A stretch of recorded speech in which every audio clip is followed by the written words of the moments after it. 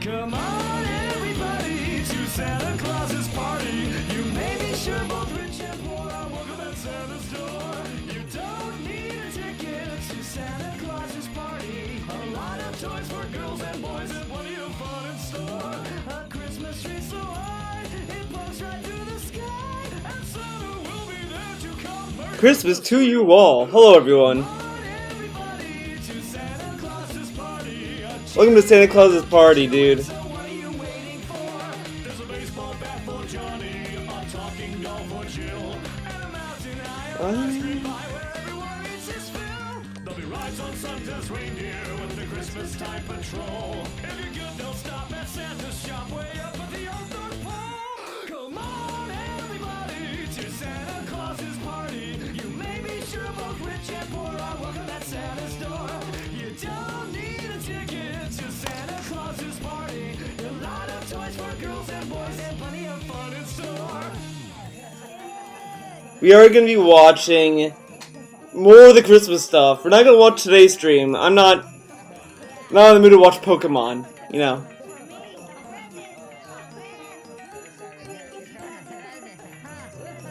This song is pretty dope, dude. So high, it goes right through the sky! Christmas to you all! On everybody, it's Santa Claus's party. Yes, you in. Santa's Merry Christmas party! Alright, everyone. So, we're gonna continue what we were watching the other day. His Pokemon shit is horrendous, yeah, pretty much. It's one of the most, yeah. And I just know No Couture is gonna save the day. But we're gonna just continue what we were doing. Because everyone loves the Christmas stuff, dude. Oh, God. Thanks for being patient. For those who are here live. Now, hold on, let's see. Okay. Now, I will say this. I am gonna have to do a drawing up here because our boy N1337 Tuesday tipped me $5 and said I could draw whatever I want on the canvas. So I will. I was thinking oh, I should do Eliza. But I think I'm gonna do something different. I want to surprise everyone with this. I'm not gonna do something traditional and you know, the character that everyone expects. No, dude. I am gonna do something so different and so cool.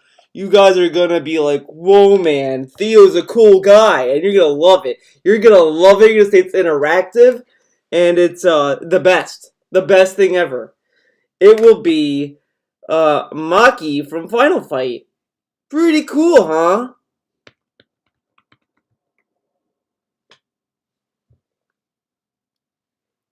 Because Maki's just a cool ninja girl that gets no love from Capcom.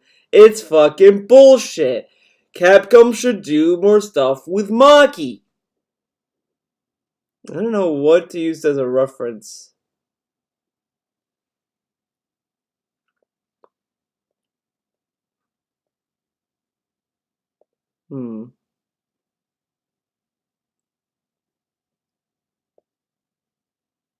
I'll use the SNK art of Maki, of Mickey Mackey. Pencil's there. Okay, I'm gonna move the phone over here.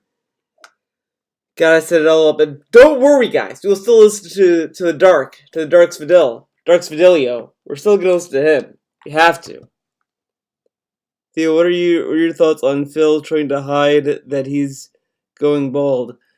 Well, he's just ashamed. I mean, it's nervous. You know, people don't want to highlight their shortcomings. I can understand that, but you know, sometimes you just have to kind of own it. And DSB doesn't own it. He says he's getting gray hairs. He'd rather own getting gray hairs than being bald, which is kind of the same thing, if you ask me, because both have to do with aging. So I don't know why he's like so nervous. Then when people like tell him, "Oh, but Phil, you know, people make fun of you, but it's like an aging thing that you have gray hairs." Yeah, man, I'm just growing up, man.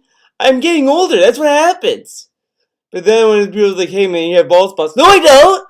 Fucking idiot. It's so weird. On demand. Did not watch that entire break. Although maybe you like the music. Yeah, that's all royalty-free music that I get for being a machinima partner. A lot of people say, why does Phil continuously stay with machinima? Wow, this aged great. Yeah, that's all royalty-free music that I get for being a machinima partner. A lot of people say, why does Phil continuously stay with machinima after all these years? You know what it is? The truth of the matter is this. Whenever you hear stuff about partnership companies, a lot of the times all you hear is the negative, right?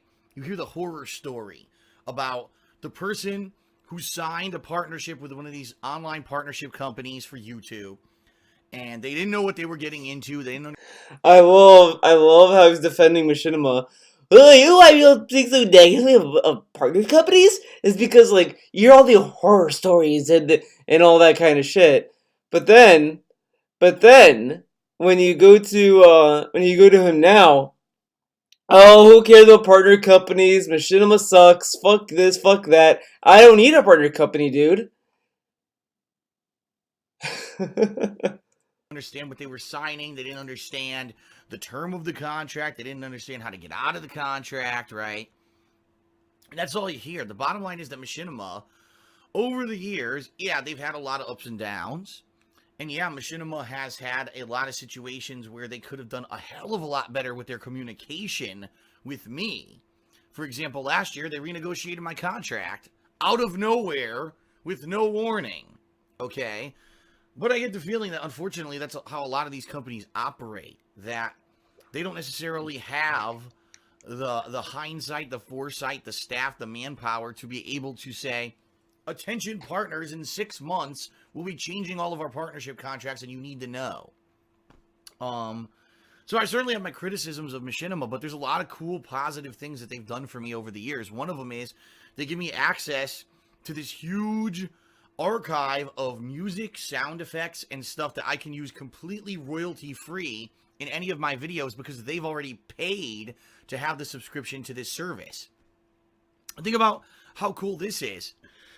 Let's say you're a kind of person that makes music, stock music, background music, or sound effects.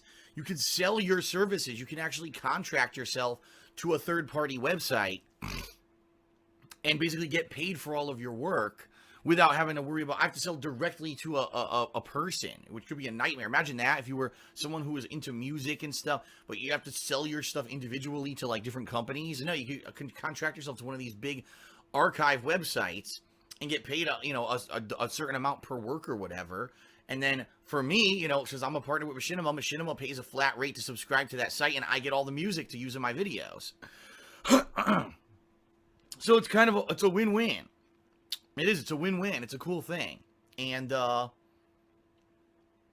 really cool. I like that. I like He likes it, dude. He loves Machinima. That's the music that you're They're so good. Okay? Royalty music. So. Wait, what? That's really cool. I like that. I like the fact that I have that access. So anyway, that's the music that you heard during the break, okay? Wait. This guy. I think I know what music he's talking about. I can't verify it because I can't go back in time to listen to the pre-stream music, but I think the music he's talking about is the same shitty music he's using today. With the 8-bit Christmas music. Let's see if you can listen to it. Let's see if we can get it.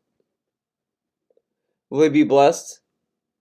He's still not online. He didn't go live yet? Dude, it's 1:22 my time. He is at least usually starting music right now. Oh, here he is. He's in chat. Ready for some Pokemon fun? Oh boy, DSP. I'm sure you are.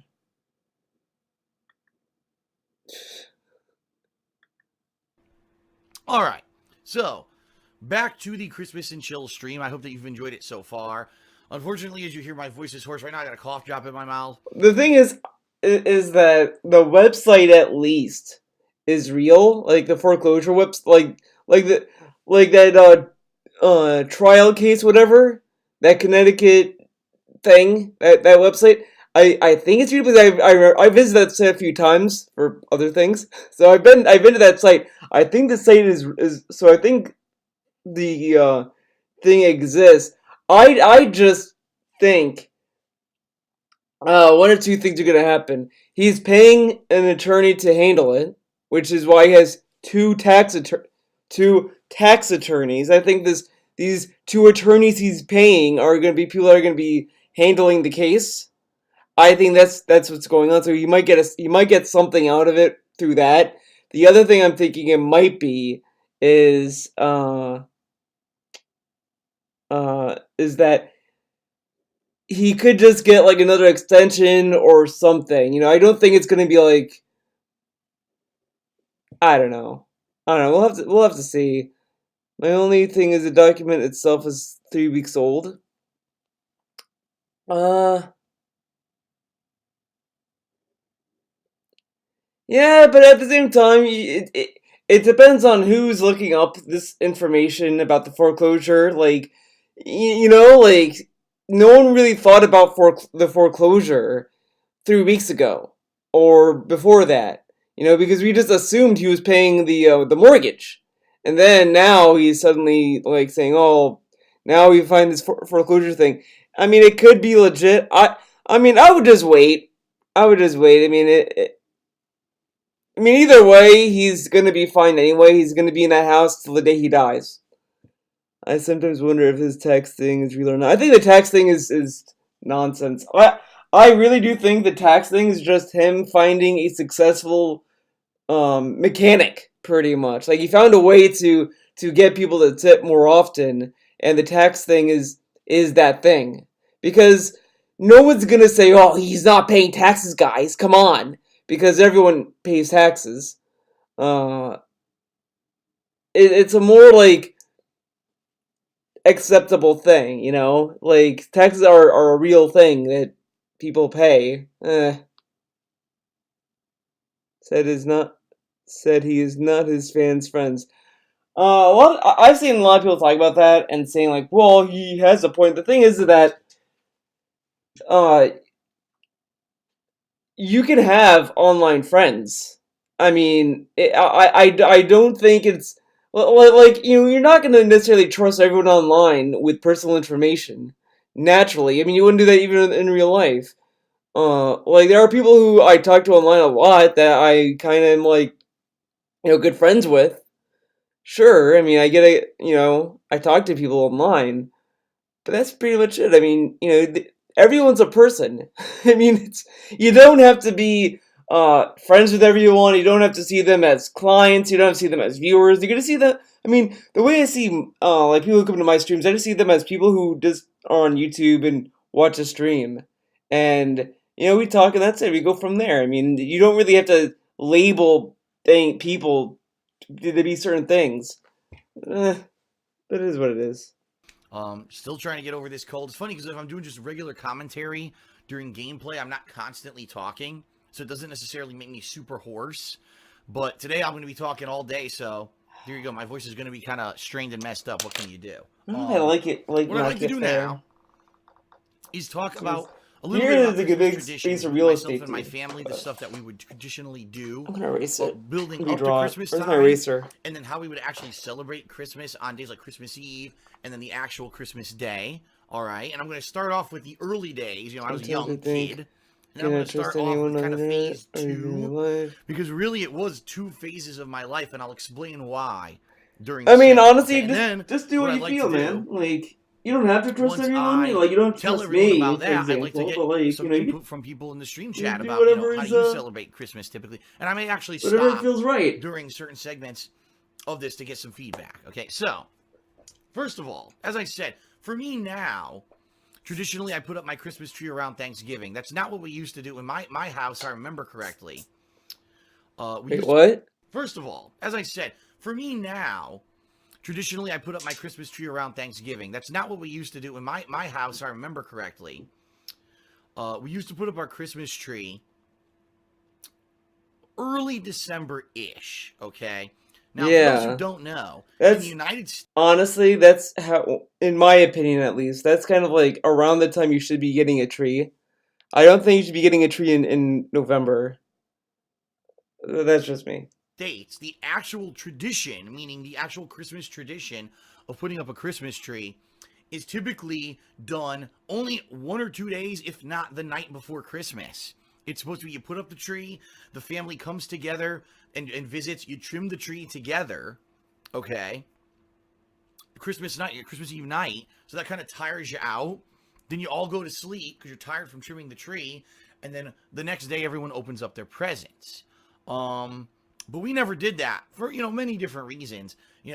Traditionally we always did something Wait, under the what? tree, and then the next day everyone opens up their presents.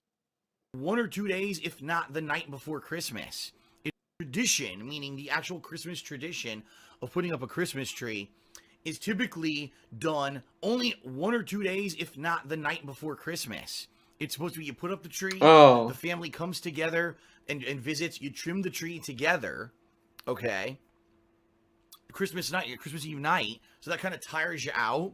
Then you all go to sleep because you're tired from trimming the tree, and then the next day everyone opens up their presents. But we never did that for many different reasons.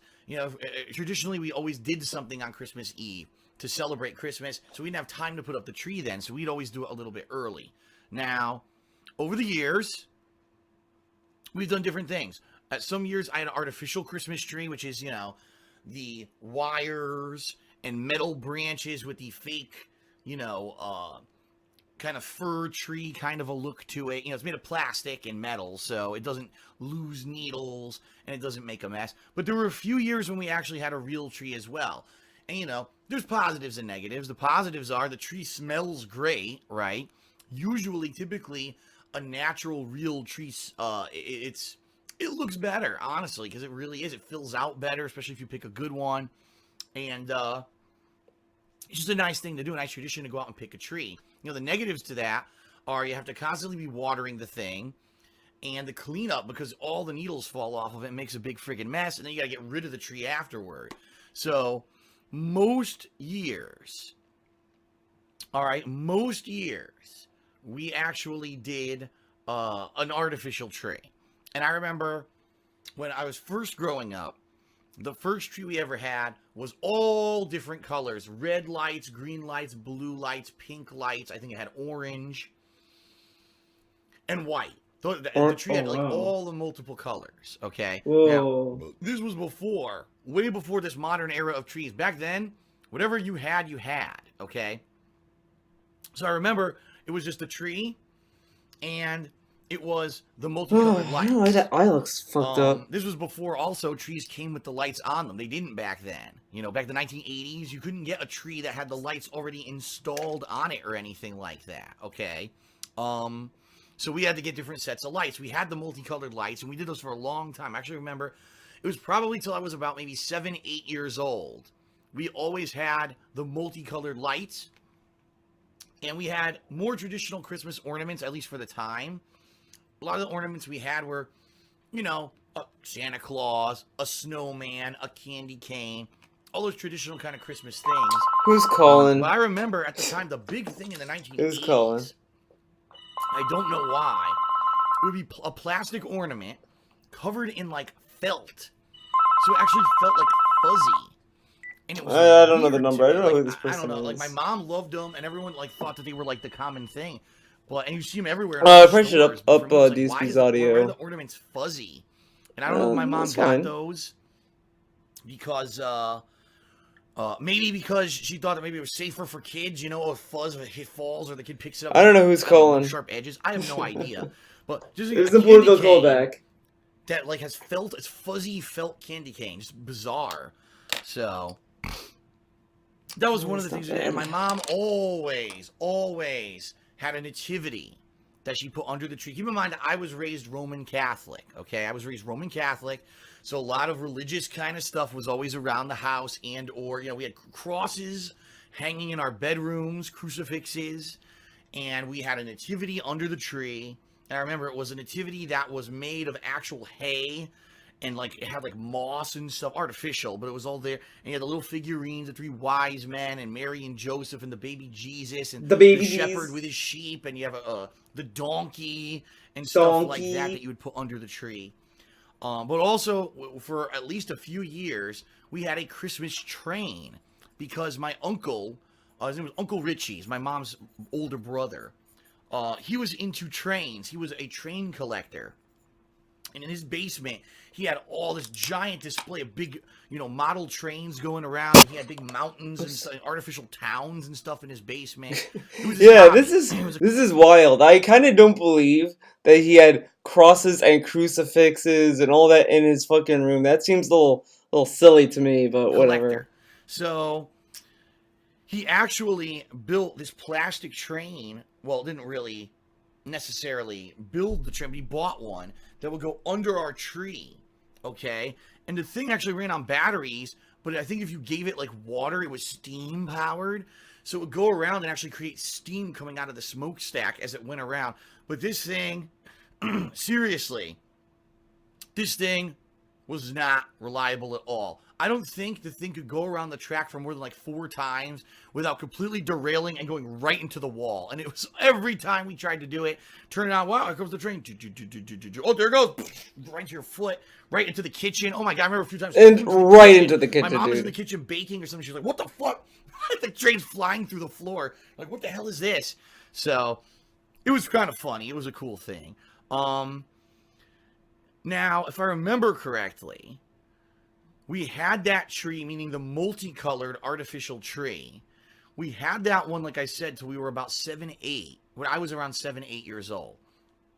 Now, we also had our own individual trees in our bedrooms. And when I say our, it was myself and my parents. I was an only child, but my parents actually adopted my cousin, who was actually the niece of my father. Okay, because for personal reasons, her parents were... Now,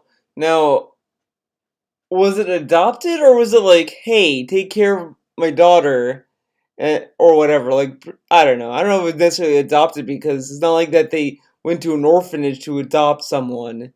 It's more like, hey, your family, stay here, whatever. It seems like that kind of stuff. Were both sadly druggies. I hate to say that, but they Druggies, were. dude. They were really messed up druggies. They were terrible parents. They were a horrible influence on her, and she needed to have a stable household. Okay, it got to the point where her parents were getting arrested for drugs, and my dad finally stood up and said, "I'll adopt her. I'll take care of her. I'll raise her." Okay, so that was my cousin Melissa. Now she was 5 years older than me, so she was more becoming a teenager before I was and stuff like that. All right. But anyway, when I say we had our own trees, all right, I had my own like mini tree. Now, when I say mini, let me think about this. Because right now I'm 6 feet tall. The tree was probably about the height of my microphone. Okay. What? So maybe a 3-footer, a 4-footer Whatever. tree in the bedroom. And for those trees, it was very basic. We weren't allowed to have a ton of ornaments or anything, but we were able to get more ornaments that were catered towards our own likes. So my tree was green, and I always liked the multicolored lights. I always wanted multicolored lights on my tree. My cousin Melissa had a white frosted tree. Ever seen those? Not green at all. The branches were all white, and it had that frost shit on it. I hated that because that would come off. It would make a mess. She loved it for whatever reason. And so her tree had Toxic a lot tree, dude. of kind of girly stuff, you know what I mean? Oh, strawberry shortcake ornaments and Barbie and that kind of stuff. While my tree was more... Wait, so wasn't she a teenager? So teenagers play with Barbie still? I don't know. I don't know about this world, dude. But like, I like it was like, her tree was girly. Man, it's almost like his cousin was a girl. Hold on, I want to hear that again.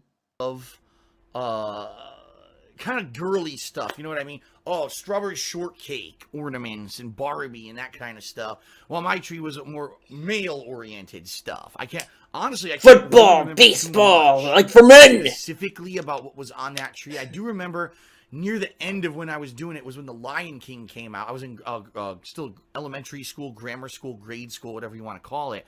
When The Lion King came out, and I had Lion King ornaments that I put on the tree. I remember that year we went out and got them. So yeah, and what we would do is presents for like the family would go under the big tree in the living room. So my parents had bought presents for me or my cousin. Those would go under the big tree in the living room. All right. Presents from me or from Melissa, we would put our own presents to other people under our own trees in our bedrooms. And then on Christmas Eve, What? right, presents from me or in the living room. So my parents had... What? So yeah, and what we would do is presents for like the family would go under the big tree in the living room. So my parents had bought presents for me or my cousin. Those would go under the big tree in the living room. All right. Presents from me or from Melissa, we would put our own presents to other people under our own trees in our bedrooms. And then That makes no sense at all.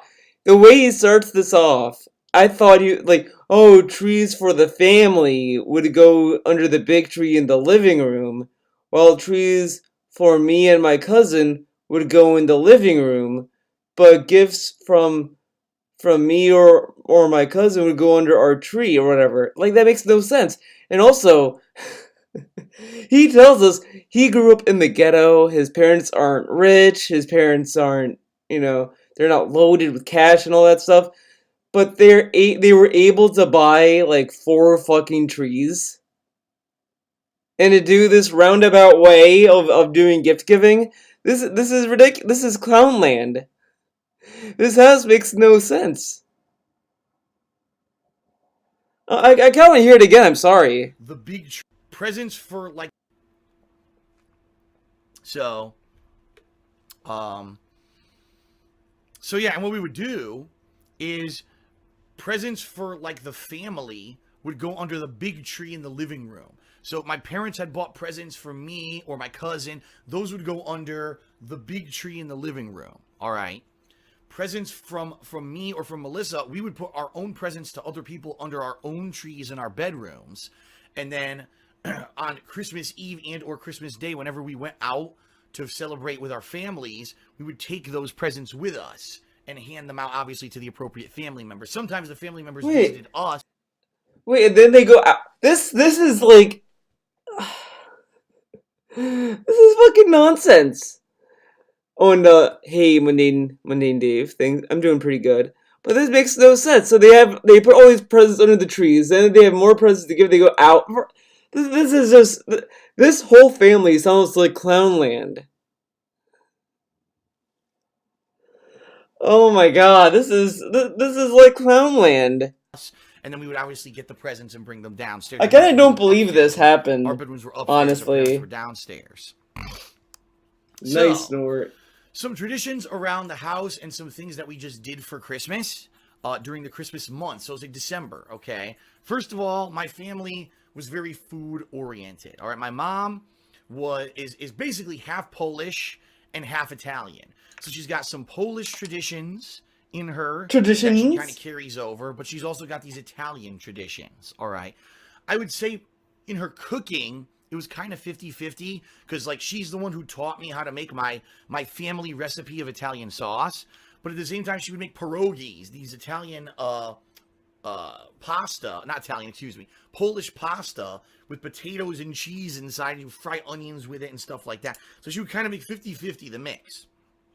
So some of the things that she would do during December month. First of all, she would make sugar cookies, which are very basic. Cookies made of a very soft, or not soft, excuse me, very sugary dough, flat, and we would decorate them with like colored sugar and stuff and put them on top. God, I remember these things. I forget what she used to call them, but you ever see those small silver balls that are sugar? Basically, you put it in your mouth, it melts, a ball of sugar. We would put those on top. I remember we would make gingerbread, even though they weren't really gingerbread. They would be gingerbread man sugar cookies, where those would be like the eyes and make the mouth out of it and stuff like that. All right, hold on a second because I'm trying to pay attention here to my own story, and I see a bunch of idiots misbehaving in the stream chat, so I'm gonna get rid of it. Hold on a second. A bunch of Grinches coming in to ruin Christmas for everyone. The fucking Grinches. Okay. There you go. I just got rid of 3 Grinches who were ruining the stream chat for everyone. I hope that people appreciate that and you have a better time now. Sorry about that. All right. I appreciate it. So, continuing on with the story. That was one thing that she would make, sugar cookies. And I remember also we'd make big Santa heads. So it would be like gingerbread men, big Santa faces. And we would take the powdered, not powdered sugar, the granulated colored sugar and make it like red. The hat would be red. But we'd put the colored silver ball sugar things as like the ball on the top, on the hat and stuff like that. And we would buy like little gumdrop candies and put it as like the nose. what? Okay.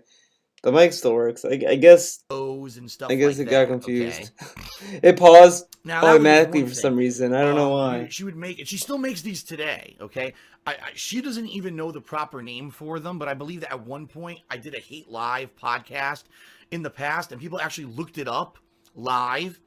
It is she calls it the strip. Let me explain what this is. It's a pastry, but it's more like a bread than a pastry. Okay. Oh, dude, we freaking listen to this. Isn't it like pierogi? Because I thought it was panettone because he's been obsessed with panettone, but it's pierogi. Has a filling. So have you ever seen a jelly roll? You know what jelly roll looks like? How it's like a cake that's like rolled in like a circular pattern, but there's like a layer of jelly or whatever in it. Think a jelly roll. Think a jelly roll lines of food. Jelly. It has different fillings. One of them was like walnuts, peanuts, like one of them was pineapple smells, and one of them was prune with raisins, white raisins. And don't think cake like a jelly roll. It was actually a bread. And what it would be is a layer of dough, bread dough, with this filling rolled up into like an elongated, almost like a long oval shape. And she would paint it with butter, and you bake it in the oven, and it ends up coming out like this long thing. And when you cut it through it, when it's done, it actually kind of looks like an elongated jelly roll, but it's a pastry with flavorings to it.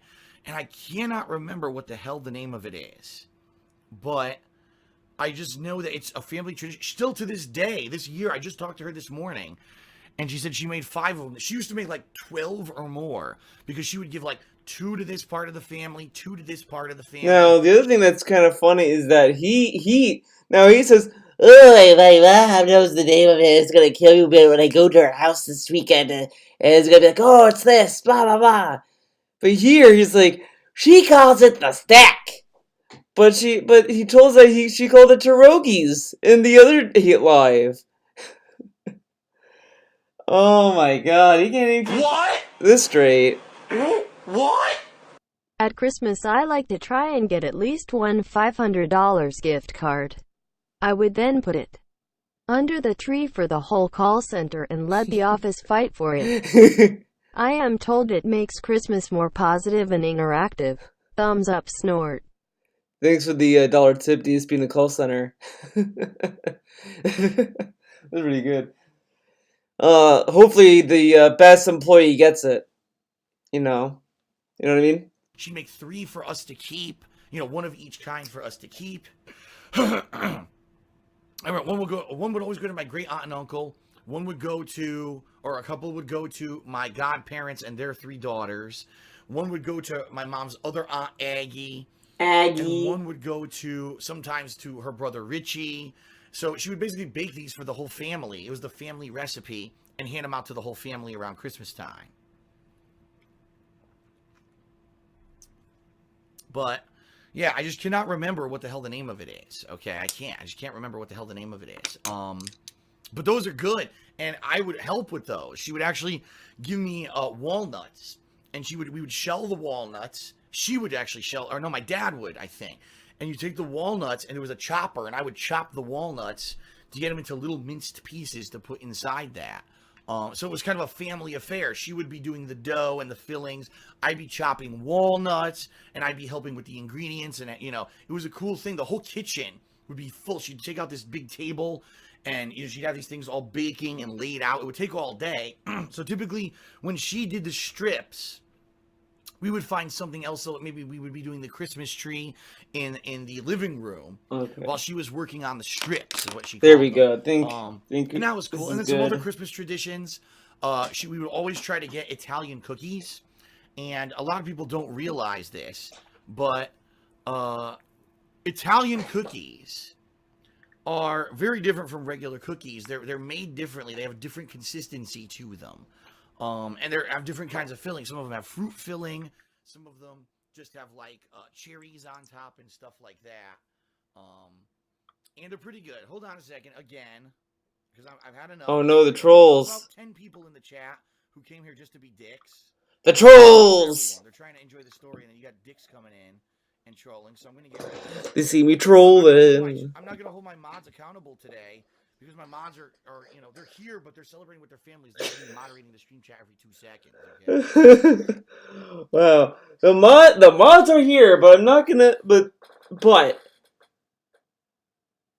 the volume went down? Uh-oh. That's not a good sign. Oh! Alright, there we go. I guess the volume was fine in scene 2, and then I thought that was the same volume I had in scene 1, but I was wrong. I was wrong, dude. But I fucking love how this guy, seeing as he's just yeah, so it's probably that. Haley Farmer. Oh, by the way, I tell you guys this. Hold on, actually, let me not Twitch. Well, let's see what's going on Twitch for a sec. Are we still in the plug segment?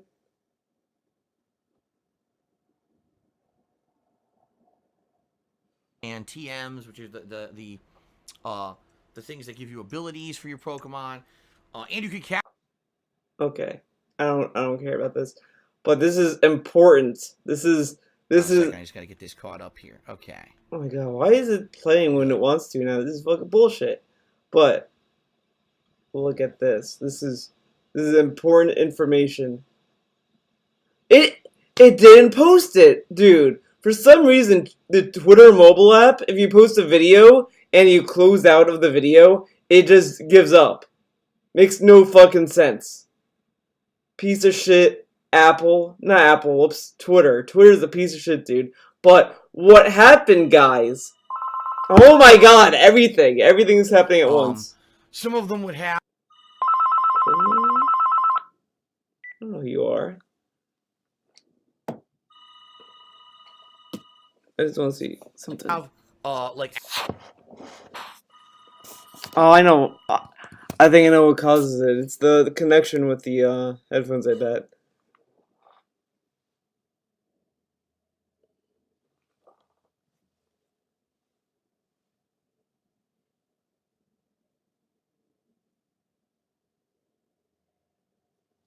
Okay.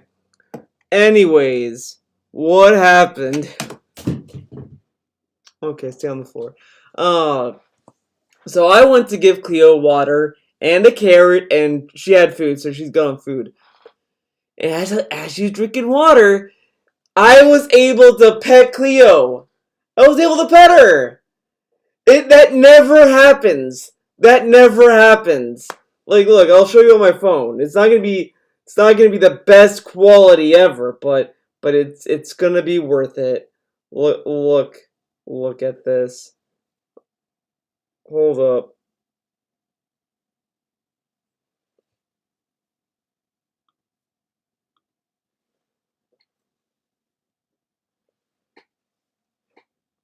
Look at that.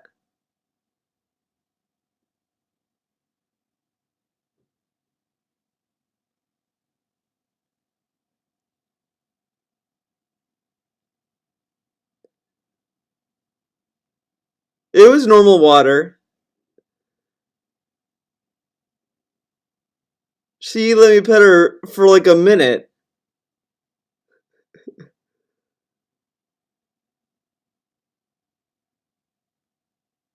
Could you just plug your phone into the computer instead?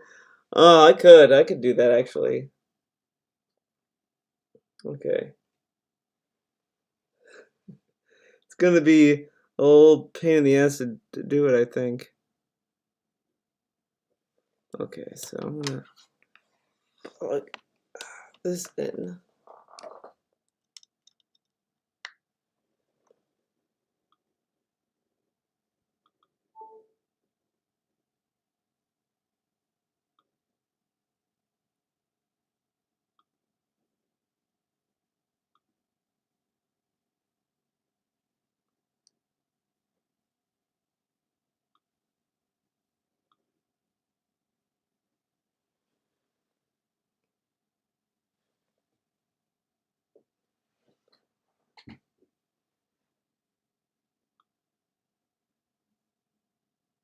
Look at that.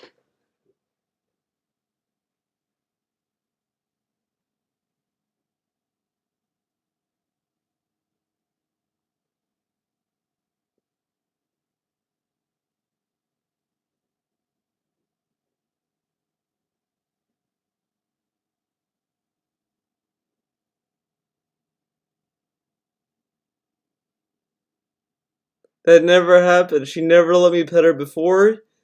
It was a great day.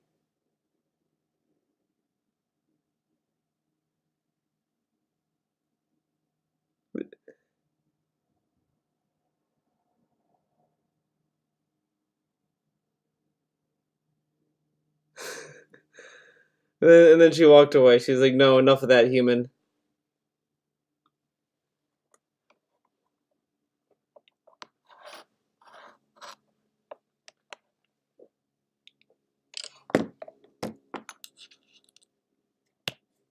It was beautiful, Alex Grannon. It was an epic, as Mundane Dave said, it was a epic bun moment. Apricot filling. Apricot is huge with Italians. Italians love apricot, prune, cherry. I'm trying to think of all the various fillings that you would have. Raspberry was one. And it was funny because some of them actually kind of looked like my mom's strips where they were like rolled up pastry with fruit filling inside. A lot of them would have sprinkled sugar on top. But it's funny because I can't even find these anymore. Even my mom, like we used to go to an Italian restaurant called Luigi's, and they would always have these big platters of Christmas cookies. Okay, but sadly, it doesn't even seem like they exist anymore. Like it doesn't seem to me like you can even buy them anywhere. First of all, I live on the West Coast now, and the West Coast has very few Italians, so I'm not gonna find them out here. Very few Italians. It's funny because you'll go to Italians never made the trip to Washington, dude. The Italians just came to Connecticut and was like, we don't want to leave Connecticut. We want to stay in Connecticut. Or New York, whatever. They don't want to go all the way to Washington. That's stupid. Come on. Boppa-da, dude. You only stay in Connecticut and New York. And Boston. Supermarket, and they'll say, Italian cookies. And then you go, and they're nothing like what I used to have when I was a kid. They're all like kind of different, changed versions, probably to be more homogenized or more Americanized. But it was funny because I was talking. Now, I like how he thinks that it's more Americanized, but everyone cooks differently. Now, the thing is that like you can kind of tell when something's Americanized if there's like ingredients that don't belong in a recipe. But I don't know. But to do this over fucking cookies, like cookies. Really? Cookies? What do they do to the cookie? I don't know. My mom this morning, she said she went to that same bakery, Luigi's, the Italian bakery. They don't even sell Christmas cookies anymore. And it's like, really? You can't even get these anymore? No, apparently they've been phased out. You know, American culture has, again, it's becoming so homogenized to what's popular that there isn't really like high concentrations of authentic Italian families anymore. And therefore that kind of stuff is being phased out for more generic stuff. The Italians are being phased out, dude. This is prejudice, dude. The America is wiping out the Italians, the Italianos. They're not gonna be the prominent Italianos anymore. Now it's homogenized. Now, okay? What else? Well, as I told you, my family, I was raised Roman Catholic. So there would be religious stuff that we would do during the month. And one of the things we would always do is the Advent The one calendar. Italians. Okay. Now, when we started, I remember when I was younger, it would always be one of those cardboard calendars. You had a piece of paper you tape up, and every day of December, you would open a new door for that day, and each day would have a different kind of picture. Now, because I was Roman Catholic, it would always be religious. You know, right now they have these calendars, but a lot of them are more just generic Christmas stuff. You know, reindeer, snowman. For me, oh, there's an angel. Oh, there's a manger. Oh, it's it's one of the sheep from the shepherd and all of that. And every day we would open it up. But then later on, my mom bought this tree, this porcelain tree. It's probably about this tall, white porcelain, and there were medals that you would hang every day. I like how he's kind of shitting on the religion aspect of his family. It's pretty cool, pretty interactive. And they were different things. They were like, one of them would be, like I said, oh, it's a sleigh. One of them is, oh, it's an angel. You know, all more religious related stuff, and we would hang them on there. My mom had these two. I'm trying to remember for the living room what she had. At one point, she had these really old, like, paper decorations. It was weird because it was supposed to be Santa and Mrs. Claus, and I remember it was made of paper that you would unfold, and it would be, like, round. It was really weird, like a paper fan that would unfold and be round, and then it had, like, a figurine on top of Santa and Mrs. Claus, but because it was paper... Hold on, I'm sorry. I'm gonna get, like... I'll be right back. Give me one second. I just have to get some lotion, I guess.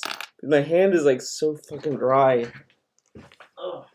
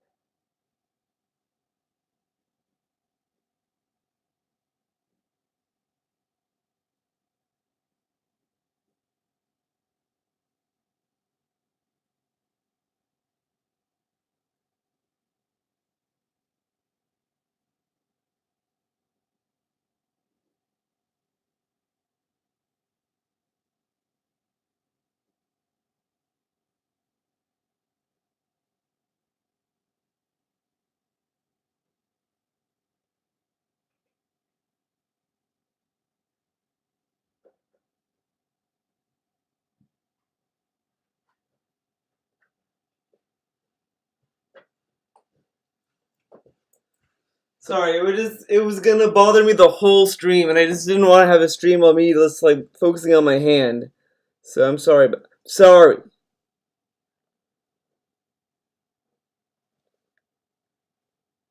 Yeah, it's a Greek tradition, dude. I don't know why, like it's only the right hand that gets it too, and the right index finger. Nothing else. The rest of the fingers are fine on the right hand. It's just the index finger. It ended up falling apart after a few years. So then I remember she ended up getting like porcelain doll. My mom was always a collector. One of those people, she's got to have all these decorations for the house. You know, An authentic local Italian. It was definitely nice to have these nice Christmas themed things around the house, but at the same time, it's kind of like you walk into a house and it's full of all this stuff. You're like, what the hell? There's a Santa doll here and this here. You know, she at one point I remember she had this this Santa doll in the front hallway. It was motion activated, so you'd walk into the house and go, ho ho ho, Merry Christmas. It would play all this music, and you'd walk in like, oh Jesus, it would scare you. Again, his family was poor. That's why they were able to afford all these decorations and nonsense. Now, I like how he's telling us that his parents had all this nonsense in their house. Like, the way he describes his parents' house, they sound like fucking hoarders. And I'm wondering to myself, maybe that's what DSP is. DSP is also a hoarder. What if that's the thing? Maybe that's the disorder he has. He's a hoarder. But he's not as bad as his parents. I don't know. This is fucking weird. Because you're like, gee, you know, this is pretty crazy. You know, there's so much Christmas related stuff. And same thing, she would have like a garland that she would hang from like Holly? The front. She would hang Holly? Dude, she's like a baby in Breaking Bad. Come on. She actually had this giant card holder where all the Christmas cards that we would get from our different family members, she would hang it in the front hallway, and all the cards would be there on display. And then between our living room and the front hallway, there was this cabinet, and on top of the cabinet were 2 shelves. So it was weird. You could like see through the room, but the cabinet was just like out of place. You know, the house is very old. The house was designed in, I think, like the 1940s or 50s, and then modernized in the 60s or 70s. So she would buy a lot of collectibles, Christmas collectibles, to put up on these shelves. So for one time, she had this kick where she was buying Christmas houses, where it was like these porcelain houses that would light up. You turn them on, plug them into the wall, and they would have this thing, click them, and they light up at night. And it looked nice, but again, it was so much collectibles, and I honestly have no idea what happened to all of these, because I know she doesn't do that stuff anymore. No, I remember my dad used to have, what were they called? It was like something village. And we would only set it up like for the holidays. But I can't think of it. I wouldn't say it's Elmer's Village. Oh, let's see if I can. I'm gonna try Googling it and see if I can find it. What would we put up? What's it? Elmer's. Can't be Elmer's Village.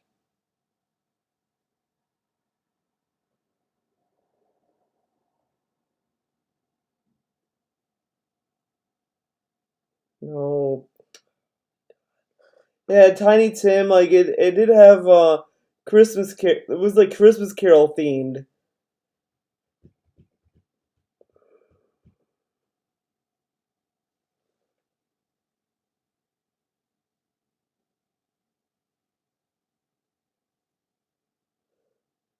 Ah, it's Dickens Village. That's what it is. So my dad used to do the Dickens Village every year. Then we stopped because it was so much work, and it was just kind of dumb. And ever since the flood that we had in the basement, we kind of got rid of them too. So it all went away. I'll say this about that flood we had in the basement. It really got us to clean that basement out, and there was a lot of stuff there that did not need to be here anymore. It's crazy. So maybe that's what his parents had. They had Dickens Village, dude. Knows if they just got like sold or thrown out over the years, but it was nice. Or the holidays, I also remember the house would be transformed, and then I remember as I was getting old, well, not really older, but I would say probably later elementary school into high school, my dad would put lights up on the house, and they were multicolored bulbs. We would go hang them all on the edge of the rooftop and stuff like that. Rooftop. And we had a big a Santa in a sleigh outside. He would wave like this with the reindeer. I remember we had reindeer out on the front lawn. And it would be nice when it would snow. When it would snow, it would look like Santa in the snow, for Christmas lighting up. And we had a nativity. I remember we had a Christmas nativity with baby Jesus and Joseph and Mary. And I think I talked about this at one point in the past, but at one point it got stolen, which was hilarious. What? Who would steal? Just think about that. So someone is putting out a lit plastic nativity, right? Baby Jesus and Joseph and Mary, and someone just fucking steals it off the front lawn. Like, of all the things you could steal, you're stealing the baby Jesus. Like, did they actually steal it and go put it on their lawn? Because no one's gonna buy a giant plastic baby Jesus. So what the hell did they do? Maybe it was just a prank. Maybe it was just some kids being dicks and they went through it in the woods. I don't know, but who'd steal the baby Jesus off the lawn? The baby Jesus. The baby Jesus. But it was funny, Santa never got stolen. Santa never got stolen at all. It was more of, like I said, the religious stuff. So maybe that's what it was. It was the big joke. Some teenagers were around the neighborhood and being idiots or whatever. I don't know. But yeah, and my mom would love during December. Dude, what if that was why you wanted to live in a gated community so bad? They stole the baby Jesus, dude. I can't live in a normal house. I gotta be in a gated community. Have to be. If no one's gonna buy a plastic baby Jesus, then how did it end up in your lawn? Hey, no, they bought it in a set. Nobody's gonna buy the baby Jesus by itself. Why would he do that, dude?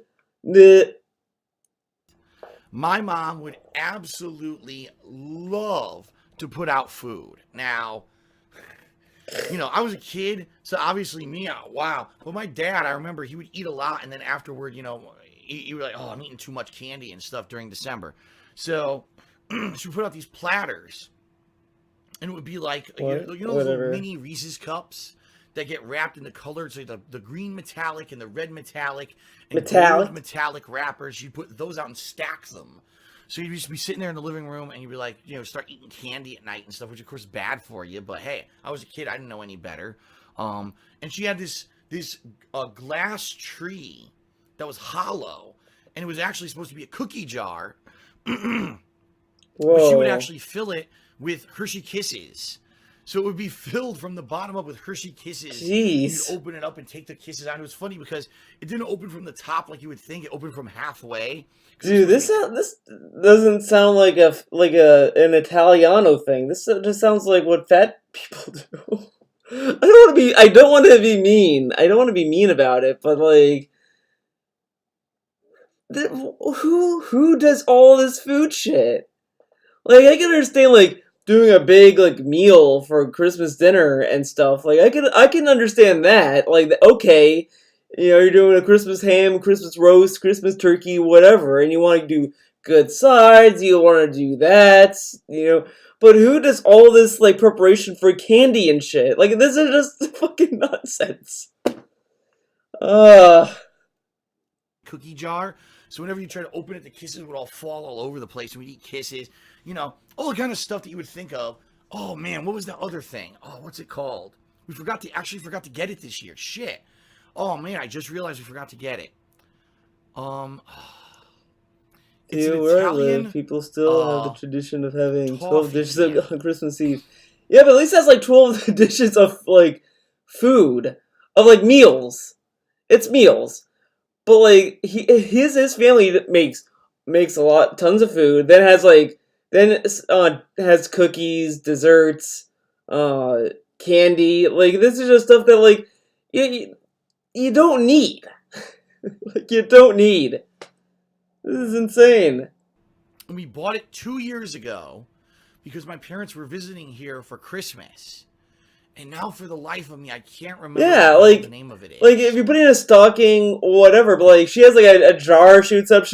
He said like she would have like 3 like platters of of those mini Reese's that she would stack. Like if you have to stack Reese's, then I think you're doing a little bit extra work just for doing extra work. But what it is, it's an Italian toffee candy.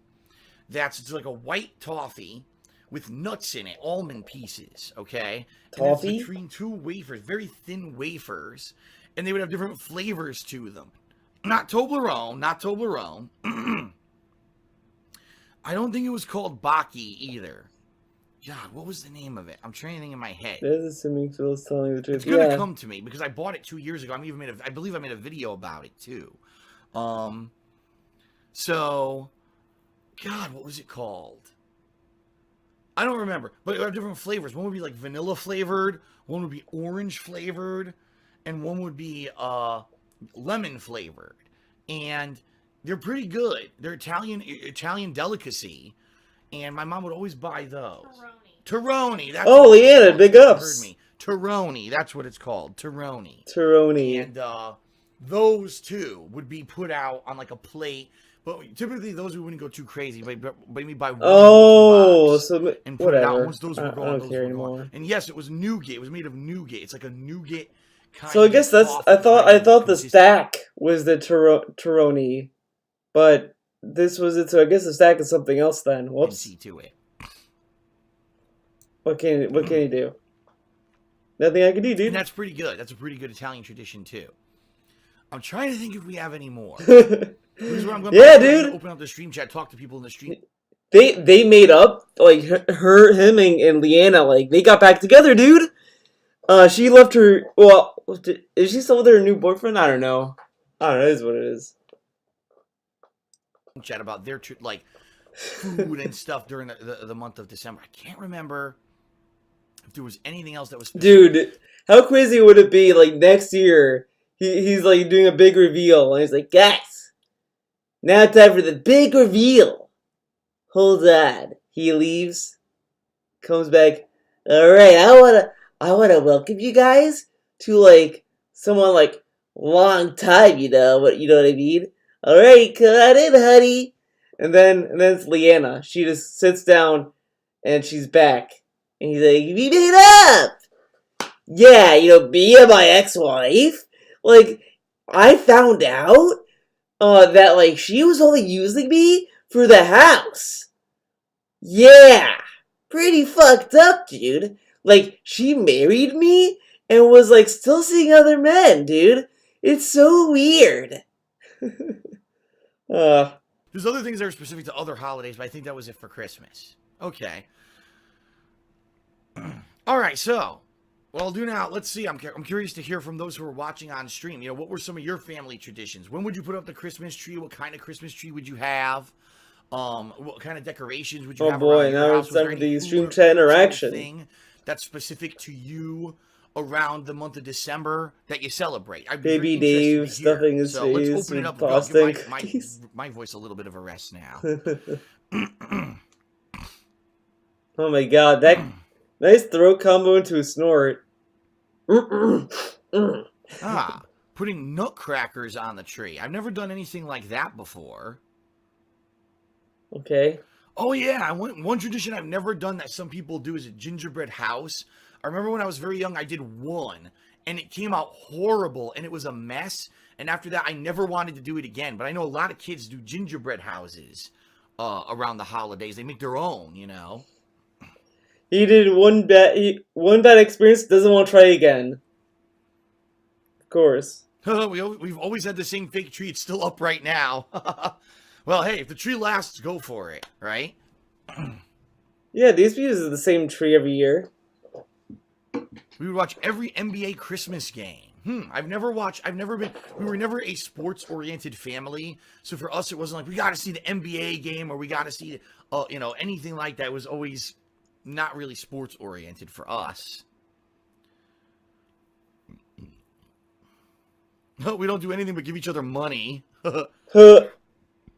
Like your family, DSP. Your parents give Grew you up during money. communism when religion was forbidden, so no traditions. Wow. Wow.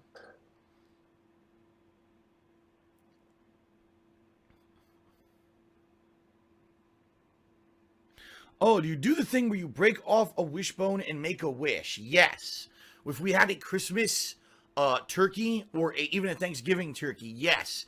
You take the wishbone, which is the bone, it has the split, and two people would use their pinkies to grab the ends of the wishbone. Pinky? And we would split it, and whoever gets the bigger part of the bone, basically you get your wish. That was a tradition we always did. I thought you just used whatever. I don't know. It was like, yes, okay. whatever. Someone just brought this up. Christmas crackers. What is a Christmas cracker? I need to know what this is. Dude, I feel like every year he asks us, what's a Christmas cracker? 'Cause I think he said that, I think in the 2013 Christmas video? And maybe in the 2017 one, I think?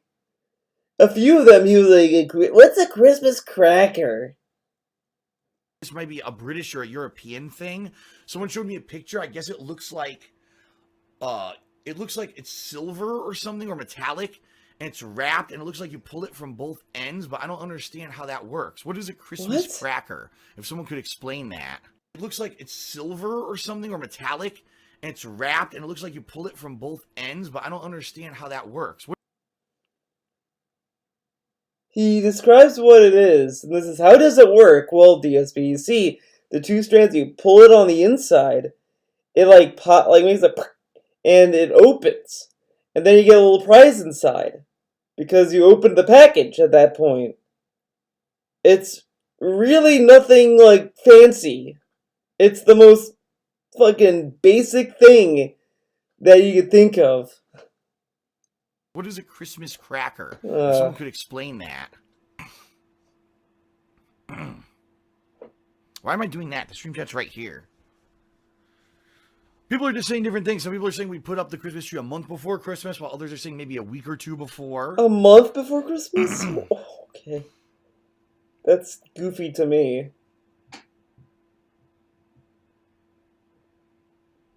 Like, anytime December is, like, the right time. Snap the cracker and there's a toy inside. Ah. Oh, what's a toy? Explain to me the toy. Is it a Wolverine figure? Do you get a Wolverine figure inside? Maybe he gets a Wolverine figure inside. So I guess what people are saying is you pull it from both sides. Yeah, here we go. Oh my god, you need... There's a paper crown and a joke and a toy inside of it. A cardboard paper tube. There's a banger inside of it. A bang? It's 2 strips of chemically impregnated paper that reacts with friction, so when you pull it apart, it makes a banging sound. I have never heard or seen this ever in my life. Never. I've never heard or seen it, but he described it before he asked about this. This is fucking dumb. Completely foreign to me. Come on. You can't just YouTube it if you're that curious. Or whatever. Huh. Huh.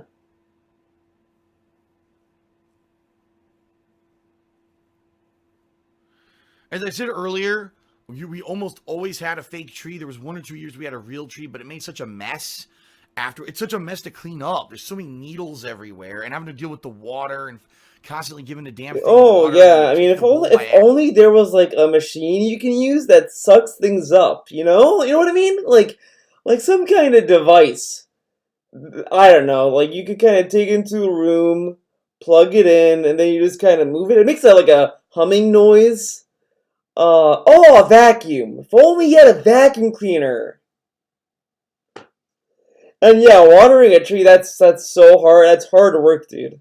Accident, you get water spilled all over the floor and it smells. We only did it once or twice. Oh no, water. Well, maybe instead of just putting it on the carpet itself, you put it on like tile or something, or newspaper underneath. Whatever. This is too much work for them. Wow, someone had a tree called the Lexus tree that would only be decorated with cars. Whoa, that's unique. Yeah, I'm sure that's real. A Lexus tree that's only with cars. So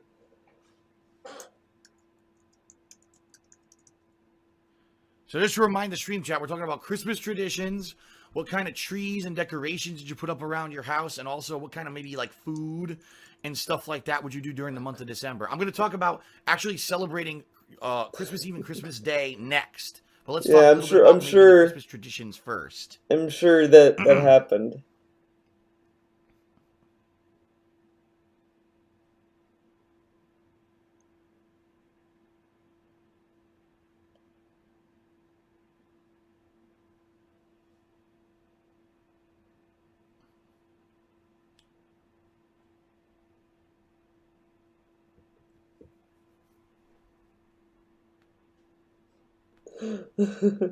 Singing Christmas carols, that's something I never did. I know some people say that they go out and they like they carol or they sing with their families. Never with our family. I don't think, you know what it is? I don't think anyone was very musically inclined.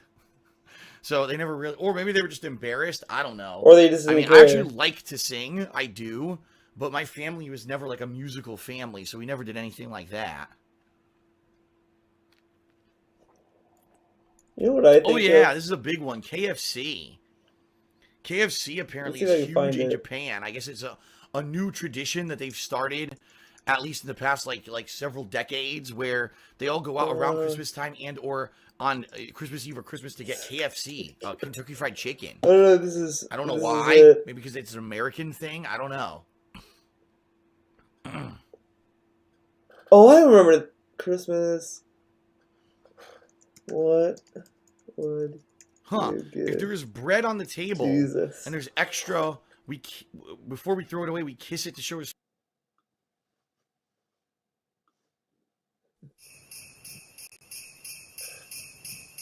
Hopefully we don't get strike down, dude. If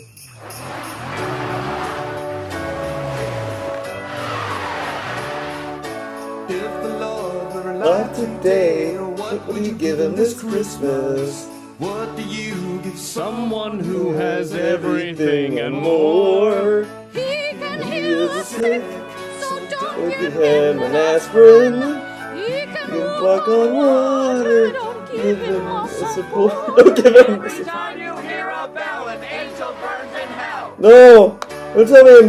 No, don't tell me I got Susan. Don't do this to me, chat. Don't do this to me. Give him a $20 gift certificate at Pizza Joe's. Merry Christmas from Pizza Joe's. And now back to the joyous sounds of Christmas. Okay. Susan, that's the last time I'm venturing off of fucking DSP. I promise. I promise, Susan. I won't do it again. Respect for those who don't have food. Okay? I've never heard that one before.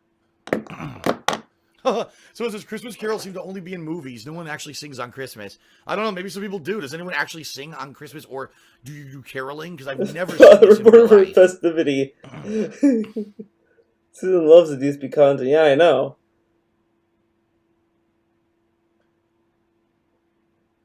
She hated me watching Birthday Boys, dude. But you know what's okay? This I have to say is bullshit. So you remember Tuesday when I was trying to watch that Powerpuff Girls? 'Twas the fight before Christmas, whatever that special was called. I was trying to watch that on stream. The stream got blocked, but guess what? The archive isn't. You can watch the archive. You can watch it for like 15 minutes before I stopped. So Susan. How does that make any fucking sense? How was the stream blocked, but not the archive? Like, I would think they would be more upset with the archive not being blocked than the stream, because the stream, like, you could kind of have to be like a one-time thing and that's it. And then just block the archive of it. But it's the other way around. So I could have watched that whole special on my own and pretend to stream it, and then just have the archive go up. And then you guys can watch it with me. After the fact. Oh my god. Huh. Susan logic. KFC actually sells turkey in Japan. That's interesting. Makes no sense.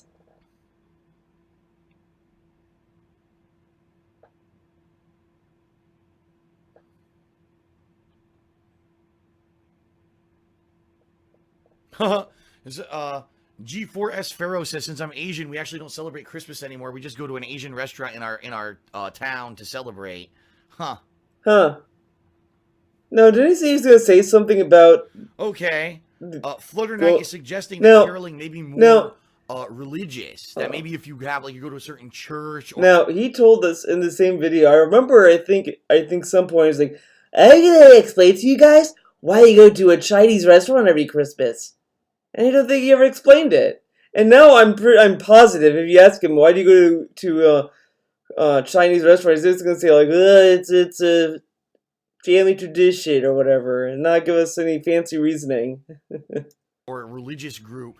You would go out caroling with your religious group. I could see that. I can tell you, with me growing up Roman Catholic, I don't ever recall them like organizing a caroling event or anything like that. Of course, that could just be my particular region. I don't know. That was a million years ago. Whoa, Rogue Lucky 7 says, I used to play Christmas music on my violin in front of my entire family. That's a lot of pressure. Whoa. Shit.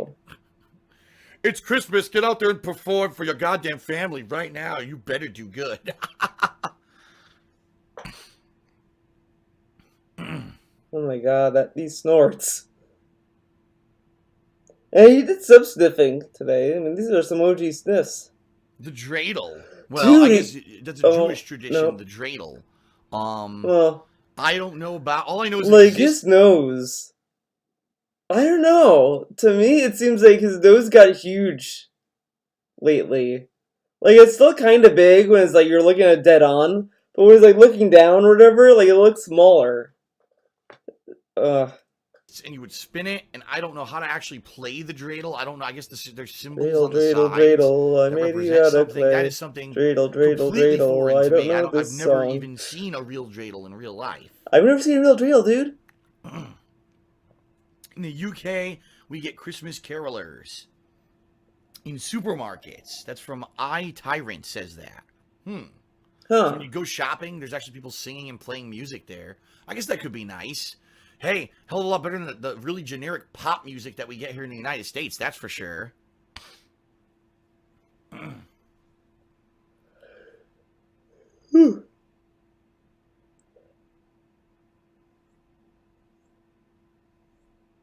Oh, okay, the person who said that they had to play the violin for Christmas says it was their idea and there's no real pressure. Okay, well, phew. Play for your supper, boy. Well, of course there's no pressure. You're playing against for family. What kind of family is gonna sit there? Oh, you played badly? Leave the house. Don't come back until you learn how to play better. Okay. Weird thing to assume. Okay, Secret Santa. For me, I never did Secret Santa officially. Boy. It was more through work if there was like a Secret Santa going on. And I only did it like once or twice ever. But I do know that some people do Secret Santa regularly where you kind of buy a mystery present for either a family member or a friend or someone you work with. Super Blind Man says he plays the piano at Christmas. That's nice. Play music for your family. That's very nice. Whoa, man. Cool. Christmas block party. Whoa. Whoa. That must be pretty cool. If you're actually friendly with like all your neighbors, you have a big Christmas block party. Black party? There you go. For Christmas, I only listen to the NSYNC and the Backstreet Boys Christmas music. You know what? I got to bring this up. That was funny. Because when the NSYNC and the Backstreet Boys were very popular in the late 1990s, we used to all go over my great aunt's house for Christmas. And I remember there was this one year that my cousin, I told you I have 3 cousins who are girls. And, well, they're not really my cousins. They're my second cousins. They're the daughters of my godfather. Okay. They went into the den because my great aunt had a den, but also like a bigger living room. Went to the den where the TV was, and they turned on MTV, and they blasted it. So we're all sitting in the living room. We're like, "What is that sound over here?" Merry Christmas and Happy Holidays. It's a wonderful feeling, and there's love in the room from the floor to the ceiling. Like, what the hell is that? Wow, I've heard that song before. He knows the lyrics. Singing to Christmas his music. okay. What the hell is this shit? And we changed the channel to something more traditional. Yeah, fuck you, cousins. Boomers win again.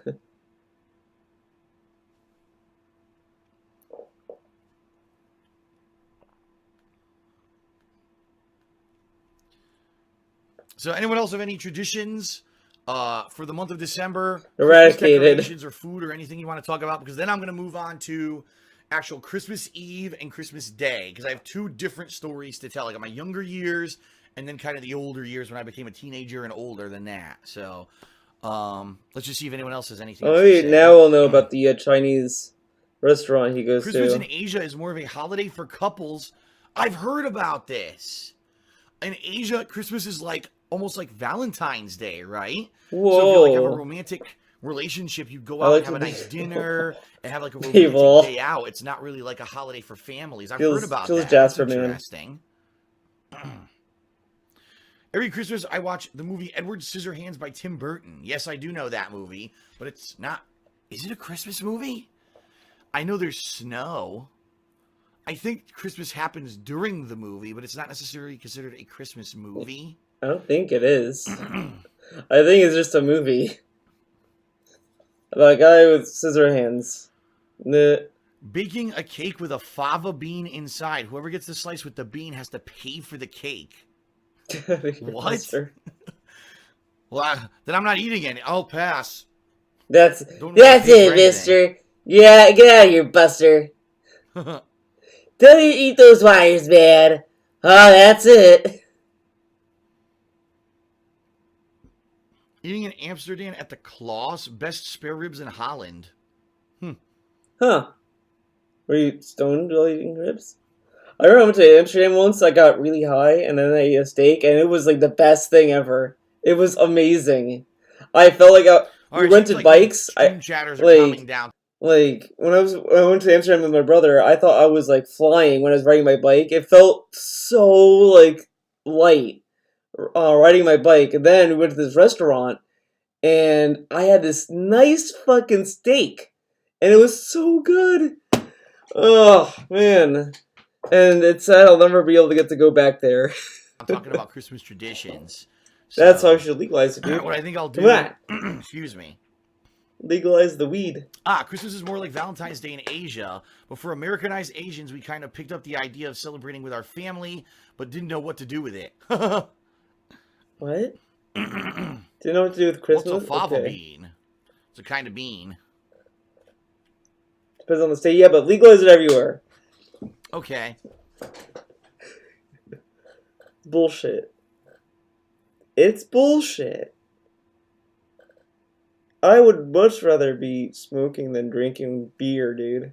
Do we smoke any weed? No, we did not smoke any weed to celebrate Christmas. We both hate cigarettes, and we both hate just smoke in general. My Wow, who would have guessed? Both the women in DSP's life both hate smoking, they both hate weed, they both hate everything. Soulmates to everyone. mom grew up, she's a chain smoker. She's not anymore. She's not as bad as she used to be. But there were Oh! Here, she's not so bad, you know? Like, okay, this is a nice thing to say to your mom. Now, oh my god, we went to my parents' house and it smelled like smoke. Me and Kat, we were like dying every day, man. Oh my god. My mom, she smells like smoke all the time. Oh my god, it's terrible. I don't know what to do, man, but she's smoking it, man. Here, well, she's like kind of like getting off. It's not as bad anymore, so it's pretty cool. Wow, he always kind of threw her mom under the bus. His mom under the bus. Here, he like kind of lifted her up from the bus a little bit, and then now it's like, okay, back under the bus you go, bitch. Like what the fuck? What is wrong with this guy? smoking 1 to 2 packs a day, and the house would always smell terribly like cigarettes. My clothes would smell like cigarettes. And honestly, I have weak lungs, a weak throat. I mean, I get sick and it takes fucking a month for my throat to get better, right? My mom smoked when I was in her as a baby. So for me, I'm like the antithesis of smoking. I hate it. And even though Oh my god, I'm the antithesis of smoking. Well, I hate to tell you, Diaz, but you're not the only person who had a mom that smoked while they were pregnant. And like, no one complains. Like, oh my god. Okay, this might get a little personal, I guess. I mean, my mom smoked when she was pregnant with me, and you don't see me like, oh, I have weak legs, dude. I actually did cross country in like freshman year of high school. I kind of hated running. I mean, it was just kind of like I was like, I don't want to run anymore. Fuck it. But like, I don't think I have weak lungs. He acts as if like he's like a fucking like he needs like a respirator or something. Like, does he have a respirator in his room? Like he's ready to like, I don't know. It's just so fucking weird. Some people love it. I hate smoking, and I would never do it. I just hate it. It just inhaling the smoke into my lungs. I hate the feeling of it. It just feels ugh to me. Okay.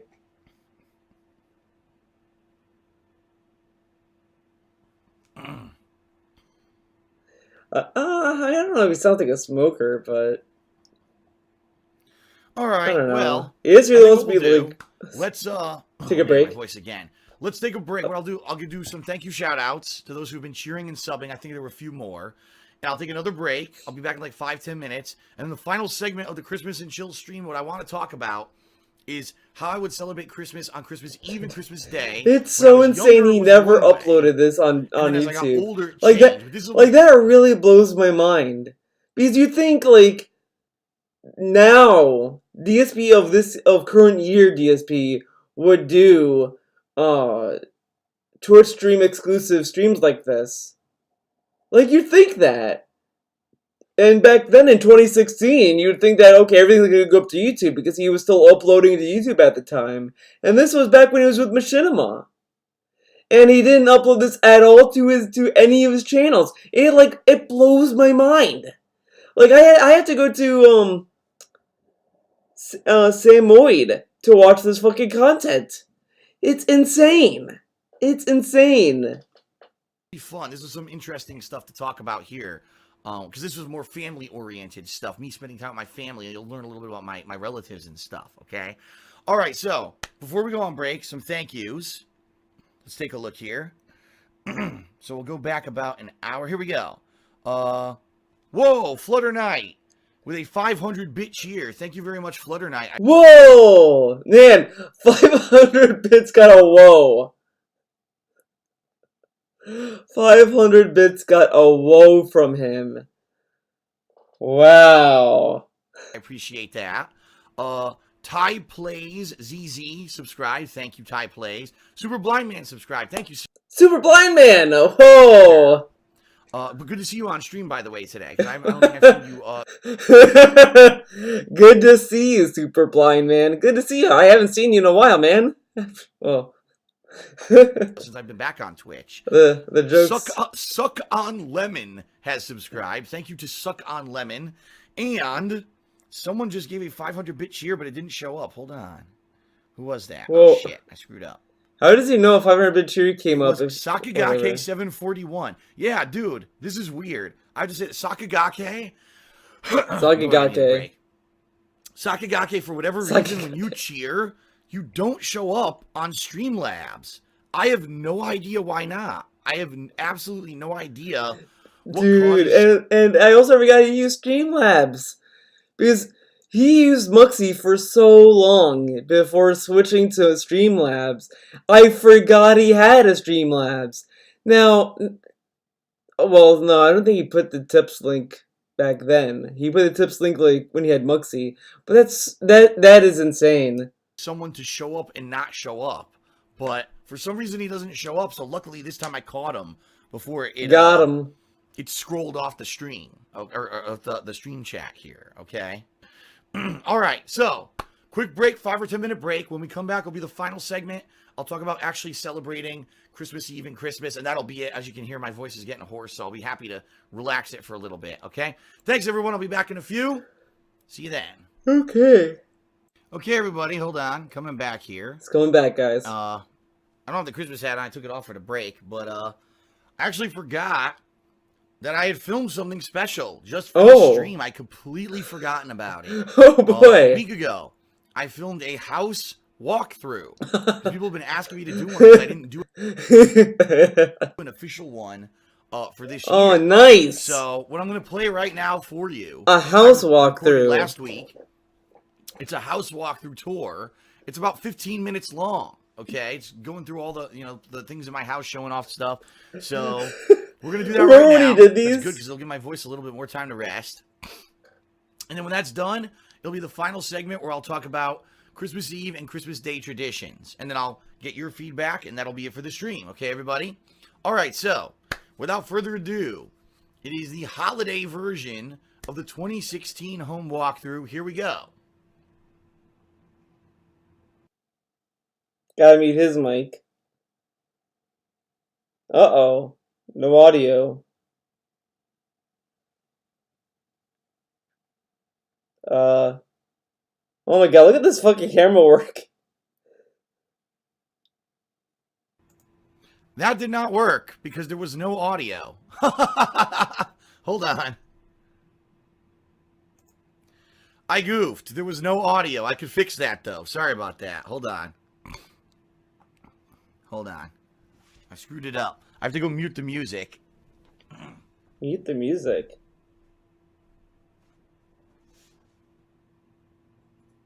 Okay. They don't show any trash cans. All right. Now it should work. Let's test it.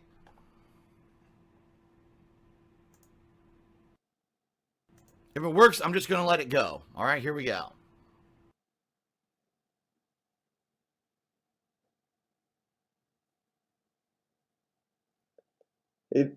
You're... I got to figure out how to reset it because now you missed the beginning. Hold on. It's still playing. What is going on here? He could.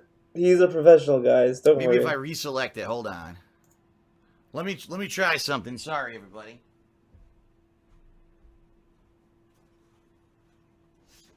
Still freaking playing here. Gears are turning. Nice tissues, by the way. The tissues are there prominently. Same with the pillows that we can't see anymore. He got rid of them. He got rid of the gamer pillows. Leanna must have wanted them back. It's like a horror movie. The way that like it transitioned to the Christmas tree is like dun dun dun dun dun. Okay. A little bit of technical difficulties. I think we got it working now. Okay. Now I got my goddamn screen tilted. God damn it.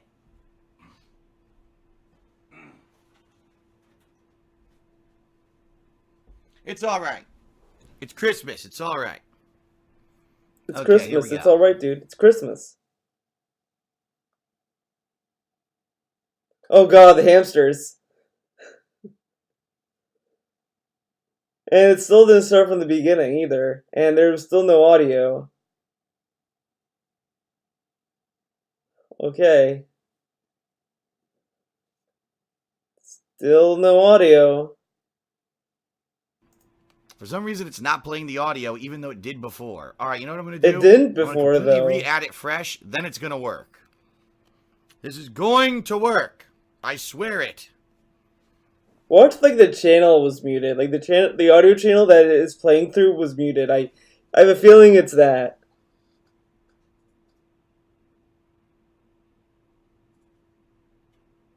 Hey, it's good for him, okay?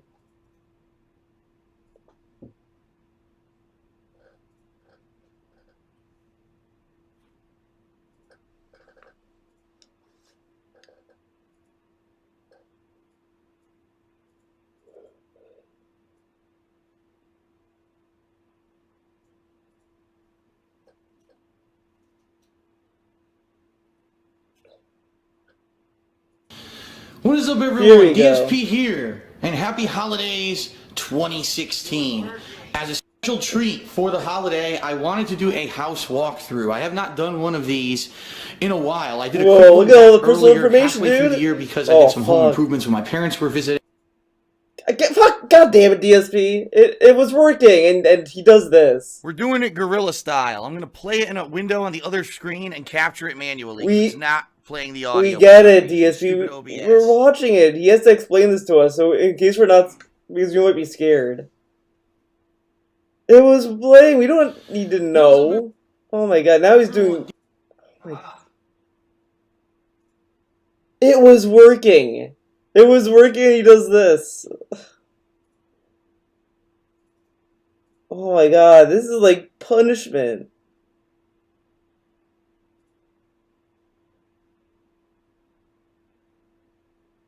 What the fuck? Like, the sad part is it was working before, but now we're gonna watch it like this. This is so... Oh my god. There we go. Wow. Thanks, Phil.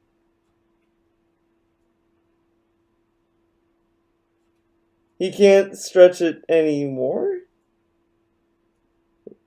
Okay, come... Work.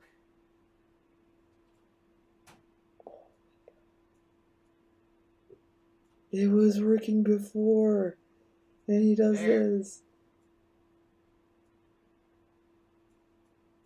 All right.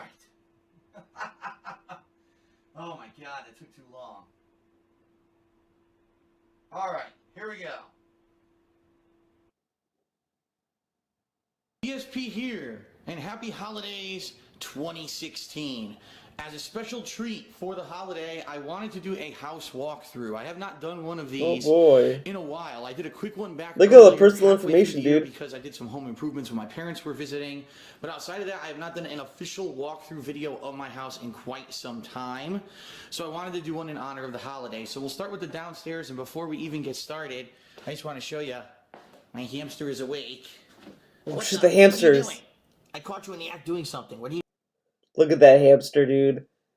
Now we can't even see Jasper. And at this point, we have seen more of the fucking hamsters than we have of Jasper. We've seen more of their hamsters that aren't even in the gamer room than we have of Jasper, who's currently living in the house. What are you doing, Raisin? I think she was trying to climb up the side of the cage and she had flipped onto her back. So there she is. She's trying to climb up the cage. She does this all the time and she bites the bars if she makes it up there. She's just being silly. A silly active hamster. Probably, dude. All right. So let's take a look at the Why did they only one survive? Okay. Front door. To the left of the front door. No, they declawed one hamster and the other hamster killed it. That's why there's only one left in this time period. This is our closet where we have all of our coats. We have all of our Christmas decorations. Oh, and the dude, like. look, a closet. Oh man, look at all those jackets. Got 'em. Oh, look, coffee maker. There's a coffee maker in there, dude. Uh-oh. Trolls are gonna see that coffee maker box, and they're gonna know where he lives and how to get into the house. They're gonna figure it all out now. Oh shit. Young DSP was an idiot, dude. Hats, all kinds of stuff. Oh shit, the panda hat. The fucking panda hat's right there. Storage up there, nothing too special, okay? This is our garage. Oh, is the Beamer? Is at work, so the car is not here. But this is our garage. Oh, the green screen that's broken. The green screen that magically broke, well, not in use. It's broken somehow. Don't you fucking ask how or why. It's broken, okay? Maybe. You know what? Maybe how. Oh, I think I know how it broke, guys. Prime Theo theory, guys. One night, Kat was driving home, and she was like going crazy. She just had to go home. She had to catch BTS. She had to catch BTS because she's a huge BTS fan. So she had to run home to do it. She drives into the garage and she ran right over the green screen. She ran right over it, and Phil was like, "A cat? That's like my green screen. What happened?" And she was like, I need to watch BTS, Phil." And then she ran off to her little room to watch BTS. That's what happened. That's how it broke, guys. Cat broke the green screen. Damn. Or Phil drove without his glasses again. Could be that too. Could be that too. You know what? Maybe we are being too hard on Cat. Maybe Cat was doing everything correct and DSP did everything incorrect. Yes, that is my green screen setup, which I did actually use last year for a few things until I had to stop using it because of the false copyright issues I was getting on YouTube. Luckily, from what I'm to understand, YouTube has changed now and they don't do false copyright stuff for any kind of fan art or anything like that. Therefore, it looks like perhaps in 2017 you'll see the return of green screen stuff.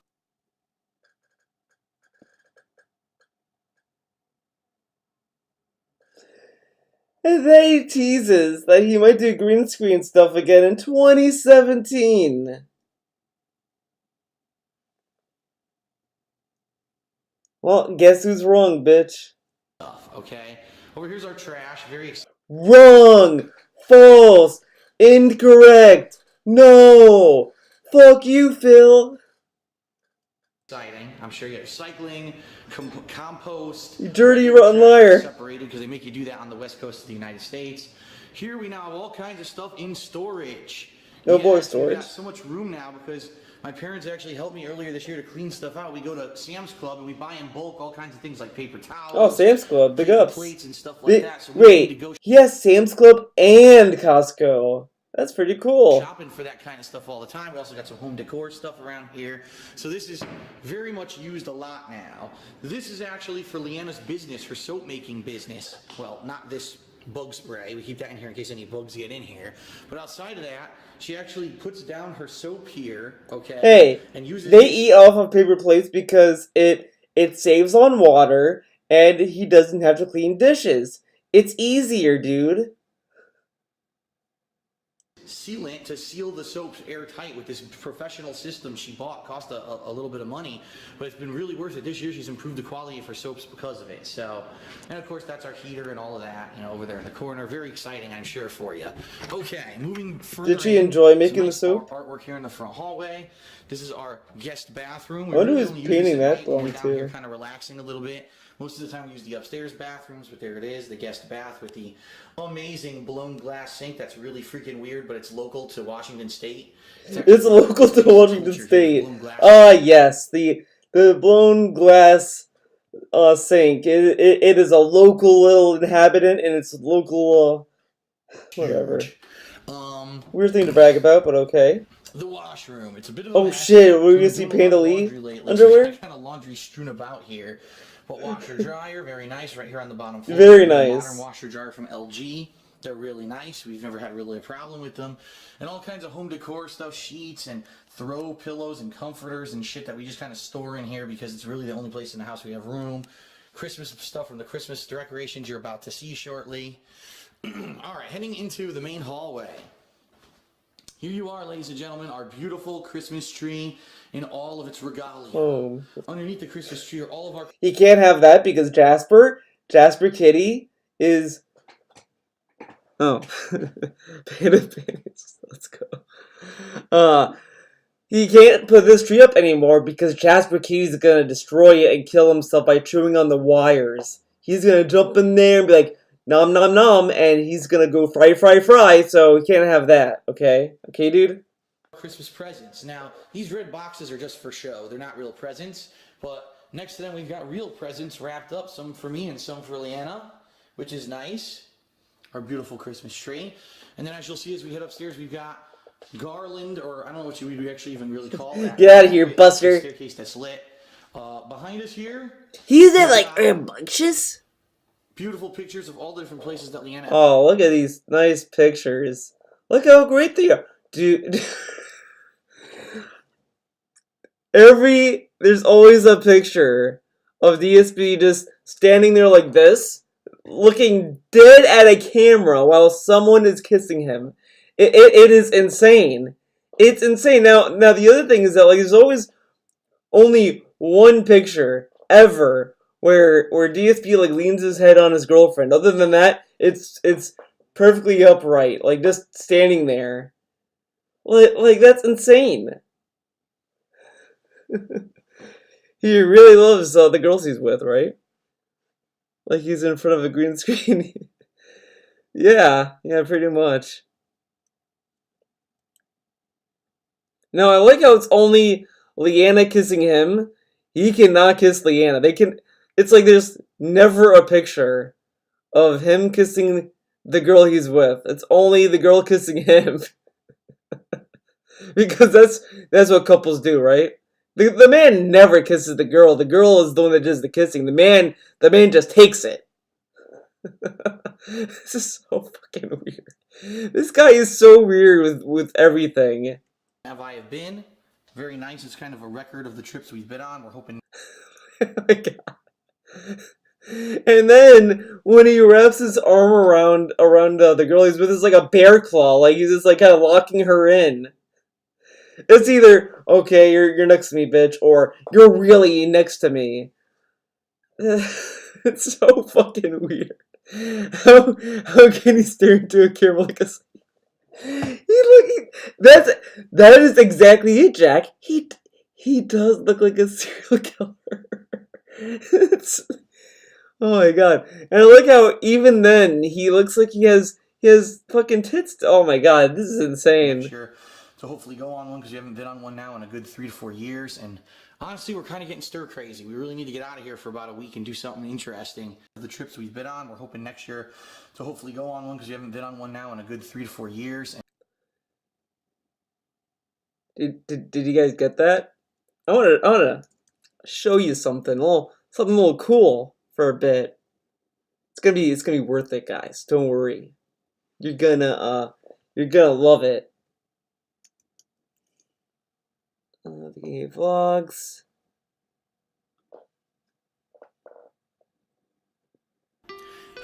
Hello everyone.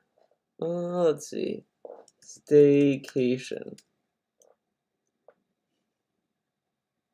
2016. He stayed in a hotel in 2016, July 18th, 2016. You've been on a vacation in like 3 to 4 years. He was on vacation the same year. How and the thing that's insane is that he says this. Well, there's a picture of him in the Space Needle. he didn't go on vacation in 2016? In July? God. No, not a month. That's too crazy. It has to be a week, and it has to be out of state. It has to be out of the state for it to be a vacation. And honestly, we're kind of getting stir crazy. We really need to get out of here for about a week and do something interesting. Now, uh, he said the same thing about going on that staycation in 2016. We have to go on a staycation, man. Leanne and I are getting like stir crazy. And then stir crazy again? Okay. And then, like, not to get ahead of myself, so I've been rewatching Tevin's video on the 2017 Christmas special he did, and when he talked about the breakup, he was like, well, me and Leanna, we were like going through a rough patch, and like nothing was really going on, man, that kind of shit, and he made it sound as if neither of them wanted to do anything. Well, here he says, well, we have to do something. So like, what the fuck was happening? Like, it's really obvious that Leanna cheated on him, or that she just broke up with him because she couldn't take it anymore, and she wanted to leave him because he was just being DSP pretty much. And DSP, being DSP, didn't sit there and realize that he did something wrong. And it was like, I can do something wrong, so it has to be on her. She was the one that was like, we were splitting apart, dude. Not that like, oh, maybe I fucked up. No, it can't be that. But here he's like, well, we have to do something, man. We can't be doing nothing all the time. It just, this whole thing with Leanna is just, it's such a weak fucking thing. It's nonsense. Because we're all overworked. I mean, listen to my voice, right? And I'm still working and doing stuff. We just need some time away for ourselves. But anyway, I digress. Our fridge is nothing special. I'll just gloss over it there. Our grocery list. I'm sure you really want to see that. Pasta. Right? Our Keurig coffee maker. Our oven, which is Current a coffee really maker. old oven, but it still works. Nothing really to complain about there. And vitamins and typical things you would see in a kitchen. Nothing that's going to blow you away or anything like that. Dirty dishes. No, like how here it's like, nothing's going to blow you away, man. Nothing's going to blow you away. And then now, I can't show you the kitchen. There's all this stuff in the kitchen, and people are gonna find personal information. I kind of think that what he was mostly upset about was that people saw that he was going through food coupons, and they're like, oh my god, guys, Phil's going through food coupons. And he was like, yeah, man, I was going to, and I think I got embarrassed by that, because I know someone would say, well, people were replacing the stuff in his kitchen. That was happening before he even ended DSP Tries It, though. And he kind of shrugged it off anyway, and none of those, like, things really did anything. Like, oh, he had a $200 trash can or whatever. Like, that didn't really stop anyone from contributing, and it didn't really do anything. A lot of this stuff is Elena's soap stuff, because she's been making different batches of soap for the business recently. So that's what you're seeing here, is different various things she uses to make soap. She just restocked the shop for the end of the year for all the sales and stuff she was doing. More storage, a nice countertop. We got nice fedora, by the way. Trash cans. Our pantry is nice. Stores tons and tons of stuff in it. All different kinds of food items, baking items, ingredients for all kinds of drinks at the bottom, the typical things. Popcorn balls, now we're munching on for Christmas holiday season. All the kinds of stuff you would expect. Look at all this food they got. Like, you'd think that they're, like, preparing for, like, Doomsday. Oh, look at all those Blu-rays. Look at all those movies right there. They have a whole wall of it. Now, whatever. Our hamster, which I just showed you. Like, those movies are, like a movie collection of, like, a college student. Like, that's like something a college student would have. On the back wall, the back area here's our dining room. I mean, I don't really care about people having, like, physical media like that. It's fine. I have a lot of DVDs and shit. Storage for her soap right Game now. Informer, big ups. Antics, although I'm sure that you know, this will be cleaned up soon, especially because she had a lot of big orders and stuff. So she'll be moving all this into her look at all that storage areas soap, upstairs dude. in her office. This is just because recently she's been making a lot of product. But fast food coupons, which we always have here for look out for DSP tries it when we do it. Our back door, I would show you our backyard, but I can't right now because it's nighttime. My DVD collection, Yeah, what are as you can lights? see, it's huge. Although it's funny, this year I barely bought any DVDs. In fact, the only real Blu-rays and DVDs I bought this year, we bought a lot of anime, like Dragon Ball Z. Anime. We bought some Alfred Hitchcock Presents and stuff like that. But we've been laying back because look at how big the collection has grown. We've got it so big that I really don't have room to store it anymore. Dude, they have a whole rack right there that's empty. They do have room. But, oh, wait, no, there's movies over there. Whoops.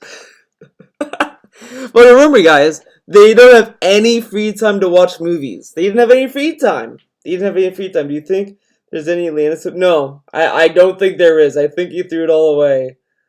Like the pillows, like the gamer pillows that are gone. Stuff here, since it is still technically fall, we have the pumpkins, but we also have the mini Christmas tree for Christmas. Oh, another tree. Our nice big rounded, area couch with the chaise on the side. That's where Leanna usually lays at night or relaxes, right near by the fireplace that we turn on with our stockings right there in front of it. Here we've got my side of the couch, and we've got our setup here, surround sound with our TV. This is where we watch most stuff at night. Over here we've got a little more home decor stuff, Christmas stuff. All this stuff lights up at night, actually. Look at the surround sound setup they have. Nice surround sound, dude. They have to have it. They have to. Artwork here in the living room, home decor. Hipster artwork, dude. And of course behind us we've got the big Kahuna Wave. The big Kahuna. One of the first things we bought. We said this would look nice in our living room to think, because let us think of the... Dude, they bought art.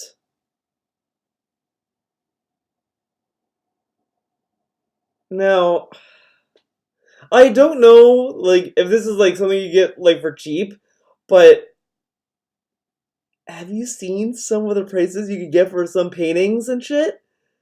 I mean, they're not necessarily cheap. I mean, I would say for good reason they're not cheap. I mean, there's a reason why they're that expensive, but, I mean, a guy that is struggling bought a painting. The ocean, since we don't live near the ocean. We live on a mountain. Okay. Oh my god. This would look nice in our living room to think, because let us think of the ocean, since we don't live near the ocean. We live on a mountain. Okay. Oh yeah, some things we want to look nice in our living room to think, because let us think of the ocean, since we don't live near the ocean. We live on a mountain. Okay. Oh my god! Hold on, let's do it even slower.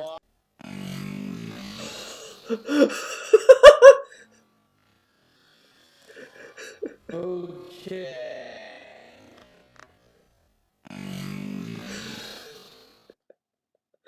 Dude, you could hear the vibrations. You could hear the vibrations with it. Like... Okay.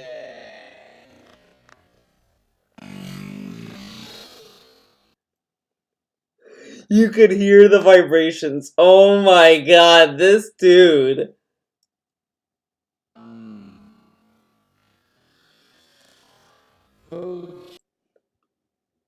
Copy your current time. Okay, this I'm gonna save. I'm gonna post it somewhere.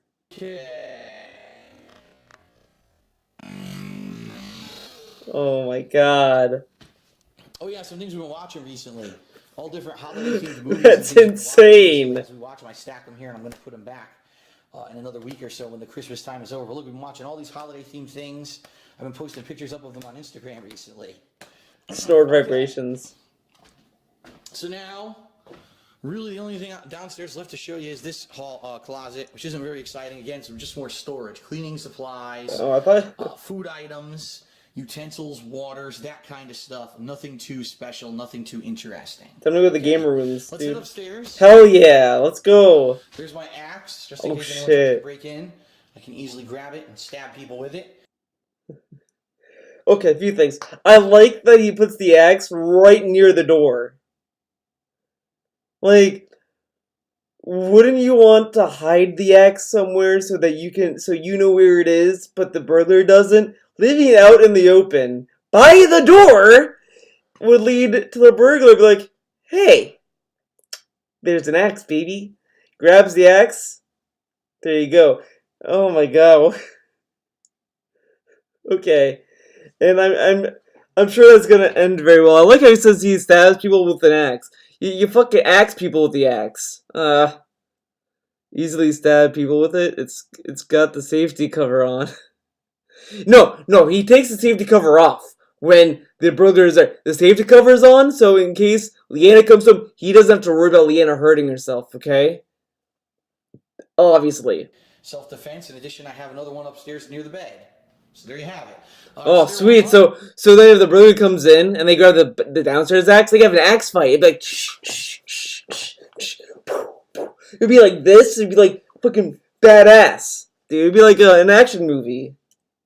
We've got some nice artwork along the walls. Also, here's that garland that I told you about. The garland? Built into it. Very nice. Head up and around here. Some nice laundry and trash that we didn't bring downstairs yet. Oops. Here's our front hallway. I guess I should turn on some light up here so you can actually see. Front hallway, pretty much. It's everything you would expect. Towels, things for the bathrooms. It's nothing special. Some extra. Then why show us this? Nothing too groundbreaking there. Like, okay, this is something I've noticed with this stupid house story. He okay, show us the room, like the TV room, like the movies, whatever. But do we really have to go through the laundry room, the closets? Like, this is like someone, like, trying to prove to the police that they're innocent of something. Guys, I'm not making meth. Look at this closet. Look, I'm not hiding anything. Like, this is just kind of nonsense. Like, yeah, I'm gonna go over my house and, like, go, okay, guys, in there, it's this. Let me show you. Like, come on. Bedroom. This is where all the magic happens, of course. It's not exactly the most interesting bedroom, especially now tonight. It's hard to see, but we got this nice artwork on the wall. Here's our bed with flannel sheets that my parents bought for us last year for Christmas. It was one of their Christmas presents to us, and oh my god, we used them this year. They're amazing. If you've never tried flannel sheets, I recommend you try them. They are freaking cool, man. So there you go. We've got stuffed animals on the side of the bed, things that we've accumulated over the years, a wax tart melter that we sometimes use. An otter, dude. You got Kekin there. Goes out. There's our bureau. Kekin's in the bedroom, dude. I'm not gonna go crazy here. We got a TV. Another TV. Doesn't TV. even work because what happens with Comcast, who we have now, Comcast, if you don't use your cable box once a week, they deactivate your cable box. Then you have to call them to reactivate it manually. There's no way for you to do it yourself. And we don't use this a lot. So every once in a while I want to use it, I go to turn it on and it's not activated and I say, well, fuck it, I'm just not going to do it. And it's been sitting there for about 4 months unused because they have this great feature of the cable box to deactivate it without your permission, right? That's a feature according to Comcast. Thumbs up, guys. You guys are fucking geniuses. Oh. I guarantee if they let that cable box, like, whatever, not have this feature, if they paid him for that cable box, well, I guess he would still be paying. Whatever, fuck, I don't care anymore. Anyway, time to move on. Here is our storage nook. It is what it is, I guess. And this storage nook. Hey guys, this is Jasper's room now. Yeah, he said that, like, oh, in the nook he wanted to clear out this nook badly, and he wouldn't tell us why. He was like, yeah, Cat, I've been lately wanting to clean this nook out, man. We gotta sell all this stuff now, all these figures and stuff. And he didn't tell us why for a long time. People suspected it was a cat, said it wasn't a cat, they can't afford a cat. And then when he got the cat, when he not got him, but when he told us he had a cat, he told us that the nook is the cat's room. Now look where it happens to be. The bedroom. The bedroom. Thumbs up, guys. You guys are fucking geniuses. Anyway, here is our storage nook. Don't worry, I'm going to turn a light on. And this storage nook. And look at all these chairs he had there, and he didn't want to use any of them when he made the gamer room. Like, he had a love seat there, doesn't want to use that because he has a love... Whatever. is where we got odds and ends in the house that really there's no place for them. Like, you kind of should have used this thing in the gamer room. Because he doesn't use the full space of the love seat at all. That we're going to probably donate eventually. In the back there, you'll see, yes, those are the leftover figurines that I had that I was selling in 2015. And there's a ton of them that never sold, and they're taking up the entire back of the Nook. We would love to sell those. They're all worth hundreds and hundreds of dollars. I could probably make a couple $1,000 just selling those. But I laid off because basically I wasn't getting any serious bids or interested parties for a long time. So I just held off. I may resume trying to sell those next year. He did, dude. Since now it's been a for while, Jasper maybe Kitty. interested parties. We'll see. It's funny, like, it took him to get Jasper Kitty for him to sell the fucking figures. But when it was, you know, by himself and he needed the money, he couldn't sell them. But when it came to Jasper Kitty, he magically could sell them. Okay. Furniture and shit from the old house that's here that I didn't get rid of. My parents are like, oh, that's good sturdy furniture. You should take that in case you ever have kids or whatever. Great, Mom. I took them, and now what do they do? They sit here for Thanks, 2.5 Mom. years, nowhere to put it. But that's what happens when your mom convinces you to do stuff you really don't care about. You know, like I said, other various pieces. There's a piece of furniture from my old condo in Connecticut. You know, that's an extra piece of the couch from downstairs that didn't fit downstairs, so we brought it up, and there's no room for it up here. So we would love to clear You could use this in the gamer room, dude. hoping I can maybe sell some of those figurines and stuff. Maybe we can donate a Whatever. lot of this stuff next year. That would be really nice, but for now, it's all kind of stuck here. Okay. We got a whole giant storage room that we can't use. Now Jasper Kitty uses it. It's a mess, just to warn you. Well, Leanna and I have been sick. What is the first indication? Why do they have a light switch behind a dresser? That makes... whatever. 400 kinds of medicines. Yeah. Oh, cool. Seriously, like we've been so sick. Mucinex, look, throat spray, nose. Look at all these medications, dude. But healthcare sucks. The healthcare, like, costs a lot of money, man. We can't go to the doctor. Look at all the medications we have. Now, I think all these are, like, what's the word? It's not over-the-counter, but the thing over-the-counter, like, you need a prescription. I don't think these are prescription drugs, necessarily. But, I mean, it's kind of goofy to say, oh, look at these medications. Spray, Robitussin, everything you can think of, we've been using. Because we've been so messed up from the sickness.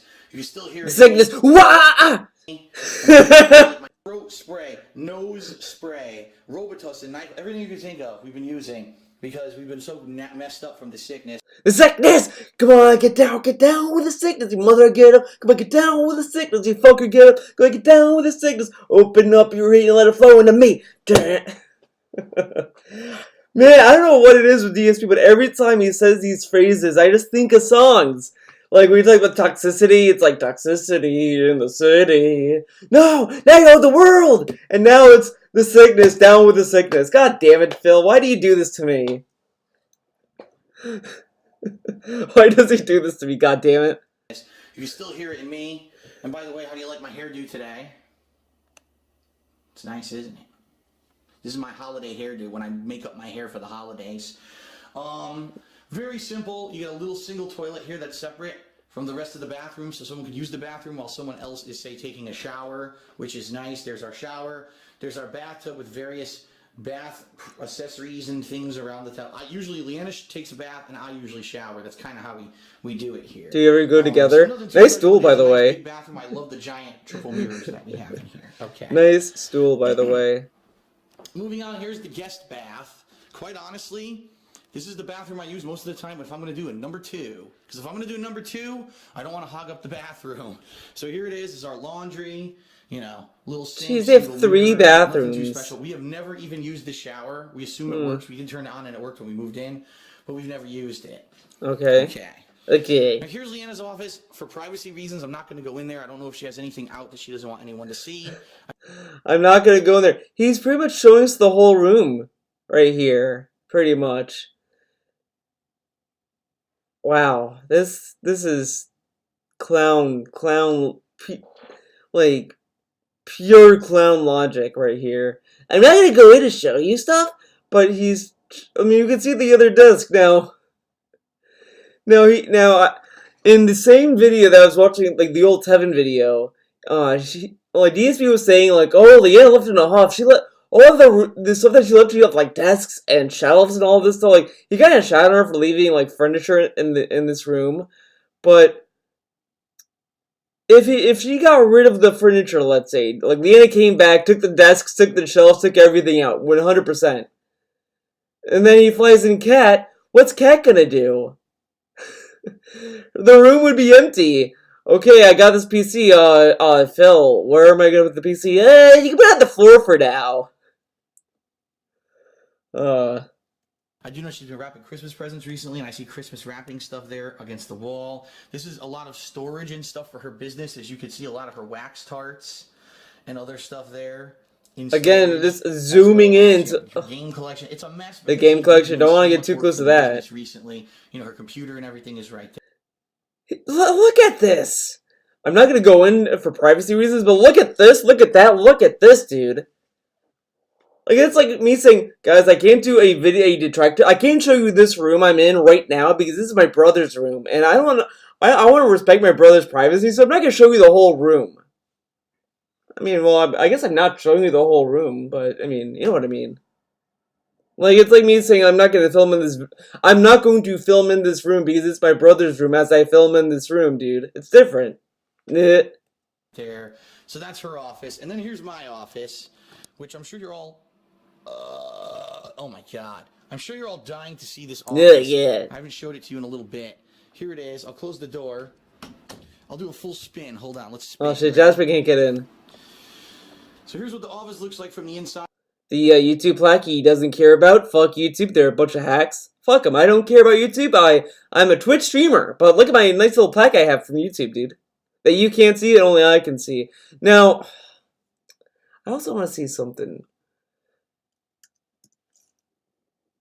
Let's see. Let's get to DSP's stream today. I want to see his face cam. So now let's see if this works properly. Okay, What? Oh, I see. Melvin Master Charity said, "Hello, Phil. What would it take for you to play a Pokemon ROM hack?" I already answered that. I said I'm not interested in playing. He was trying to hide the screen so the trolls couldn't get in, dude.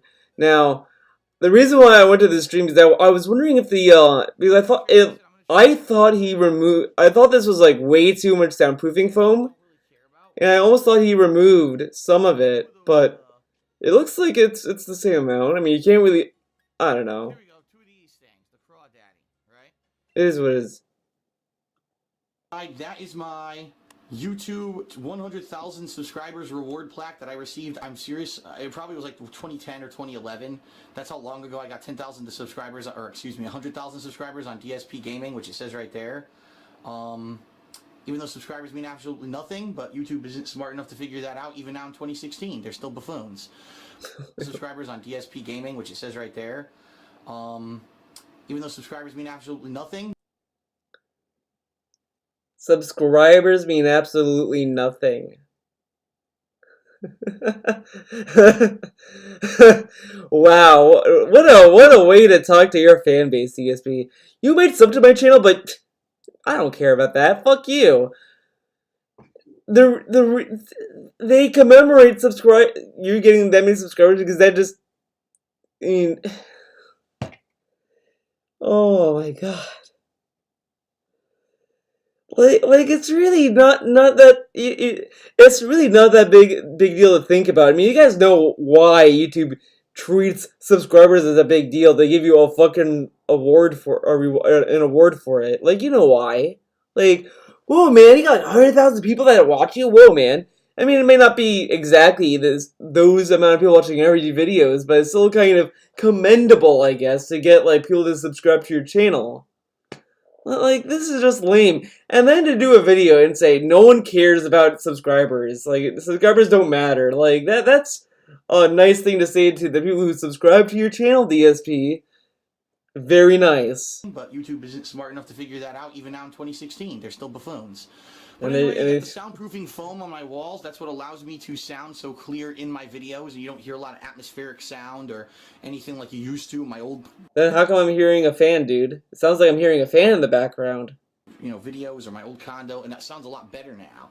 My setup right in front of me, I've got my laptop sitting on No, this not yet, tailgate Mabel. laptop table. I will, but right now it's I'm in the Christmas mood, dude.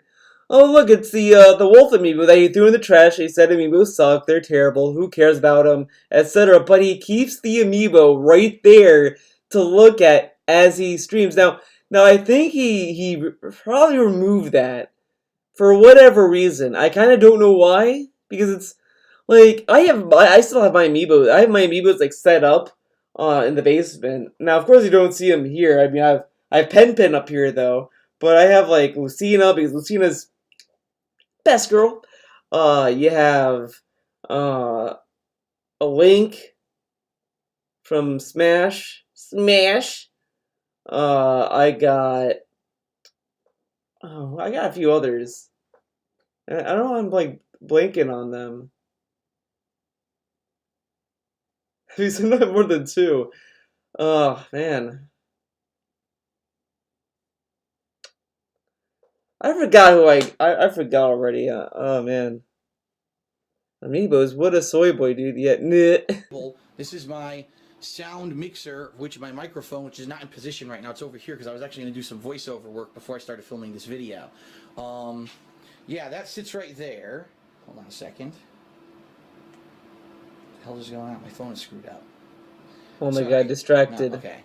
Even during this, he was looking at his phone. That mixer plugs into this microphone, which has its own, pop guard and all this fancy microphone arm and everything, okay? Sits right there, but usually that's right here in front of my love scene. This is where I sit. As you can see, I got my gaming headphones there that I use. I got my various gaming controllers and accessories and stuff here.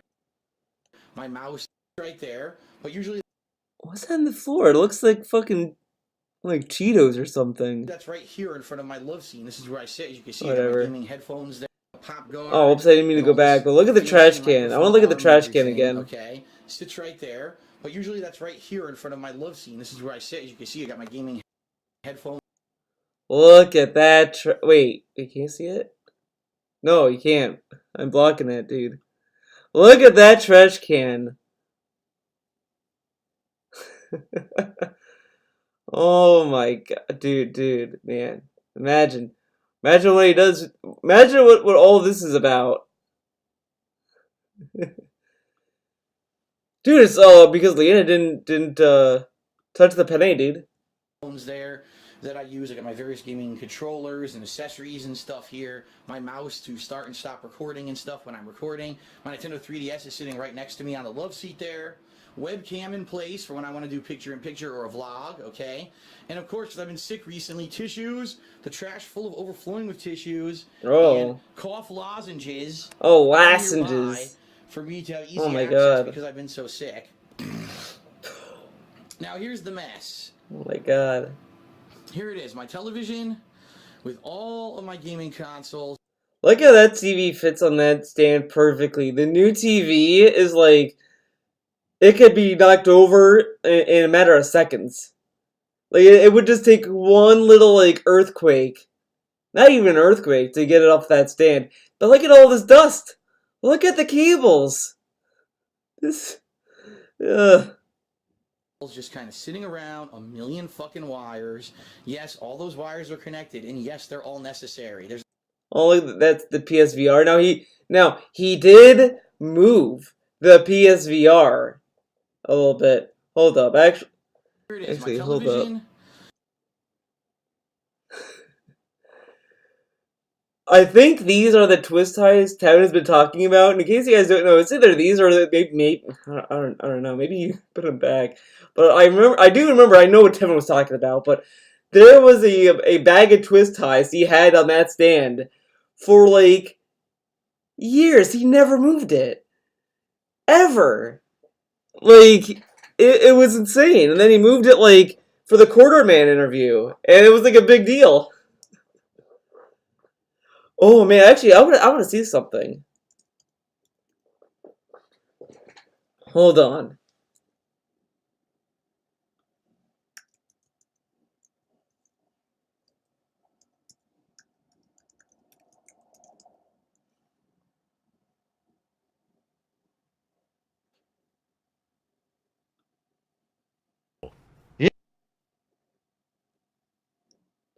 Yeah, the PSVR moved there. So it's not on the floor anymore. The PS3 isn't on the floor anymore, so he did... Well, actually, no, he didn't clean it. Cat cleaned it. But... Look here. It got bigger. That is more of a mess. I didn't think it was possible. Now, I think maybe in their own weird, like, in Gaptopia, I think what happens is that they want that in their mind cleaning is just pushing stuff to the corners of the room.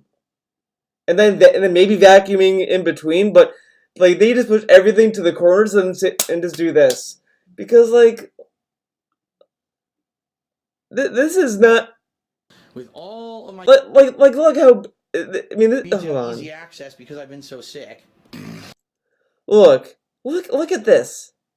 Like the dirtiest is the cable stuff over here, but like I mean this could be moved easily. And like some of the stuff can be put away. But then like here it's like a mountain. It's a fucking mountain. And here it's just another mountain of junk. Like there's like a spider from the Halloween stuff. There's a Snowball the Christmas bunny. And whatever that thing is. Like he can't put this stuff away. He has like closets everywhere. In the same fucking house store, he has like 5 million closets. He can't put any of these things in the closets? No, they have to stay in the game room, dude. This guy's a slob. Oh my god. Now here's the mess. This is the whole end of the face begin. With all of my gaming consoles just kind of sitting around, a million fucking wires.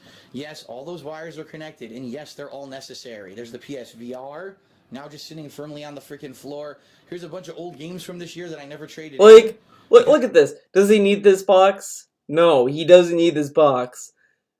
Like, the other thing is that he couldn't get, like, a rack for these games.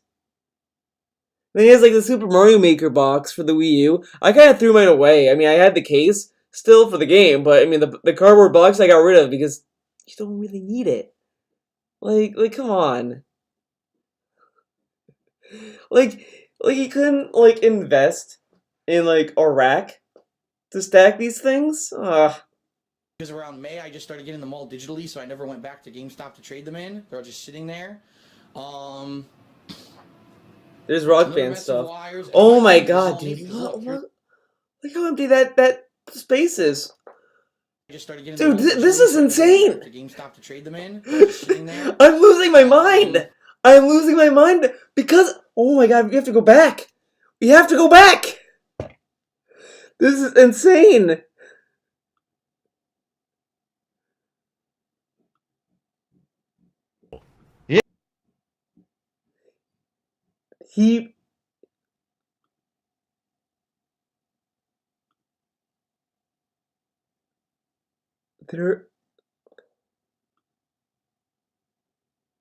Hold on, okay.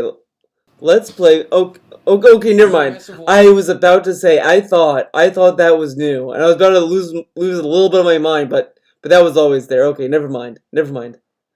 Okay, but dude, come on. And I'm not kidding you. This is all needed because look, here's my capture device. They all need to be there, and then the capture. Well, excuse me, that's not the capture device. That's the HDMI splitter, which then goes over here to my capture device, which then goes over here to my PC, which I would love to have the wires run on the outside of the room so I have no mess here, but I can't do that because I was told if you have long HDMI or USB cables, it slows down the video and therefore the video will be delayed and not as good. So it is what it is. Is that even true? Like, I don't know. I don't know if that's true or not. Does anyone know if that's true? Like, it would delay the video? I mean, that just kind of sounds like a meme. Freaking mess, okay? So many different odds and ends all over the office from different collectibles and things over the years that I've been doing with gaming. I mean, ridiculous amount of stuff. headphones strewn about, my joystick there for fighting games, the guitar I was using a year ago when I did my rock band marathon and stuff. Here we got my air conditioner, which I'm not using right now, but on top of that are portable hard drives I just bought to start backing up my videos because I ran out of hard drive space. Here we got storage of all kinds of stuff, including mostly games and game peripherals. To a point. Okay. Here is my actual office computer, where you've got my schedule pasted on the wall right there, some more soundproofing foam. To the left is my main monitor where I browse the web and do stuff. This right is my editing monitor where I do video editing and I can do stuff simultaneously on the fly. Wait, you know what I wonder? Does he watch his own videos to get ad revenue? I don't know.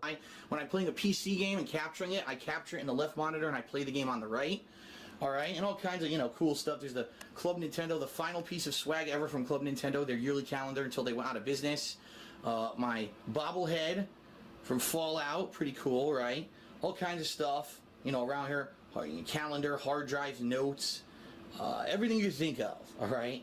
That is my office. It's not anything spectacular, but it functions, it gets the job done, and it puts out all of those videos, which many of you love to watch on a daily basis. So, that is my house walkthrough for 2016. Happy holidays, everyone. I hope you enjoyed it.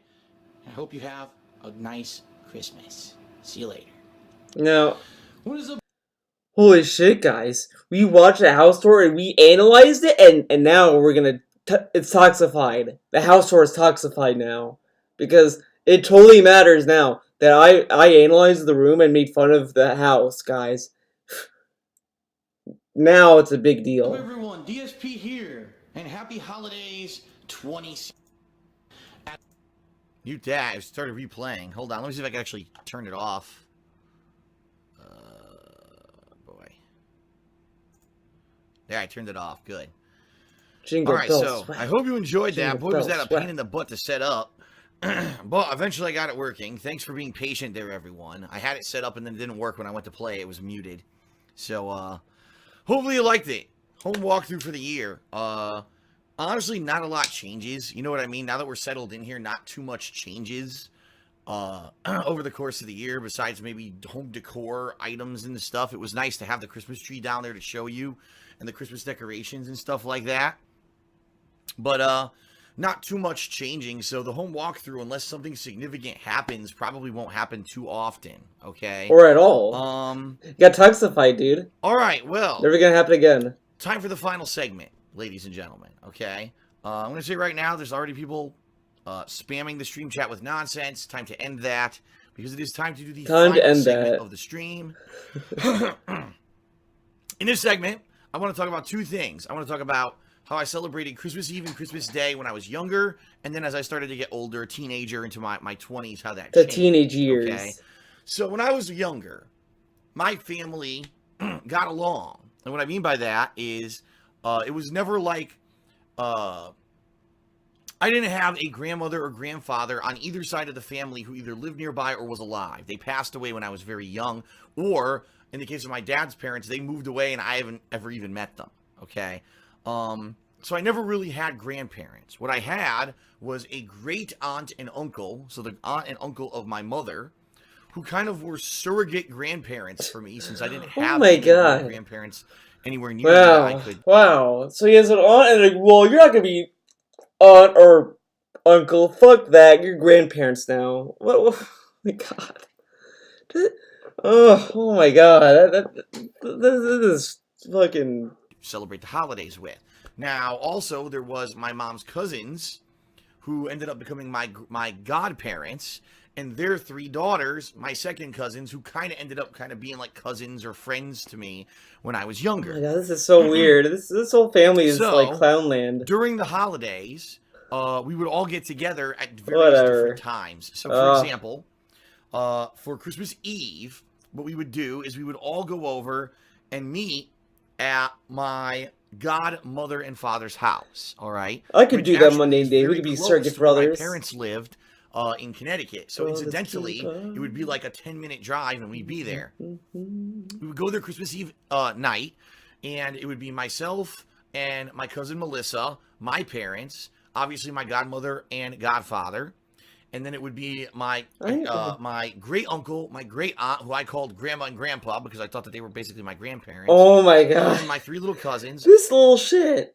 Imagine you're like taking care of your great nephew or whatever, and then he's like, "Hi grandma, hi grandpa," and they're like, "What the fuck, dude? We're your aunt and uncle. Don't call us that. Like that's kind of rude."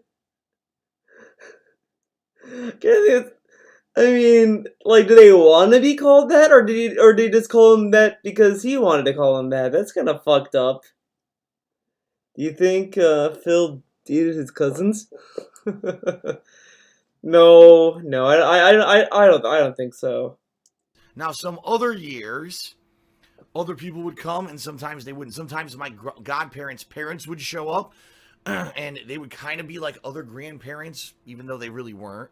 Oh my god, what is up with? And sometimes What is up with him? Like, we need a grandparent. We need one. If you're not a grandparent, we'll make you a grandparent. That's so fucking autistic.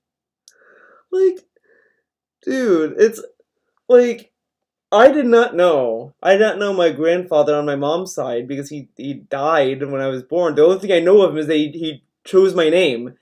I didn't go around my mom's side of the family like, okay, I didn't go to like my uncle and say, well, you're my grandfather now because I didn't have a grandfather. Like that's so retarded. Oh, because they're old. You know, my uncle isn't old. He's like, what, in his 50s, 60s? I don't know. He looks really young. I mean, he looks like he could be in his 40s. Well, you know, same thing with my mom. I can't really say that, but oh my god, this is insane. This guy, other people Phil could be your grandpa. there as well. Oh no. My godmother, or excuse me, my godfather had a King of brother named Suffering. Michael who was kind of the oddball of the family. He was about the same age as my godfather, but he never got married. And he basically lived in this house with my great uncle and great aunt his whole life. Like, I'm not exaggerating. He never moved out. He had other places where he would go and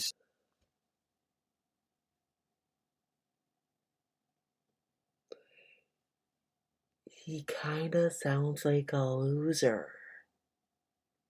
You know, the kind of guy that DSP calls his haters. stay, but he never technically moved out. So imagine that you're like 30, 40, 50 years old and you still live with your parents. He still did. And then I like how he kind of shits on his uncle a little bit. My uncle Mike is like the oddball. Like, he never got married and he, like, lived with his parents. I'm sorry he's not an alpha like you, DSP. He didn't fly in a girl, dude.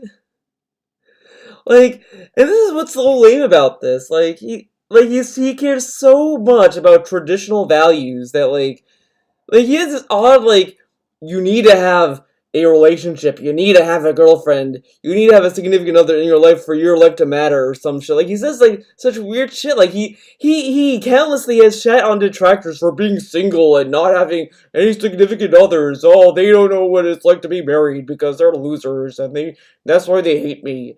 Like, no, like, now, it's like, you know, not a lot of people are having kids because the cost of living has gone up. I mean, no one can afford to have kids, and people just kind of don't care anymore. Like, now, it's just like, you know, people just want to live.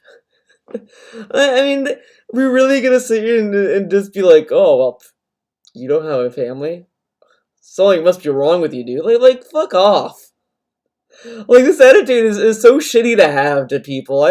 It does piss me off a little bit when people are like, "Why you didn't have this going on in your life? Wow, man, you must be really weird." Like, fuck you. Come on, people should just be happy with what's going on in their own life, dude. Feels should rush into a loveless relationship like Leanna. Yeah, I agree, dude. And Kat. I don't know what the deal was with that. And quite honestly, I never asked because it was none of my business.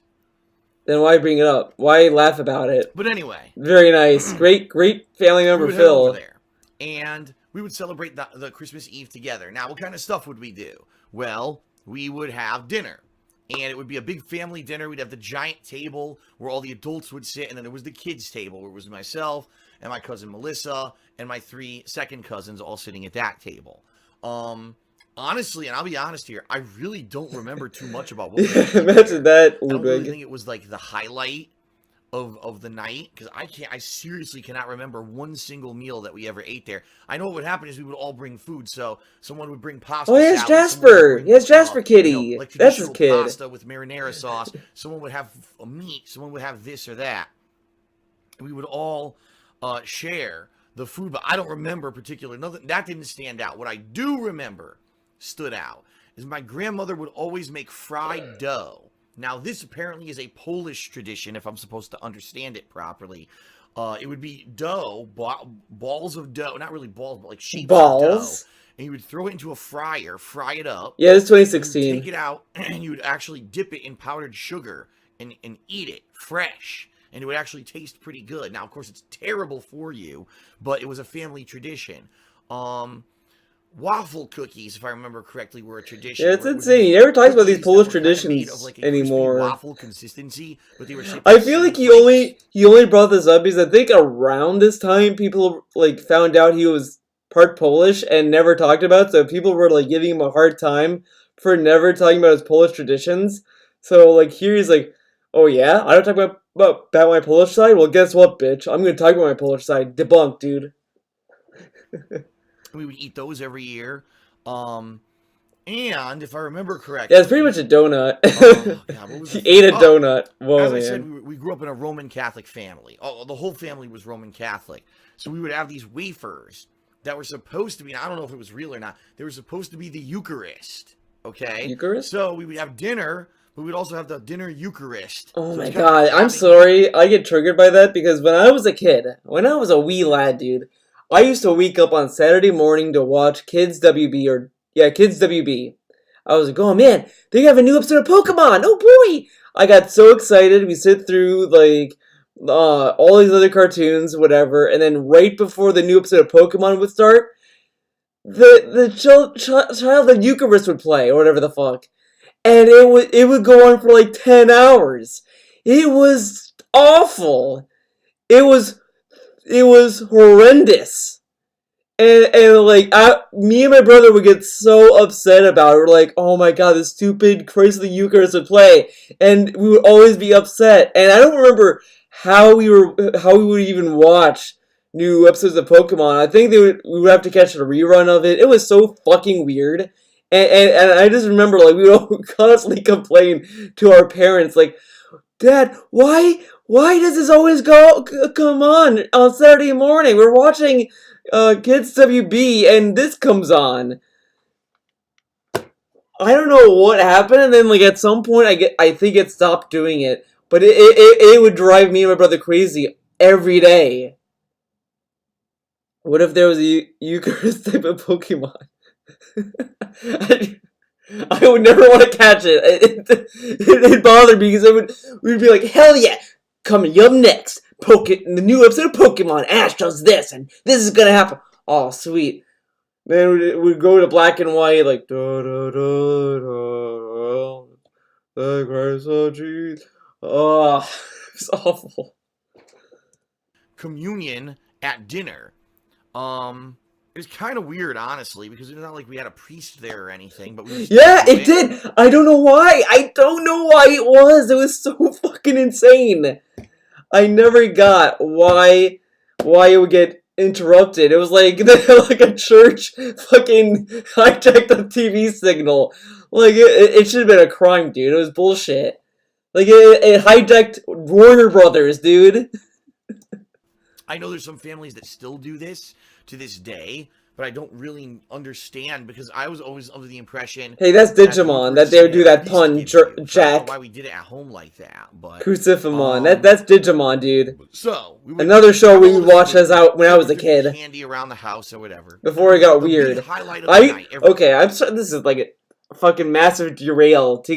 Speaking of Digimon, I watched the first two generations of Digimon. The first one is the best one. The second one's okay. It's alright. So, after that, I stopped watching Digimon for a long fucking time. Years and years later, I think Nicktoons, because around this time we finally got, like, cable. in our house. Like we got like the big package deal with it, and we got Nicktoons. And I was like, oh man, Nicktoons have all the old Nickelodeon cartoons, sweet. So I would watch that, and they would also play like new episode of Digimon I never watched, and they played one episode, and it was the weirdest fucking shit. And I sat there and I was like, this is Digimon, and it confused me. The episode was like, okay, some Digimon like kidnap these kids or something. They kidnapped like either they kidnapped a group of kids or like just a few girls or whatever, and they kidnapped them, and they were like kind of like they held them like, you know, chained up or whatever, and they would like tickle them to torture them. And I was like, what am I fucking watching? And it was so weird. It was the weirdest thing.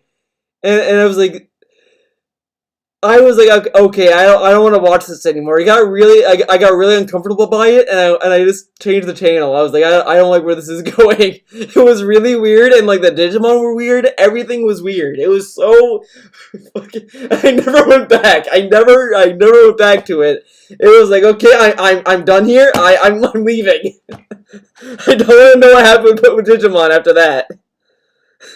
That's not the okay. No. Oh man, a small percentage of the audience was very into this episode. It wasn't weird editing that made Digimon even weirder. I don't remember. It was just it was really weird, and I didn't understand what was going on. So I was like, done. Is that my great uncle would dress up as Santa Claus, and he would come out dressed as Santa with a big sack of toys. And basically, he would sit down. Yeah, that might have been what was going on too. Trunks. I think that happened too in it. And I was like, I don't like this. What do you want for Christmas? And then he would hand us some toys that were wrapped up. Now I was in the living room, and each of us kids would sit on his lap, and he would say, "Have you been a good boy? You know, what do you want for Christmas?" And then he would hand us some toys that were wrapped up. Now I remember specifically. That the very first year that this happened, that we all did this, I was too young to even, you know, have any conscious thought of what was going on. But I remember, probably, as I was getting older, okay, I asked my parents, I was like, Mommy, Daddy, why would Santa be at Grandma's house? Mommy, Daddy. Then bring us toys overnight to our house. If he was already there, why wouldn't he just give us all of our presents at once? To which, of course, they'd be like, duh, because obviously, you know, at that point, I believe that Santa existed. So I believe, if I remember correctly, my parents actually just told me right up front, the first time that I ever asked them, they were like, no, that's not Santa. That is your grandfather or grandpa dressing up like Santa, but he does it for your cousins. You know, this is for the benefit of your 3 second cousins. He pretends to be Santa for them. But the real Santa comes to our house overnight, and that's how you get your gifts from Santa. Dude, I think we know how he got this ego. Where this ego originated from. From his fucking parents. His parents have inflated his ego so fucking much.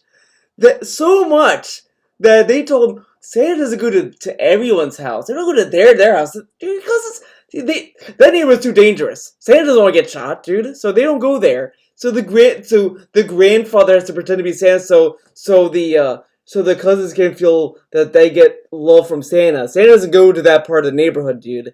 But Santa makes the journey for you, Phil. He comes here for you. Oh my god, yeah, this is like fucking Pignosis they've been running on this guy. And I'm sure they tell him like all this stuff, and he's like, yeah, man, I am special, yeah.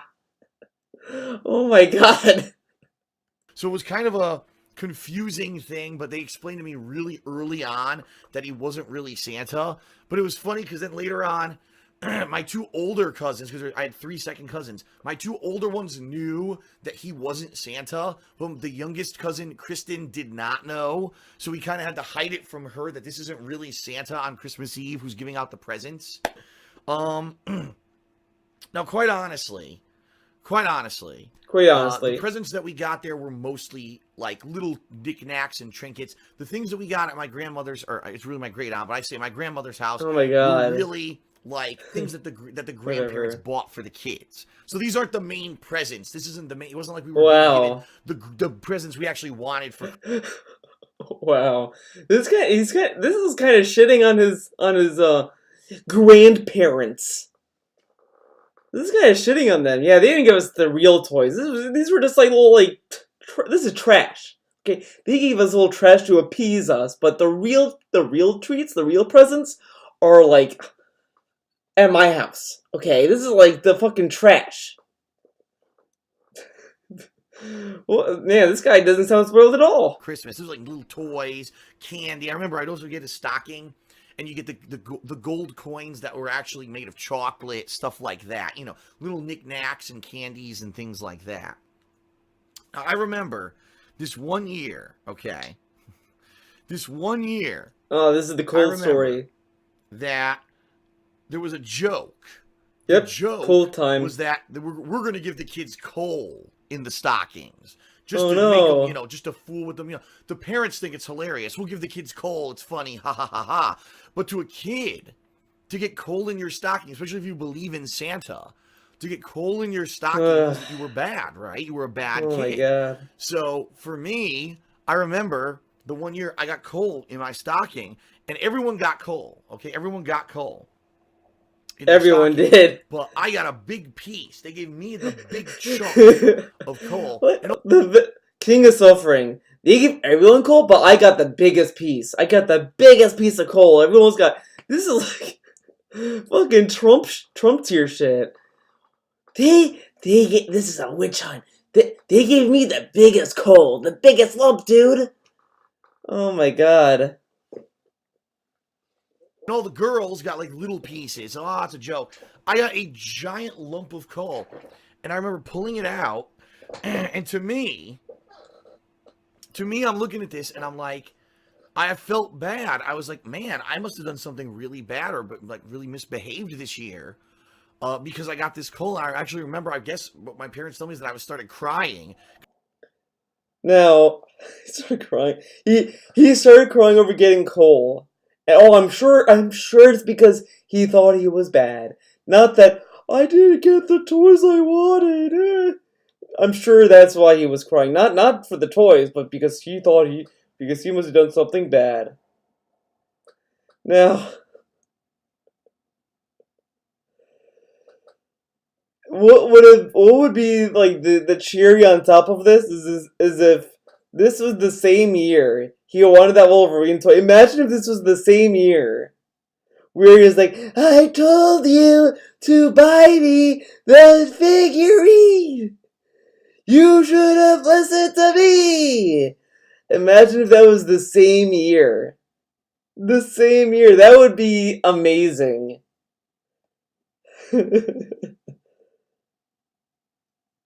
Because I was so upset that I felt that I had hurt my parents or done something really bad that year to deserve this giant lump of coal in my stocking. And then my parents were like, no, it's just a joke. It's just a joke. It doesn't mean anything. It doesn't mean anything.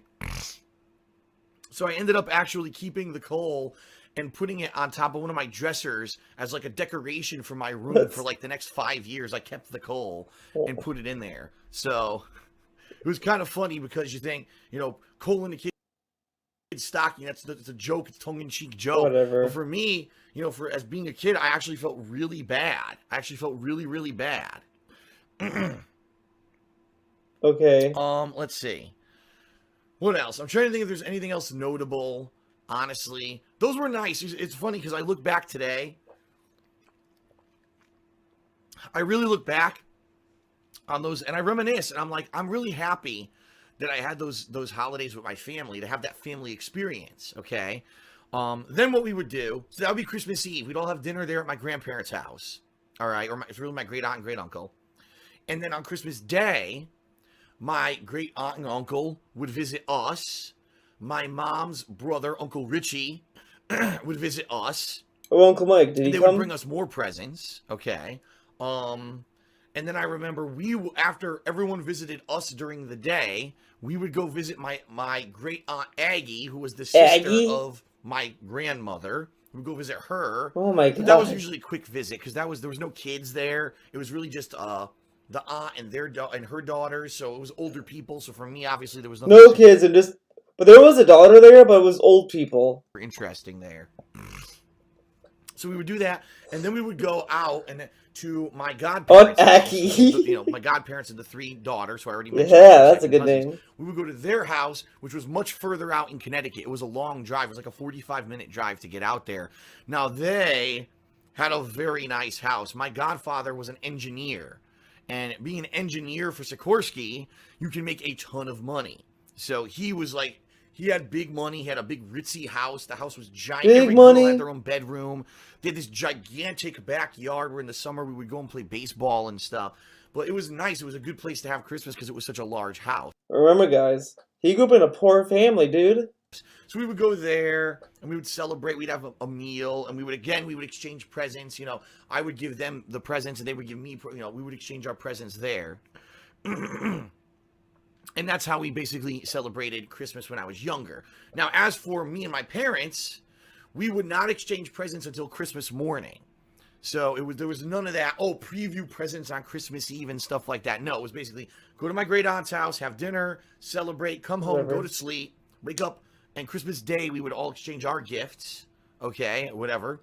And then we would go out, we would have breakfast, people would start showing up, exchange all the gifts, then go to my great aunt's house for Christmas night. Excuse me, my godparents' house for Christmas night. And then, sadly, something happened. I don't really know the story behind everything. I don't know the true story behind the scenes. The thing was, when I was growing up as a teenager, I had my own shit going on, right? I had my own friends at school. I had my own relationships with girls. I had all this stuff going on. I didn't care about family drama. I was at that age. Family drama. Really caring about the family drama and all. You don't want to get involved in it, right? So something happened, and there was a falling out between my parents, my godparents, and my great aunt and great uncle. From what I'm to understand, this is really weird, okay? Like, we would still go see my great aunt and great uncle, and my godparents would still see my great aunt and great uncle. But for whatever reason, we stopped going to my grandparents' house on Christmas Eve, and I don't know what it was. I don't know if it was like, you know, there was a falling out, they were angry at each other or whatever, and it was because of that we didn't want to have the Christmas Eve there anymore. It was very confusing. I don't even understand what the hell happened, all right? But the bottom line is we stopped having Christmas Eve there. So really, we didn't have a Christmas Eve tradition anymore. And what ended up happening was my dad was a huge fan of the movie A Christmas Story, okay? Oh.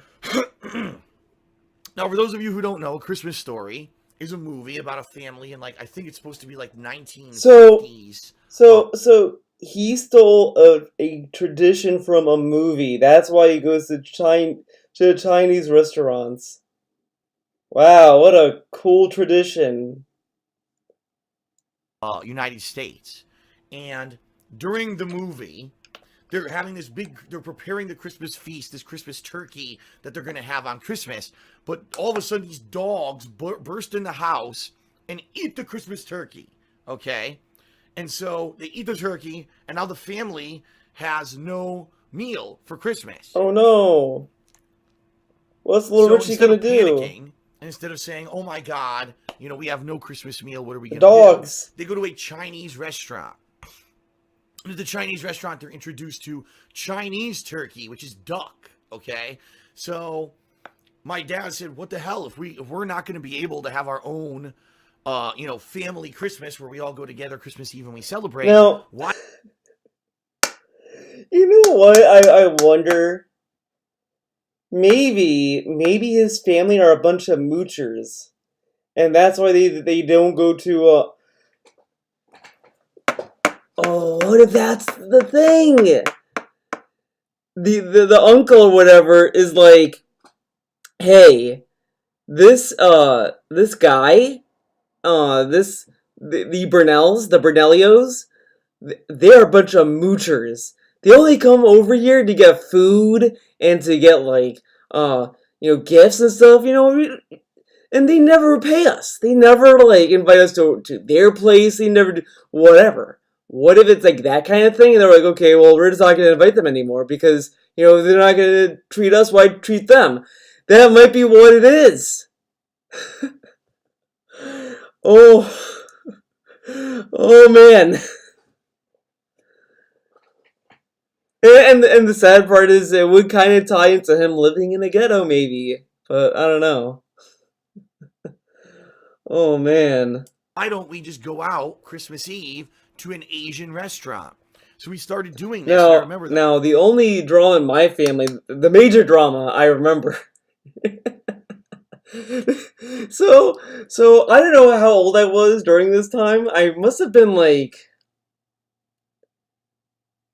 maybe 4, maybe 5. I don't remember how old I was. I was young. I do remember I might have been very young. So I don't know if it was at my parents' house or like their house or somewhere else. But so everyone was sleeping, and the next morning everyone wakes up. My cousin wakes up and realizes that someone cut her hair, and she was like, "Who did this?" And the only suspects that they suspected was me and my brother. They're like, "Okay, it's either." And I said, "It can't. I don't think it was me. I don't think I did it. I think I'm innocent. I think my brother did it because my brother is the one that's like very loud and he's like very active. I was like very quiet. I was about my own thing. I never really got into other people's like business. But my brother, he was like the troublemaker. So I think it was my brother that cut my cousin's hair. But some people think it was me. I'm innocent. I did nothing wrong, okay? Like, I'm the victim here, okay, all the time. When I was a baby, I was sleeping in my crib one night. I was like, oh man, this is nice. I'm having a good time in my crib, and having fun. My brother, my loving brother, comes into the room, flips the crib upside down, with me in it, dude. He flips the crib upside down. So the crib's on top of me, dude. It's bullshit. And then, like, one day, we're rocking to the car. I was in the stroller, relaxed and having a good day. Like, oh, man, whatever. And my brother says, Mom, can I push Theo? Can I push the stroller? And she's like, sure, George. Gives the stroller to him. Now, my loving brother just pushes my stroller down the hill. Just pushes it. And I don't know, like, I guess my mom caught up to the stroller or, like, something, or my dad was, like, at the bottom and was able to catch it. But my brother pushed me, dude. Fucking bullshit. So, you're gonna tell me that I was the one that snuck into my cousin's room and cut her hair? No. It was probably my brother who did all this other nonsense to me. I mean, come on. He made me cry multiple times. He did all kinds of stuff to me, and they're gonna blame me. Yeah, I'm sure I did it. Sure. Come on. I was the one who did nothing wrong. Exactly. It's bullshit. God, I'm the older brother to my sister.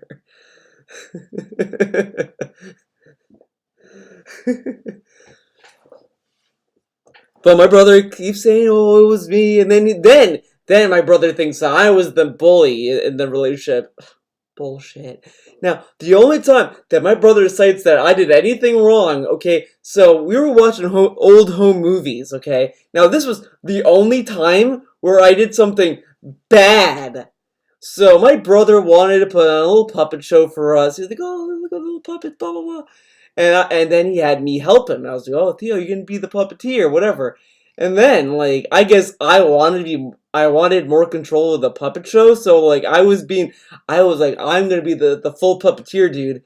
And I kind of kicked my brother out of the puppet show. My brother runs out, is like, Mom, Theo is like keeping the fucking toy. No, he didn't say fuck. Okay, he was a good boy.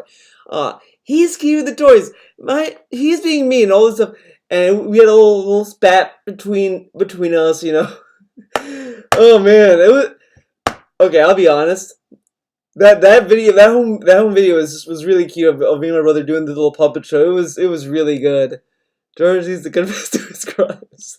Maybe you had the Greek angels watching out for him, dude. It was crazy. Your brother named Damien? Nah, his name's George, dude.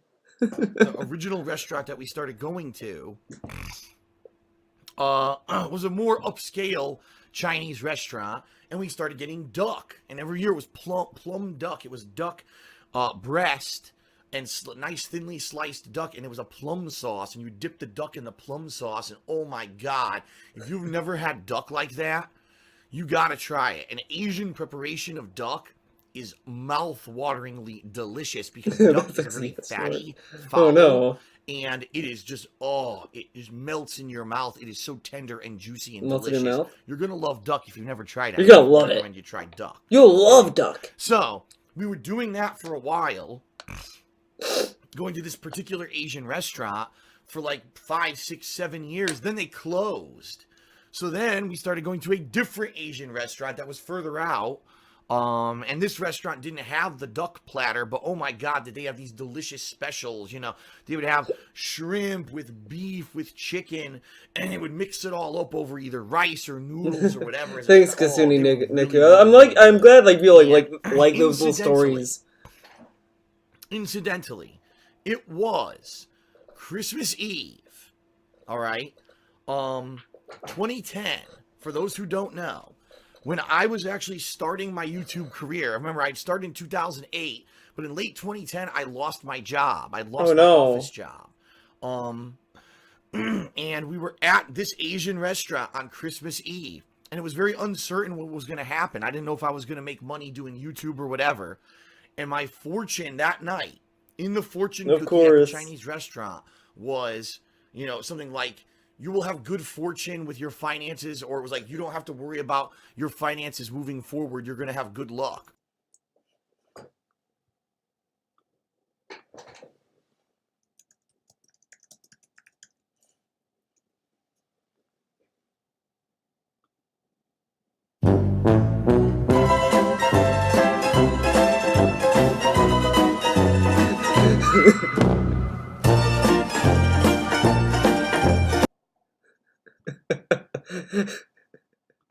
Or something like that. You know, and this was a time when I just lost my office job. There was no other jobs to get in the area. So for me to be trying to do YouTube full time was incredibly risky. I was seen as the underdog. I didn't have a lot of notoriety. I didn't have a lot of money or production value. I was a one-man show, a guy just playing games, doing games, and having fun with games. Oh, that TTS clip. Yeah, I did. I'm gonna make it into a tip notification. I don't know if I already did, but if I would, I would do it. I would make it the $2 tip notification. I don't think I did yet though. But I will.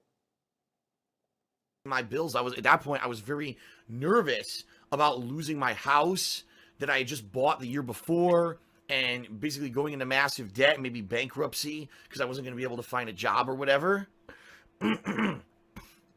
So this fortune actually gave me confidence in trying to do YouTube as a job. And lo and behold, the next year I partnered with Machinima. I started making good money. Good money? And the rest is history. Here I am. I wonder what you get. YouTube and still doing Twitch and doing all this stuff for a living, which is kind of crazy when you think about it, okay? What? Celebrate Out isn't... around this time when we stopped going to my grandparents' house. I started having this arrangement with my parents. It was like, well, since we're not going to have a family Christmas anymore, and I apologize because as you can hear, my voice is starting to go out now at this point. Don't worry, I'm almost done. It was at this point when I made an arrangement with my parents. I was like, well, since we don't have a family Christmas anymore, I'm not involved, not my fault. Not my fault. We're not going to have a family Christmas anymore. We should do one gift exchange on Christmas Eve, and then the rest on Christmas morning, okay? Which is what we started doing. So on Christmas Eve night, we would go and have our Asian food, come home and we'd each exchange one particular gift, go to sleep, and then the next morning we'd exchange the rest of the gifts, okay? Now, eventually, this turned into, let's just exchange all of our gifts on Christmas Eve, because sadly, as you get older, you're not expecting anything amazing. You know, oh, wow, I'm going to get this gift that's really going to blow me away from my parents or from, you know, a relative. You know, you're going to get clothes. It's Tim's fault. You're going to get a knick-knack. You're not going to get Knick-knack, paddywhack. So, as we got older, we're just like, well, on Christmas Eve, we'll just exchange all the gifts and get it over with. And that is actually what we eventually started doing, you know. So, it was funny because at the very least, even though all the drama happened behind the scenes and over time I stopped really spending Christmas with my family for whatever reason. Again, I still don't even know the reason. I don't actually know what happened behind the scenes. And he doesn't want to ask. Family had this falling out, and we stopped getting together for major holidays and stuff. Because it wasn't just Christmas; we would get together for birthdays, you know, from any major event. Yeah, this really does sound boring. In like the late 1990s, early 2000s, it all came to a screeching halt, and I have no idea why. At the very least, I was able to experience that for a limited period of time, because there's some people that never get to have a family Christmas. And I think that's a shame. You should at least at some point in your life be able to experience to have that family interaction. Okay? All right. Take a sip. Chew the water. So, to end the stream, I'm just curious, for those who are watching live. Are we gonna... what are your traditions for Christmas? Oh my god, we're gonna read Day? your traditions? Do you visit certain family on one day? Do you just hear... When I was younger, for Christmas Eve and Day, I always ate at my house with my parents, and none of my mom's parents came over, and it was sad. But now that I'm a teenager, for Christmas Eve and Day, I eat with my mom's friends at their house. There you go. That's nice. That's nice. Anymore. Aw, at least give something, even if it's something. What? We still have a seafood feast, but we don't give gifts anymore. Aw, at least give something, even if it's something silly or something small, you know. Give something. You have to give something, dude. It's Christmas. Spending time with your family is not good enough. You have to give them something, okay? Idiot. At least exchanging of gifts seems to be like the symbolic gesture at Christmas. You would think at least something would exchange. I don't know. Then again, like I said, when you get older, it's not like it's a big deal, these gifts anyway, so. Oh my god. I gave my friend and gal pal their gifts a few days ago. My family got all of theirs today. Okay. So more friends before Christmas, and then family on Christmas. Okay. That's kind of what everyone does. I usually spend Christmas Eve with my mom and sisters. Then on Christmas Day, I go out and I spend time with relatives. Makes sense. Makes sense, We usually go from house to house and never have a set place where we celebrate Christmas. We still party hard and have fun. That's cool. We always exchange gifts on Christmas Day. On Christmas Eve, my mom's friends give me kisses. Oh. Aww. A barrage of kisses. We always open Christmas trees that have been placed under the tree only on Christmas morning. Okay. Okay. So everyone's different. It doesn't seem to be consistent, right? Dude, everyone celebrates Christmas differently? That's insane. Why is that so shocking? Oh my god, guys. There's no consistency, dude. Me and my family used to go to my aunt's house and celebrate Christmas, but because my aunt's children now live off island, they would visit them. Thus, I no longer go to my aunt's house. Well, I guess that makes sense. Our mother gets us up at 7 a.m. to open presents on Christmas Day. When I was a kid, I would wake up at like 6 a.m. and my parents would be like, "No, we're not opening gifts till 8 at least at the earliest." Now, dude, you think he's gonna tell us on the 26th? Hello, you look into the stream. I know Christmas is over, but let me tell you, my Christmas was great. But man, let me tell you, the 25th, Christmas Day, we were sleeping, Kat and I, me and my wife, Jasper just ran right in and started, like, jumping up and down on the beds, man, and he was, like, looking at our faces, like, oh my god, man, he was, like, super rambunctious that morning. And, like, you know what it was? Like, Jasper, like, he probably saw the gifts we got him and was, like, wanting us to, like, wake us up to know that we're gonna, like, open the gifts, you know, man? Pretty crazy.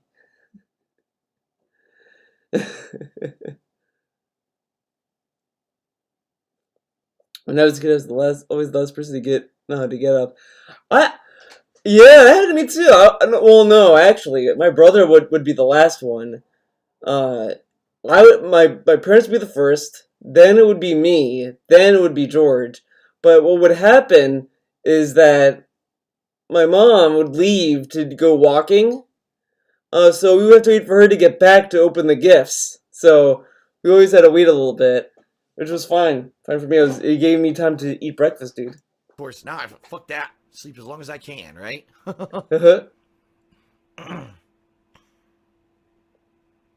Whoa. I ate 3 pounds of crab legs on Christmas Eve. DSP, Homemade dude, Chex come Mix, on. cinnamon rolls, cake, and rolls. He's gonna send Christmas Jasper to Eve is college presents too, and dude. Christmas stocking. Christmas is we open our stockings.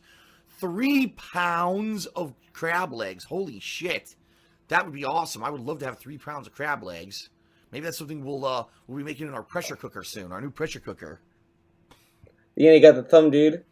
I'd always get a new pair Very of nice. pajamas on Feels Christmas good. Eve and open stockings on Christmas Eve. But then on Christmas, we'd actually open our full presents. And while a Christmas movie is playing in the background. That's nice. You would put in like Christmas music when Christmas you with my open. girlfirst, parents, brother, and sister. It's usually open crazy stuff. since my sister annoys me a lot. We end up yelling at each other, but otherwise, it's a great day. There you go. There you go. Very nice. Sounds good. How exciting. Huh. I think that most people who live in Scandinavia would be angry if they had to wait till Christmas morning to open their presents. So Right? I've actually heard this, that in some countries, Christmas Eve is actually like the formal holiday for gift giving, while Christmas Day is more of a day of like just seeing your family and having dinner and stuff like that. That's interesting. Okay.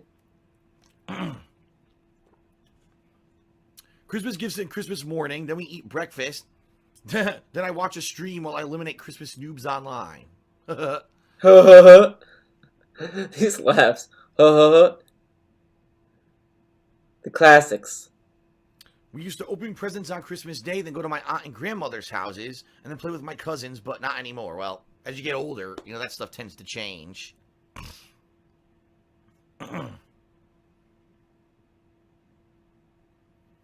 All right, starting to wind down in the stream chat. That's pretty interesting. These different Christmas... The thing about the stuff that we learned today, right? That Oh boy.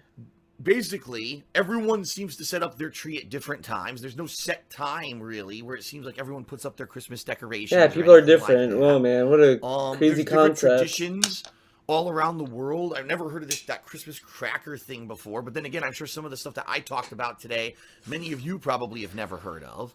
There doesn't seem to be a set day or time when people celebrate Christmas. Some people do it on the 24th, some people do it on the 25th, some people give gifts on one day or the other, some people do one, like an early present, and then there doesn't seem to be any kind of like major consistency. I did hear about across that, the globe. Damon. Seems like different cultural and regional. Damon, are you from No More Heroes? Which is Oh, interesting shit. because at least in America, we're like, oh, Christmas is always the 25th. But I know that for weeks there were people actually saying that Christmas is the 24th. I'm like, no, it's not. That's Christmas Eve. But I guess some people, to them, it actually is like Christmas because they celebrate it on that day. My family does Chinese food on Christmas Eve. And my grandparents cook on Christmas Day. We sometimes open gifts throughout both days. That's cool.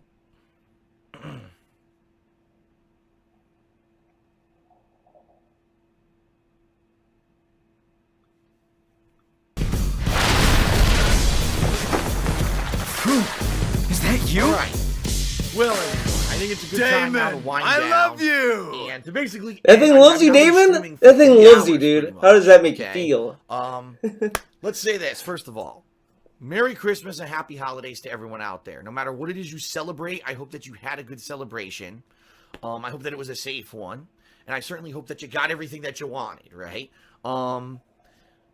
Thank you to those who joined me live on stream today. My voice sounded a lot better earlier. Now it's very hoarse because I just talked for 3 hours. Thank goodness I get a night to relax here before tomorrow, okay? This was an experiment. This was something very different from the norm of what I do. The noodle Certainly, arms. I hope that it was entertaining. I hope that it was informative. I hope that you found it worth your time. We actually had pretty damn good attendance. I was not expecting that this many people would be here live, okay? Now, I've supposedly archived this stream Uh-oh.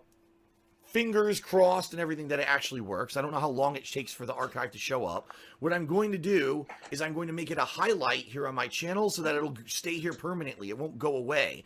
So for those who are Wrong. not It did able to go watch away, your live, or if you were DSP. watching live but you missed out on part of the stream, I wonder go why back it got and watch it deleted. on demand at your leisure. Okay? Without further ado, let's end it. Let's give a final thank you to everyone who's been here, but also let's give a final thank you to those who cheered and subbed. Let's see if anyone new has done that since the last time I did this. Oh, yeah. Hold on a second. Hold on. Whoa, man. Yeah. Whoa. Some Whoa. pretty good cheers here. Oh, good cheers? Oh, boy. Can't wait to hear what All good right, cheers so are here. since the last time I gave thank yous, hold on. Wow, someone gave a 500-bit cheer, and again, Streamlabs deleted their name. So I apologize. Whoa, for man, that. I wish I knew who you were. 500-bit Thank you for cheer. that. Work Twerk gave a 1500-bit cheer. Thank you, Whoa. Work Twerk. Awesome. $15, No dude. Hero gave a cheer. Someone gave a 1000-bit cheer, and it's actually Whoa. Faithin13, but apparently $10. the name was taken on Twitch. $10? So he made the new name Faithin131. Thank you for that 1000-bit cheer. Awesome. Thank you, Faithin. Yeah, you've been a Yeah, longtime $10. Patreon supporter, so I recognize your name. Whoa. Wit Walrus gave a cheer, and the Saiyan Oh, Nerd he 12 gave also a gave a cheer. So thank you, everyone. Wow. I mean, just to give you some idea here. Wow. Wow, today was a good day.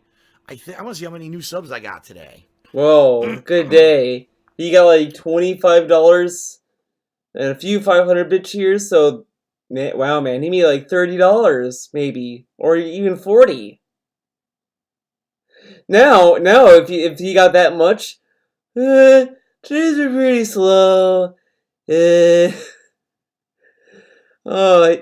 guy has gotten more ungrateful to people who cheer him. It's insane. This guy's insane. Refresh here if I can, if it's going to work. This guy Wow, is 11 new insane. subs. 11 new subs today. Thank you, everyone. And, of course, thank you to those who cheered with bits. A lot of bits were given as well. Thank you I very don't much, know much everyone about the who's number here, Heroes live franchise. I may attending. get into it though. I definitely Well, you should get into appreciate it, dude. It's not like coming a out for big, Christmas. big thing. It's a and that great, is it great for games, my dude. Christmas and chill stream. I hope that you enjoyed it. Tomorrow, Very regular simple, but it's streaming pretty resumes, fun. regular gameplay. Love the and tomorrow story. I'm going to start working on reviews. I have to review Final Fantasy 15, and then my year-end series boy. start this week. Also, later this week will be the multiplayer event for patrons. So you're going to start seeing me play Overwatch and Battlefield 1 with patrons this coming week. All right. Thanks, everyone. Have a good night. Merry Christmas to all, and to all a good night. I leave you with some nice Christmas music to end tonight's stream. I hope you enjoyed this Christmas special. Thank you, everyone. I'll see you later. Merry Christmas, happy holidays, and peace out. All right, I'm gonna get some food. So I'll leave you with DSP for a bit. I'll be right back, guys. I'll be right back. I'll be very quick, very fast. Let me make sure it's gonna load. I'm gonna give you. Oh, shit. Well, I already have this. Hopefully, he hits the 2K, dude. All right, I'll be back.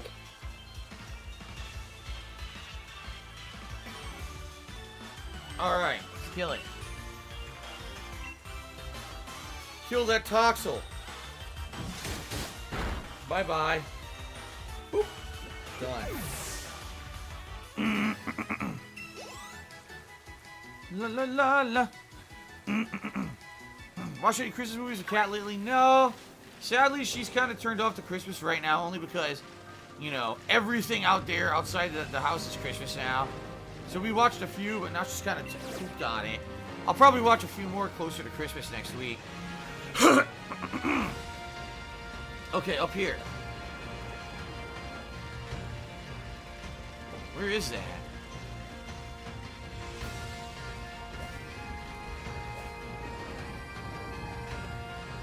I already got those.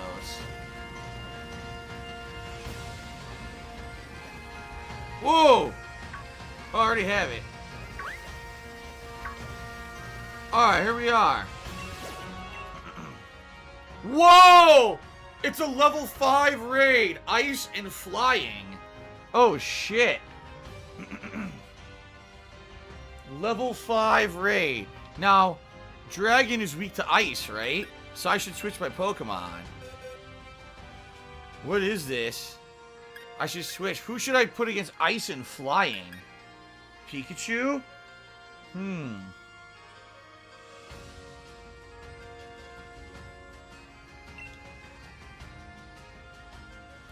Try Pikachu. Right? Because isn't electricity good against flying? I could be wrong. It would be double weak to rock.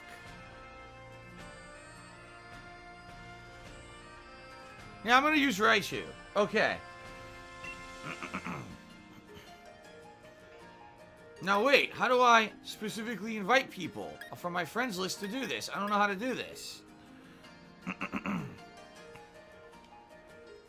I don't know how to do this.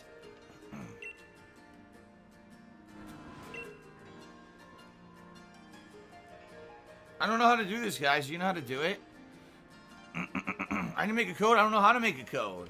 I didn't do this before. I don't know how to do this. Link code. Oh. Oh. Okay. Let's do 4, 5, 8, 9. There we go. That's what we'll do.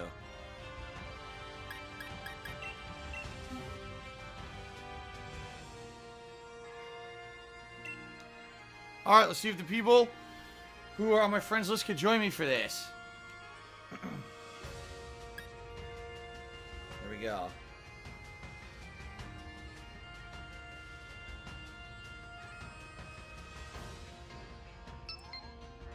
Aha! Okay. Nice, we did it! What the hell is a Zaxian? And a Mew? Holy shit. Alright, this will be interesting. My first level 5 co-op raid. Let's do it to it. Oh wow, this is a special Christmas raid that gives double rewards as Madara is God. Holy shit. Good game, Goblin. Tipped me $1. Said, do you think this game would be better if they were directed by Hideo Kojima? Of course. Everything in life would be better if it were directed by Hideo Kojima. Everything does. Alright, here we go. Look at that fucking thing.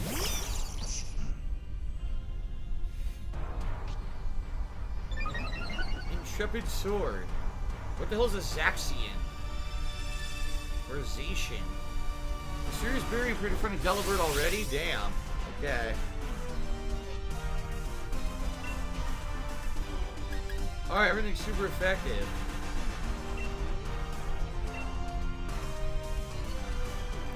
I guess we're all selecting. Here we go. Behemoth Blade! Oh, shit!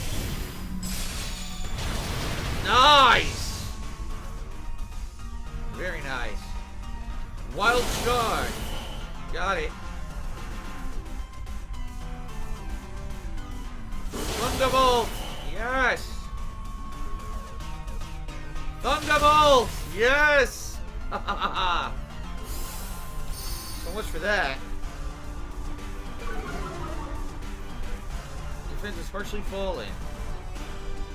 Max Hailstorm.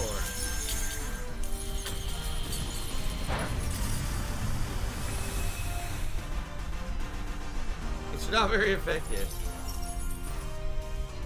It started to hail. Delibird gives you a present. Ow, it did give me a present. Oh! I survived with 1 HP. I'm gonna die. Yup.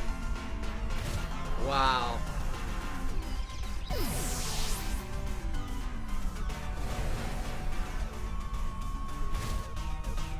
Ugh. I got owned.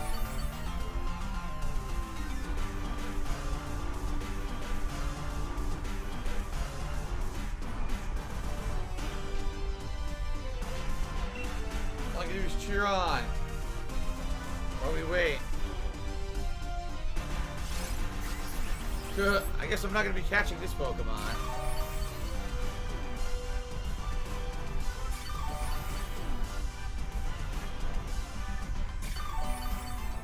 Go over HP restore. Nice. Oh man, it brought the shield up again. Son of a bitch. What's he doing? He's Dynamaxing. Oh shit. Dynamax! With his Michael Jackson Thriller jacket that he's wearing there.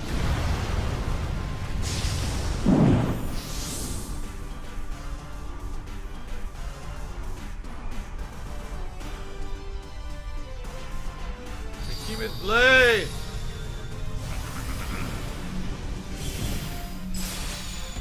Oh, Hemet, insta-kill. Are you kidding me? Why does that move go through its shields? Alright, it's time to catch it. Hello, I'm back. I'm back, everyone. Okay. Guess who's back? Back again. I'm gonna move his back a little bit. Because I think it's a little uncomfortable. Kenton, no! Kenton fell, dude. Alright, Delibird. I don't even know, do I have a Delibird? I think I might. Oh no! Oh no! Oh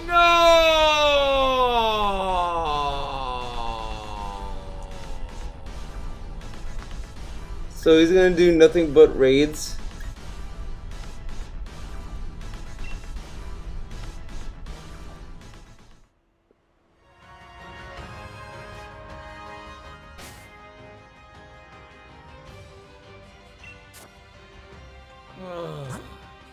Did he get... Fuck. Dude, come on. Why won't his fans help him with the holiday goal? This is fucking bullshit. No control better, like, turn up. Or else, dude. DSP Holiday 2015. I just realized I didn't watch the Hate Live special that he did in 2015. But we're gonna watch this first.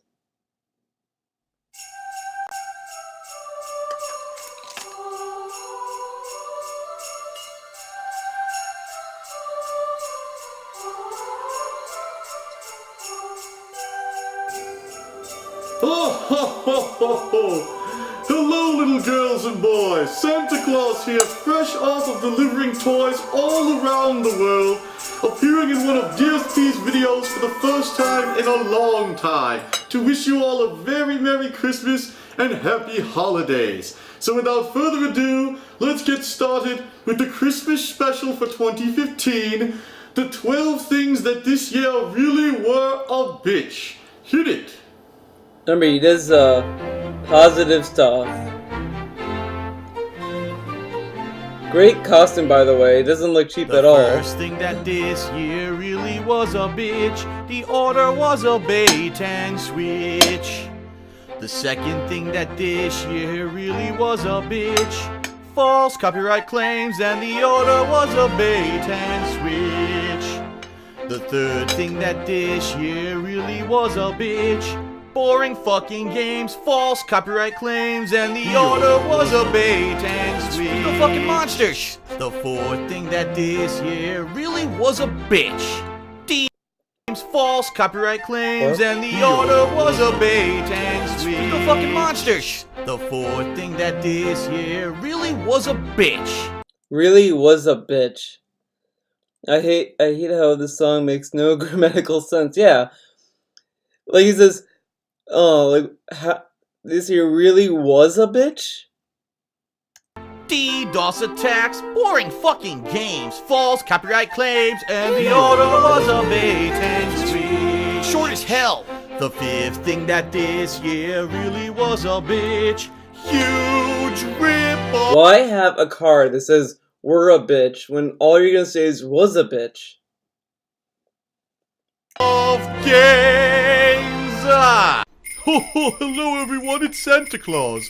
I'll be counting down some of the biggest rip-offs of the... I like how every time he does these is, hello everyone, Santa Claus here. And we already know you're here, Santa. And secondly, this is the same intro. It's just the same footage. It's the same footage of the intro that he just puts here. Like, yeah, it's the same footage. Huge rip-off games!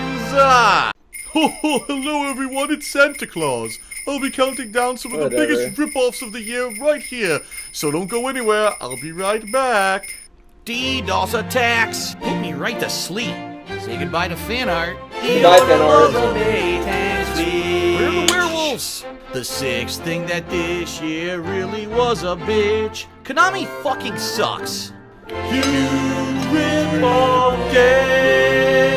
Konami really sucks, dude. He wants to make sure we know that he hates Konami now because he loves Kojima, dude. Now, what was I gonna say? I forgot. Shit, I gotta go back. The sixth thing that this year really was a bitch. Konami fucking sucks. Oh, the werewolves. Where are the werewolves? The werewolves were like in the whole campaign.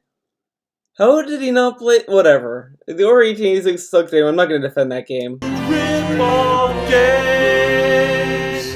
Oh yes, Evolve, the game where you control a giant monster and get hunted by a pack of humans. If only the game launched with more than a handful of monsters and didn't charge you double to unlock the rest of the content. Oh ho ho, what a bunch of baloney. Why is it fucking blinking? I paid Like- for this crap. Streaming's gone. None of the hand motions make sense. Isn't that baloney? Whatever. For weeks. It's all humans. The seventh thing that this year really was a bitch. Shitty game bugs. Well, they screwed Kojima. Huge rip-off games. Well, they screwed Oh yes, Kojima. Splatoon, the Nintendo exclusive game that launched with almost no content, although it did provide free DLCs for 4 months. How about you wait until that content is ready before you sell your game for full price, you Grinches? Ooh. I like how they're Grinches for giving people a game that was gonna get free content. Like, it's not that big of a deal. Like, it would be worse if... It would be worse if you paid $60 and then the content you had to pay for. Okay. Well, there goes the stream. Walking simulator. This has gone too far. Wait, was it gone too far? Price, you Grinches. Ooh. Well, there goes the stream. Walking simulator. This has gone too far. $60 for this. The fucking copyright strikes went too far. Not the swatting. That happened the same year. The swatting didn't even make this list if I remember correctly. He didn't even mention the swatting. You would think that would be the worst thing that happened to him. Getting swatted is pretty bad. And he didn't even include it. He didn't even include it. Very nice. The eighth thing that this year really was a bitch. Terrible season passes. He's stuck to the ceiling. His name's not on the game? Huge rip-off Well, game. guess what? His name is on the game. Ah, Godzilla, the game where you control Godzilla and other large kaiju monsters. Until you get bored within a couple hours and realize you spent $60 on a game with no content. Oh ho ho ho. Fuck, not again! I'm so damn bored. Guess I'm fucking screwed. Because I'm fucking It's a screwed, shiny dude. turd. The ninth thing that this year really was a bitch. Beta isn't working. Tell me what comes with it. What the fuck is that? The game's not even done. I think that this year really was a bitch. Beta isn't working. Tell me what comes with it. Now that guy was a patron, dude. And all he said was, beta isn't working. That was definitely worth $75. That was a $75 perk, dude, that doesn't exist anymore. What the fuck is that? The game's not even done. And then I like how he says that in the in Batman Season Pass, they didn't explain what was in the Season Pass. When I really remember, there was a Facebook post of them listing everything that was in the Season Pass. Okay. Huge rip-off games. Oh, everybody's going to the rapture. No, everyone's going to sleep. A game itself cannot be composed of simply walking and clicking on audio logs. Even if the story is good, this game's a huge rip-off even for the low price that it's sold for. What a bore. Fucking He defended Gone Home, and I'm pretty sure he defended other walking simulators before. But okay. piece of shit. Boring fucking games. Some fucking robots. The order was a bait. Fuck you, Sony. The 10th thing that this year really was a bitch. Tim Schafer's a douchebag. Can I get a match? Great, more skins. Glitching out the stage. Ooh, pachinko machines. Huge rip-off games. Really? Do I even need to tell you why this game is a big lump of coal in anyone's stocking? No? Okay, then let's move on. Oh, why me? So damn bored. Unbelievable. The order was a bait and switch. Lies, lies, lies. The 11th thing that this year really was a bitch. Awful cop-out endings. Where's the money, Tim? What a cruel joke. Shitty challenge maps. He's stuck to the What? Where's the money, Tim? roof. Close your fucking doors. Huge rip-off game. Joke. Shitty challenge maps. He's stuck to the roof. Close your fucking... I love the meme that he used on everyone. That everyone used on the internet, dude. You know, he doesn't believe in cancel culture, dude. But Konami, they need to go away. They need to be shut down, close their doors. Fuck, they don't deserve to make money because they fucked over Kojima, dude. Because in this industry, no one ever gets fucked over. Everyone has easy street. No company exploits the developer. No, Kojima was the only one ever in the history of gaming and media and all that stuff that got screwed over. Only Kojima, no one else. If you tell me anyone else got screwed over or exploited, you're a fucking liar. You don't know the real story. And Kojima is innocent. He's a victim. I'll be right back. I'm gonna put this back in the kitchen. I'll be very quick and very fast.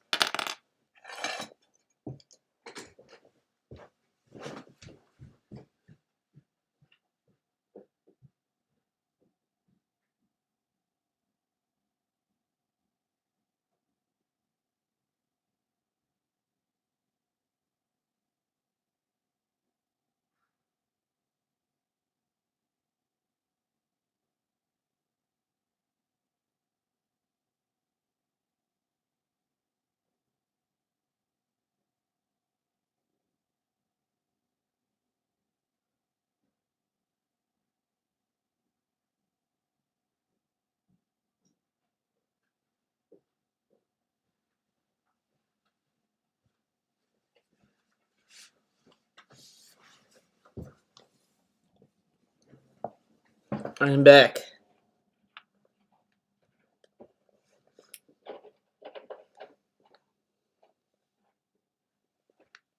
fucking doors.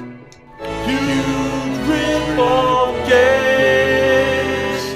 Ooh, Star Wars. There's only 3 heroes on each side, a limited amount of game modes, no single player, and the game has significantly less content than the previous 2 iterations in the series. Oh, EA, way to ruin something else, you humbug Scrooges! Who's doing this? Could this be any easier? Kill me now. The order was a bait. Wait, what? Way to ruin something else, you What's too humbug easy? Scrooges! Who's doing this? Could this be any easier? Oh, that's Tomb Raider. Kill me now. The order was... Kill me. Hey, man, you got swatted. Isn't that kind of close? Nah. Oh my god. Refund time. The Refund 12th time. thing that this year really was a bitch. Contract negotiations. Cliffhangers fucking suck. The same as the first half. Still freaking waiting. How much did this cost? Looks just like me. By the way, I like how he should have gone. He honestly should have gone with this when he played this game. It's bullshit. He didn't, but he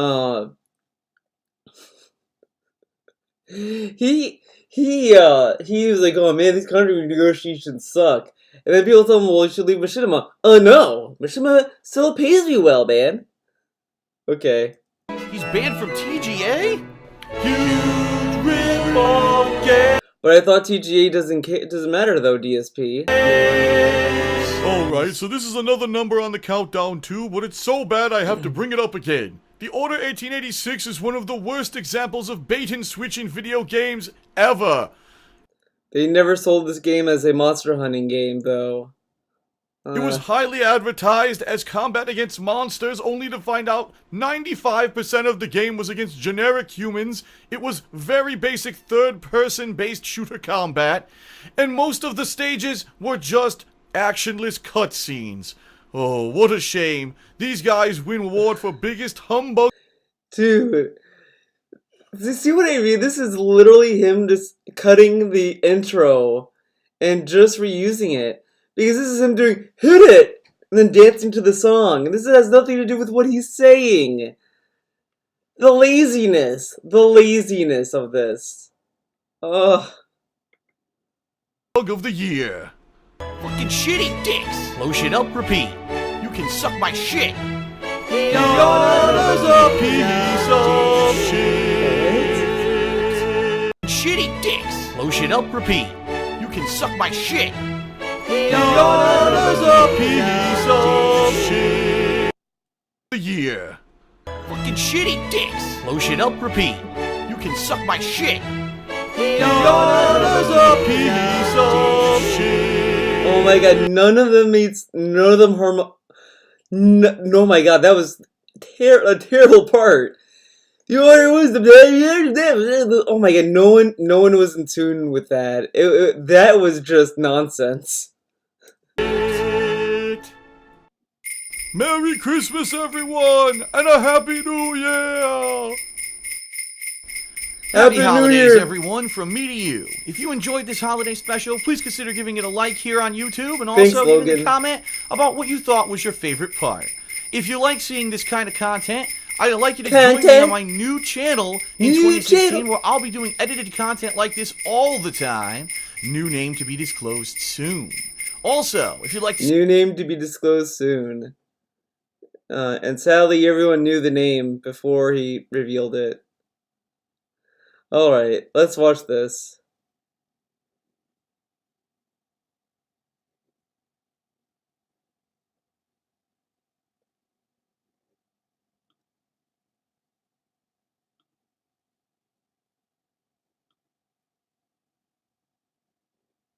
Oh my god, he kept this in the video?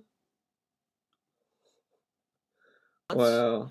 And quite honestly, it may be the final episode that I ever do. And Uh-oh. I just want to let everyone The know end of no, it's Hit not Live. a negative thing. It's not like, oh my god, Phil's not doing YouTube anymore. That's not the case. It's that the times, they are changing. And with as I titled this very important vlog that I made a few days ago, with hardship and challenge comes change. And in my opinion, some of the things that are going to be changing very shortly within the next few weeks to month as we head into 2016 are going to actually be very positive changes, things that are going to improve the stuff that I put out on YouTube. All right? Yeah, like Twitch and things, right? because of the changes that are coming, this may be the final time that I do a separate podcast-style show. I'll explain all of this in a moment. But before we get into that, I just want to say, hey, hate happy lives, holidays dude. to everyone. We are amidst the holiday season. It is December 10th, How often do 2015 when I'm doing this live here. And I try to stream once a day. Once a week, but I sometimes stream more than that. I mean, I don't really have a set schedule. I just kind of stream when I want. Next week I'm probably gonna stream Thursday? I think Thursday I'll be streaming. Maybe. that's why I'm so excited. I'm good mood, festive because of the holiday season. Leanna and I have been decorating the house and really been watching holiday shows every single day since the end I of want to do a gameplay stream since though. I need to do Thanksgiving Persona 3. passed, I actually. haven't played We've it in been a kinda long into this time. I need to play mode. that And I love again. this season. This is my favorite time of the year where So I might do you got that a little bit of soon. festive cheer no matter where you go. You get, there's presents that I are I also sometimes do late night streams, so the late night streams are kind of whenever. So you always can follow me on Twitter to see if I'm doing a late night stream or sub here. Click the bell icon to get notifications, etc. So that happens too. each other, and it just really makes me feel cool and excited and positive and fun, even regardless of all the stuff that's going on and all the stuff that kind of weighs down on me and puts stress on me. This season, at the very least, allows me to kind of get propped up a little bit, and I like that about it. Okay, so was the before we biggest even get into the hey. meat of the show, let me give you a summary Stop of what being we're going to mean, talk dude. about here, Meh. so you know what to expect, and then we'll jump right in because we got so much to cover. All right, first of all, I'm going to very briefly, it's not going to be a long segment, cover what happened this week, the fact that there's going to be some changes coming due to some impending contract negotiations that I'm going through right now with my partner network, Machinima, on YouTube. Negotiations, And once dude. those changes are through, then I'm going to be changing up my content a little bit. Not to say that I'm abandoning any one thing that I do, but more that I'm trying to expand a little more. And so we're going to talk about that to start, so everyone knows why this may be the final podcast I ever did. All right. Then the next segment is going to be about gaming. The first thing I'm going to do is go through all the games that I've played since the last time I did a podcast, which was actually about exactly 2 months ago. So I'm going to go through all the games I touched upon in October and November and December, and kind of give you a rough idea of what I thought about each game, because the bottom line is there's been so many games that I have not reviewed anything. I haven't reviewed a damn game since I think either late September or early October. And because of that, not having the opportunity to do that, I want to at least give you an idea of the games that I've played and what I thought about each one. Okay? Then, we're going to go through the game release schedule for early 2016. Oh boy. The other day, I sat down for about Game a half hour and went through update. it. And I want to tell you about all the games coming When out you in left early the stream on 2016 that I'm Phil, excited said to Cat maybe was be trying out. getting Keep in mind that just because pooped we're on going to be Christmas talking movie. about Oh them, my! I'll be playing every... She was getting pooped on Christmas movies. Oh my god! That reminds me, there is something I kind of want to watch in the Shenmue playthrough that was yesterday, but I'm gonna do that as a separate thing. But man, well, Cat probably just wants to watch animal videos. I feel like I don't know I like every time he talks about Cat's taste in film and movies, I just get annoyed. And I know it's petty and it's dumb to be like, well, Theo, she can like and dislike things. Like, fair enough. I'm not gonna necessarily like dunk on her on that for that, but it's just like lame.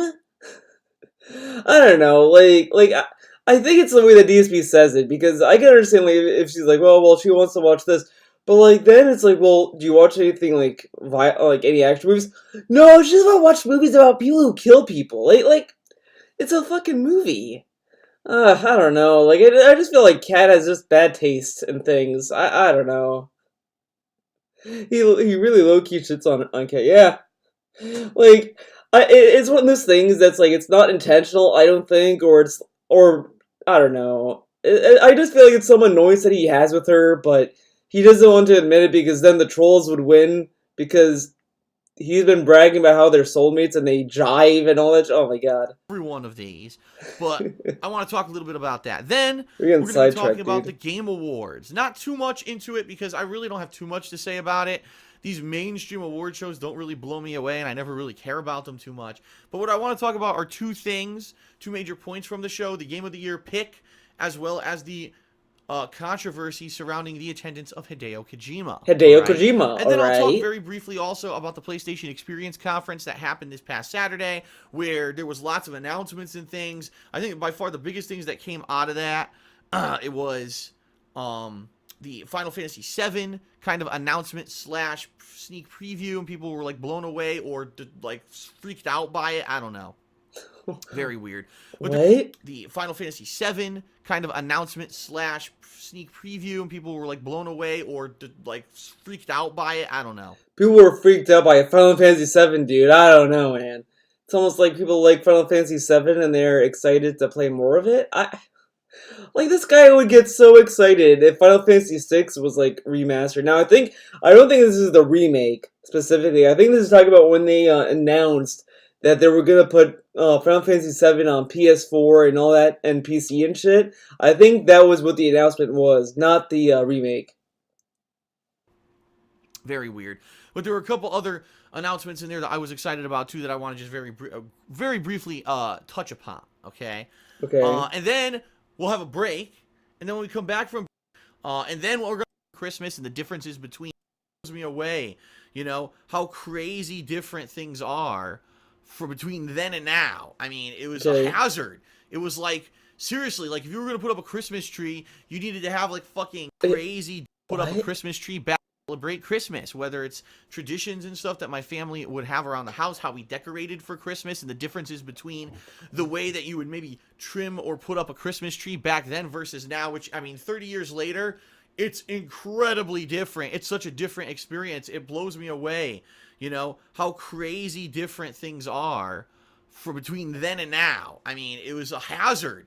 It was like, seriously, like if you were going to put up a Christmas tree, you needed to have like fucking hazmat tape around your house, and your parents had to be like super attentive, and of course half the time they weren't, and then there were people you could either get cut, burnt, stabbed, electrocuted. Like there was so many crazy things. It really wasn't a safe endeavor to trim a Christmas tree when I was a kid, and I want to talk a little bit about that because it's so freaking different here in 2015. In Connecticut, wait, okay, so you could get burned in Connecticut in December. I think it'll be cool to kind of, you know, flesh that out and talk a little bit about it. So, that's going to be tonight's podcast, okay? And I think it's going to be a full one. So, at any time, if you're watching this live, first of all, thank you. But understand that there will be a break and stuff like that in there. If you're watching this on demand on YouTube, I do put timestamps in the description of the video. So anytime you can go down there and you can just click and jump to the segment you want. Maybe you don't care about the gaming stuff. You want to hear my back in the day only. You can click on that right now and jump ahead to that segment. Okay? All right. So, ladies and gents. Did you put the timestamps in the let's get started by talking turkey. Let's talk a little bit about what's going on with me and YouTube and Machinima and everything. Okay. I already made a huge, and when I say huge, I mean an hour-long vlog about this a couple days ago, and I want to say thank you to those of you who did check out that vlog. Listen, I know an hour-long vlog out of the blue is certainly something that most people aren't planning to watch, and let's face it, retaining viewership for an hour is a tough thing to do. But some 20,000 people and growing have already checked out this vlog because they were concerned about, gee, what's going on with Phil and his YouTube presence, and we want to see what's going on with him. Will he be able to do this in the future? And it seems like it's a serious situation, and it is. Serious. In a nutshell, the bottom line is here's what's going on. Machinima and I are right now in talks to renegotiate my contract because the bottom line is Machinima's been paying me a certain amount of money to make videos on YouTube, and as of right now, due to the nature of the business, due to the fact that ad revenues on YouTube have actually declined significantly since 2012 when they originally signed me to this contract, all right, they have to renegotiate because the bottom line is they're losing money. And I couldn't imagine a company continuing to operate if they're losing money on contracts with people, and mine was one of the contracts where they're actually losing money on it. So what they're doing is fair from a financial perspective. No, I like how every company he's associated with somehow loses money with him, and they have to lower their revenue, except for Twitch, dude, because Twitch is big business, dude. What they're doing is incredibly fair, all right? Oh, fair. They're renegotiating this contract with me, and we're going back and forth. We're hitting, here's what we have to offer, and I counterpoint, well, what about this? And they say, okay, well, what about this and this? And we're going back and forth every day. Oh, yeah, I'm There's sure. There's interaction between us. At the same time, while this negotiation is going on, I'm talking with other partner networks on YouTube as well, and there's two in particular. Look how lame this is. Well, there's people, we're taking back and forth, man. We're taking back and forth. Or I'm giving this. Yeah. Yeah, and I'm sure now, if you ask him about this, they didn't help me at all. When they didn't renegotiate my contracts, they didn't talk to me at all. It was like they were gonna do it anyway, so they were just kind of humoring me, man. That I've talked to. Look at the ego. He thinks that he's such a high level client. Oh, you're giving me the dirty contract? Well, I can take my business elsewhere. So you better give me the good shit. And it seems to me that these partner networks, although what they're offering me initially is good, isn't necessarily as good as what Machinima can offer me when it comes to financially. All right? Let me give you an example. One of the major things I want to do next year is start a new... Now, this is also kind of funny because he kind of talks about this in the 2017 holiday special, where he's like, well, I had a contact in one of the partnership companies I was gonna sign up with, and I was gonna talk to him, man. And I guess this is the guy that he was trying to talk to, and he should have taken the deal back then, because when he tried to to get him, the trolls got him. Like, come on. You should have done this when you had the chance. And the new channel on YouTube is going to be not called Darkside Phil or DSP. It's going to have its own original name, so that way that negative stigma. Whenever you go into YouTube and you type in DSP or Darkside Phil, you may get my videos, but you're also going to get a ton of fucking videos from these fucking idiots who just like to say nasty shit about me to get views, because they realize that it's like the TMZ of the internet is to make shit up or slander me, and they can get tons of views on it, right? Oh, yeah. So rather than have that association, I'd like to have it called something completely different and kind of start fresh. So at least for the first few months when this channel exists, you're not typing in the name of the channel and you get all this nasty shit, okay? Well, that worked out. I want to do this, and this channel is going to feature edited content like my game reviews. The Hateful Truth will be over there. Top 10 countdowns. Like, what's kind of shitty is that there were other channels that were called KO Gaming, and here comes DSP naming his new channel the same channel, causing everyone with that name to get bodied.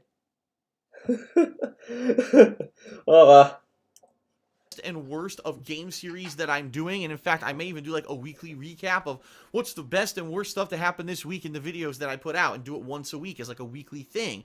That could be pretty cool. I never did that. And so since that's a way different style of video than what I normally do, normally I'm just doing raw gameplay on DSP Gaming, I want to put it on its own channel, so number one, it doesn't get lost in the shuffle of DSP Gaming, and number two, that there's not so many videos being uploaded to this channel that people are afraid to subscribe. And the bottom line is that's what's always been the issue with DSP Gaming. That's why on this channel I have like over 300 million views but only 180,000 subscribers, because people always over the years said, I don't want to subscribe because you're going to flood my YouTube inbox. So instead of that, you can now, if you don't have time to watch my raw playthroughs anymore, you can subscribe to this other channel and you can watch all the edited content. That's kind of like me abridged almost. A lot of people say, why don't you make it like, you know how they have DBZ abridged? You should make DSP abridged. I like that name, but I'm not going to use it because it still has DSP in it. I have to find something completely new and different for the name for that channel. So that's one idea I have for next year that I want to do. And the thing is, in order for that to be successful, this new channel has to be under a managed partnership. Because if I just have a regular YouTube partnership, I'm going to get content ID matches for gameplay footage and sound effects and music and shit from these montages. And I'm just not going to fucking deal with that shit. Because if I'm putting all this time and effort into this new edited content channel, all right, that's like a detractor and I'm really trying hard to make it work, so it'll appeal to more of a mainstream viewer on YouTube than what I do on DSP Gaming. This is a very festive segment. I can't have half the shit that I put up there get claimed, and you can't monetize it. It would be a waste of time. So it needs to be under a managed partnership. So I'm working right now with Machinima to get them to agree to do that. I need this channel to be approved on the network. I already have another company who I'm talking with who says they will. They said we will take both DSP Gaming and whatever this new channel is under our shoulder, and we'll make them both managed partnerships, and we will do our best to promote your content and get you new viewers. So I like that. The difference is they said they're going to pay me less money than Machinima does. So no matter what, come 2016, I'm taking a pay cut. And that sucks because, as you know, I already took a big hit on the business the past few months because of the fucking false copyright strikes that I got against DSP Gaming in August. I'm just starting to bounce back. In fact, I'll let everyone know, this is the first time I'm actually going to mention this. I did finally get the results back for the month of November. They just updated today. He got the results. His videos got the cancer. And the month of November, I bounced back in a big way. Okay, big way. He bounced. DSP Gaming did just as well in November as it did the rest of the year. So basically, after seeing 2 months of a big sharp fucking decline because of that negativity, it jumped right back up in November, and I want to keep it at that constant. You know what I mean? So now it's like, oh, so now I can keep it at that constant. Oh, by the way, even though you're back to where you were because you busted your ass to do good content in November, now you're going to take a pay cut anyway. And it's like, oh my God, really? Really? Like, seriously, like, it's frustrating as fuck. Please, It's like that could be roadblock happy. after roadblock, and you get past one, and here's another, you know? But this is how it's been ever since I started on YouTube. It's hurdle after hurdle, adversity after another piece of adversity that I have to get through. I think I can fix it. And so I do want to let everyone know that even though it looks like in 2016, things may be a little bit rougher, I may not be able to buy every single fucking upgrade and every single possible piece of technology, and you know, I'm certainly, it sucks because I'll be honest with everyone. Right now, I really do feel burnt out after this year. Like, I really could use a vacation.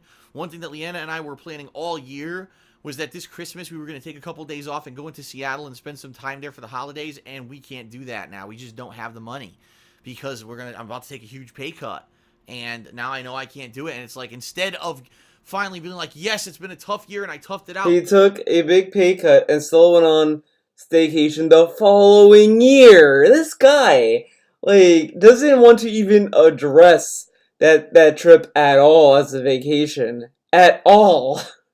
Like, he did that trip and it was like, he immediately ignored. Like, when he got $1,800 and then he was like, that never happened, dude. Now let's take some time off to celebrate and be refreshed for 2016. It's instead, well, now double time and work doubly hard and, you know, now even stress yourself out even more. And it's like, ugh.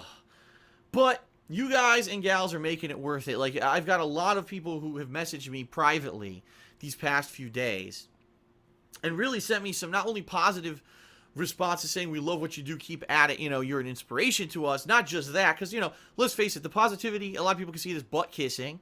And yes, I need it. I need that boost. It's nice to get it because it makes I need me that feel butt kissing, confident. dude. It makes me I need it. feel like this is something worthwhile. But also, good. people have sent me honest criticism, honest opinions, and suggestions and things, and I'm taking it all to heart. I am. I've gotten over 100 people have messaged me at this point via email, telling me stuff, and I'm like, damn, this is crazy. This is really crazy. You know.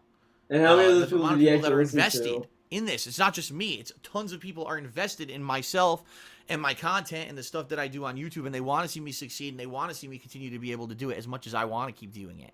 So thank you to those of you who have taken the time out to message me. And by the way, if you have not seen the vlog yet that explains all of this stuff in massive detail, check it out. It's the featured video over on DSP Gaming. Yeah, I fixed it. It's not that bad. So give yourself I'm some kinda happy time, with get some it now. popcorn or whatever you need. But Get popcorn, it's dude. definitely the most important video I've put out pretty much ever at this point because it really is important to my future. And in it, I actually definitively give you 4 ways. Or noise across the hallway. Uh-oh, Leanna, dude, she's vacuuming. Me, and you can make it so that I can continue to do this in the long term rather than just, you know, on a whim, okay? So please check out the video. Now, oh yeah, you're right. You I did say said this at the stuff. very beginning of this video that this may be the final Hate Live I ever do. Now, that's not a bad thing. I'm not saying, oh, I'm quitting on vlogs or nothing. That's not the case at all. My plan. Yeah, now he did. for Now he quit on 2016 vlogs. is that I'm actually going to do what a lot of YouTubers tend to do, and quite honestly, it's what a lot of YouTubers make their living on. They don't do daily gameplay like I do.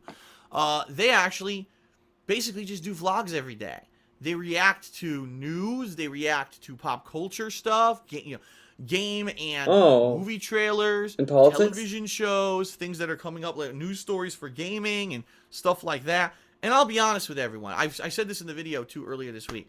I was never a fan of it. Like, to me, I would not. For me, I mean, and this is the thing maybe for me. I've never been a person who's like a fanboy of anything, really. I mean, I'm not a fanboy of fan of certain things. I'm not a fanboy of everything, but Final Fantasy VI is the best fucking Final Fantasy game ever. It's better than 7. 7 sucks. 6 is the best. Okay, DSP. You're not a fanboy. But I'm never like, wow, I like this person so much, or I'm so fascinated by this, that I want to hear this person talk about something every day. I've never been like that. And maybe that's some of my downfall or my shortcoming is that I can only see from my own perspective. And I haven't seen that there is a huge demand on YouTube for people. I call them talking heads because really it's what it is. It's called a talking head. You're not a Somebody who's talking there to head give right their now? commentary on whatever's going on in the world on a Oh my daily god, basis. this guy is insane. But I've never seen myself as that, and I certainly have never seen that like it would be anything useful. Yet, take a look. There's tons of people who do this on YouTube. It's all they do. They don't make gameplay. They don't do game reviews. They don't do anything. They just make a daily vlog, and they make their whole fucking living off of YouTube. I mean, it's insane. You might scratch your head and be like, really? Yeah. It's absolutely fucking true. And if anything, this year, 2015, the massive feedback that I've actually gotten, all right, from my viewership is that you want more of me, right? More of Phil. More of Phil's Phil. opinion, I want more of Phil's Phil. reaction. Every day when something happens, I get 100 people on Twitter who message me, gee, what about this? Emails, what do you think about this? And the bottom line is I kind of take all of that, all right, and I save it for my Hate Live podcast. But I don't get to do the Hate Live podcast as often as I'd like. I haven't done one in 2 months. And look at all the stuff that's happened in 2 months, right? So what I'm going to be doing, more than likely, is not that it's going to be every day, and certainly not that it's going to become my primary focus on YouTube, because I don't want to lose track of the hardcore fans who've been with me from the beginning. And don't worry, the raw gameplay is not going away. If you want the full explanation of what I'm going to be doing in 2016, again, watch the video over on DSP Gaming. This is just it kind of in summary. But what I'm going to be doing is a lot more vlog-style videos. Because you asked for it, I'm going to give you what you want. I mean, there's a demand there for it. I should fill the demand rather than ignoring the demand. So, not to say that every little possible thing, but if there's something that interests me, if there is a news story that I feel I have an opinion that I can share that maybe could be different from Now it's, I can't talk about that. It's political. Like no politics, no Brexit, no Trump in my chat, please. from someone else, or could add to a conversation, or could give you an interesting perspective, I'm going to do it. All right? It's not going to be every single thing, because I know there's people who take every fucking movie trailer and they do a let's react to it. No, not to that extent. But you'll at least, if anything, you're going to see a lot more stuff from me when it comes to vlogging. Because the bottom line is this channel, the King of Hate Vlogs, excuse me, has kind of been neglected this year because I was focused on gameplay and on Patreon stuff all year and special events and stuff like that. I really didn't do much with vlogging. It was really kind of par for the course. I would do Ask the King, the Week in Preview, DSP Tries It, and if there was any kind of a special vlog that I wanted to do, but it wasn't anything that there was a focus on. Next year, I'm going to try to focus more on that, all right? Direct response to what people want, I'm going to give you what you've said you want. Okay? So that's a major change. Now, that's the thing. If every day, if let's say 2 to 3 times a week I'm doing a video where I'm talking like this, obviously if I'm doing it that often, then probably I'm going to be addressing all the stuff that you want to hear. So there's no need for a Hate Live podcast. You know what I mean? And some people might say, well, what about the back in the day segments? Well, maybe what I'll do is I'll integrate those into, let's say there's something going on in the news and I have a back in the day story that I can relate to it. I'll talk about it in that video. And another thing that you're going to see is it's not going to be 2.5 hour long videos anymore here. It's going to be shorter videos. You know, if there's a topic, I'll talk about it for 5 to 10 minutes, and that's the video. Rather than me sitting here for 2.5 hours covering 47 topics, and you have to jump around clicking timestamps to check out every single one. So that's kind of how I'm going to approach it in 2016. It's an experiment. We're going to see how it works. Hopefully it works out. If I can get a lot more attention on this channel, I'll give it a lot more emphasis, and I'll work more on it. Like I said, what I'm going to be doing in 2016 is kind of splitting my days, where maybe the first half of every day will be focused on gameplay and streaming, and the second half will be vlogging, edited content, okay? That's kind of how I want it to go. Just look at Phil Reacts. He says he's going to talk to 5 to 10 minutes. First video, 17 minutes, 27 minutes, 36 minutes, 25, 26, 24, 26, 14, 24, 40, 26, 12, 11. Well, that's the only one that like stayed consistent to be like 10 minutes long. 9 minutes, 16 minutes, 7 minutes, 30 minutes, 7 minutes, 10 minutes, 8 minutes, 18. Like, this is kind of all over the place. Oculus Rift price announcement. It's $600? Was this the last one? I think this is the last React video.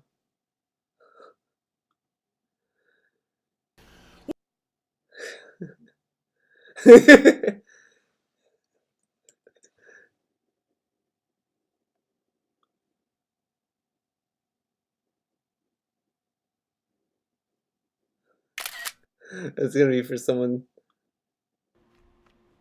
So we'll see. So if everything goes right, and this is the thing, people have been asking me this. Well, Phil, you mentioned these upcoming changes. You're going to maybe do a new channel. You're going to maybe do more vlogging and talk about different stuff. When's all this going to happen? Well, it's going to basically happen in 2016. It's going to happen right after I finish all of my year-end series. Keep in mind, there's a lot of year-end series I doesn't even know who he on is this year, and they don't start until Christmas. So it's going to be that week of Christmas. You're going to see some of the year-end series start to release. And so then, of course, Christmas week, you got the Christmas special. And then you're going to have the Game of the Year awards, the funniest moments of the year, the most disappointing games of the year, and so on and so forth. So those are going to continue throughout early January. As soon as those finish, that's when I'm going to actually start focusing on that. And it's actually interesting because one of the segments we're going to talk about today is the game releases. There's not even a game release in January that I want to play until January 19th. So I've got plenty of time to kind of finish it off, to finish off the year-end series and transition into this new thing. And keep in mind, the other thing is, this new channel, I have to create it. I have to get a creative name for it, which I haven't thought up of yet. And I need to get it partnered and get it up and running and working so that when this change happens, the channel exists. Not that, oh, well, now I'm going to do it. Oh, the channel doesn't even exist yet, so now I have to rush to get everything done. No, all that stuff has to be done behind the scenes first. Yeah, so, I agree. That's your answer. And, fingers crossed. Let's hope it works. I mean, I want to keep doing YouTube full time. If I could, this will be amazing. And maybe what happens, range or go away, is still do YouTube years out of practice. And they're not going to care because I've been out of that job. Oh my god, this is. The killer was attacking me. I've been out of that job industry for 5 years. So what you're talking about is any job that I get will be an entry-level job, which is not going to pay a lot, but I'm going to be working hours. And that means I have to take away from the YouTube thing, which means, guess what? I'm not going to have time to do these new projects. Can't get a job. Okay. Oh my god, I'm going to move on. This is a little ridiculous. All right. So now what I want to do is I want to go through the games list. My voice is already starting to die. I want to hear the game list here, and then I'm going to take a break. Then we're going to come back and I'll talk about Game Awards, PlayStation Experience, and my Back in the Day segment. All right. So, excuse me. What I want to do is go through the games listing for early 2016 and let you know exactly what is. There is nothing going on in 2016 until January 19th. Oh my god! There's nothing. Come on. There's no new releases. There's nothing of interest, at least to me, until the 19th. That game releases Resident Evil 0 HD. Capcom has remade Resident Evil 0. They didn't remake it. It's a remaster. This guy doesn't even know what a remake and a remaster is. He keeps flip flopping them. Like, come on. And they did it kind of like they did with Resident Evil, the original Resident Evil. Remember how they just redid that last year with the new HD visuals and controls and everything? Well, I've never played Resident Evil 0. Zero's rough. Right? I've never played it at all. I like the idea of Zero, but Zero is so fucking cruel. So right now, the only games left in the Resident Evil series that I never played, Zero and Code Veronica. So there's not many left. And I want to play this. I'm dying to play it because I never played it. It'll be a really unique and original first-time experience for me in the Resident Evil universe. They should do a remake of Resident Evil 0. So that's what I'm going to be playing on January 19th. Lego Avengers comes out on January 26th. Now, that's not going to be a mainstream game that I play, but it may be something that I do cooperatively with Leanna. We actually really like doing Lego Jurassic Park last year. Actually, it was Lego Jurassic World. On the flip side of that, we played Lego Batman 3, and I fucking hated it. So I don't know how they're going to do. Is this going to be more like Lego Jurassic World, or is this going to be like Lego Batman? I wonder. Because it might be better or worse dependent on that. You know what I mean? Yeah. Oh, yeah. Sorry for the yawn. But I think that's the one he rage quit. That puzzle game from many years ago that was very popular. It's called The Witness. And being it's the next game that I'm convinced about it yet. Mighty Number 9. That's right, the game from the creator of Mega Man finally comes out on February 9th, and I'm definitely going to be playing that. Naruto. He fucking loved that game, man. That's insane. Ultimate Shippuden Ninja fucking Storm Kanji fucking Sequel no Jutsu, whatever the fuck the name of the game is. Really loves Naruto. Really loves the final Naruto game. that follows the story of Wrong. Actually, there is one more Naruto game. It's called Boruto, I think. And it's following the best character of Boruto, which is pretty much Naruto, but more annoying. Pretty cool, right? the Naruto comics and anime. That comes out also on February 9th. And yes, I want to play that because I actually, several years ago, when I first adopted Direct Capture, I played the last one that followed the plot line of the Naruto games, and I really enjoyed it. And so I want to see how it ends. I did. Okay? And 1337 Andrew And, Mackie. also, from this other unique from game called Final Firebox Fight. that was shown at E3 this year. So that's what I It's chose. actually an exploration mystery I don't know if you game can where you're supposed to be like her. a fire marshal / like park ranger. I want and to you're show out you. in the, I want to this, show this you national Maki. park or woods or something, and all of a sudden there's reports of a missing person, and then all of a sudden you see that there's like a light coming out of one of the towers. So you go to investigate, but then you see signs that the person's been there, but they're not there anymore. So it's kind of like an exploration mystery game. We're going around trying to figure out where is this person, what happened to them, and I'm interested in checking that game out because it sounds pretty good to me. Street Fighter V on February 16th, and let's be honest here, I think we all know that Street Fighter V is going to be a focus of mine. I love Street Fighter. Street Fighter 4. I thought he was going to say, we already know the game sucks. But no, he loved the fucking game. He loved the game. When that game came out, he loved the... Now, I kind of wanted to chat in his chat when he was streaming, when he was like shitting on Street Fighter V, saying like, oh, the core gameplay sucks, and blah, blah. I sat there, I was like, dude, you fucking loved the core gameplay. He has even told something, the core gameplay is good, it's just the online sucks. There's all this lag and input delay, but the core gameplay is fun, man. Like, okay, it started off with him saying, well, this game's pretty cool, man, I really like the combos, it's combo heavy, it's like skill based, all this kind of stuff. Then, when someone told him, oh, you know there's 8-frame delay in the game, then he shifted from that to, oh, well, the game sucks online, but the game offline, the core gameplay of it is really fun, it's really good. And he stuck with that narrative for a pretty long time. And then now it's the whole thing sucks. Like, there's things that frustrate me in Street Fighter V. I think it's the only thing I don't really care much about, which I don't really like about the game, is that for me at least, sometimes when I lose, it doesn't feel like the opponent earned it. And I know that sounds kind of lame, like, oh my god, of course you think that, but like, I played Guilty Gear, I played Blaze Blue, and those games, when I lose online, like, it feels like I lost because I was outplayed. Like, someone was better than me at that game and won. With Street Fighter V, it just feels like that some of these people just win by mastering some kind of pattern that locks you down easily. I don't know, there's just stuff in that game that doesn't really click with me. I like some of the gameplay of it, it has good, like, feel to it sometimes, but there's just some stuff that is just kind of wonky to me. Like, Poison doesn't have an overhead. Like, I'm sure she's good at a higher level. Like, I think Poison in Street Fighter V requires so much fucking work to put in that, you know, if you try to play with her casually, you're just gonna get bodied. was a massive focus, and Street Fighter V is probably going to be a major thing that I do several times a week. Even with all the I don't know game about an releases coming out in exploit, but 2016, it's probably going to be a game that I'm going to get into and play a lot, regardless of the fact that there's other stuff going on. So, Street Fighter V, February 16th. For some, it's probably the biggest release, or the first big release of the year. I kind of agree, and I am very pumped. You'll be seeing tons of coverage of that game from me, so expect it, okay? Expect it. Plants He's gonna play a vs. lot of Zombies Street Garden Fighter. Warfare 2. Yeah, the sequel to the game from, what was it, 2-3 years ago? And it was an Xbox One exclusive.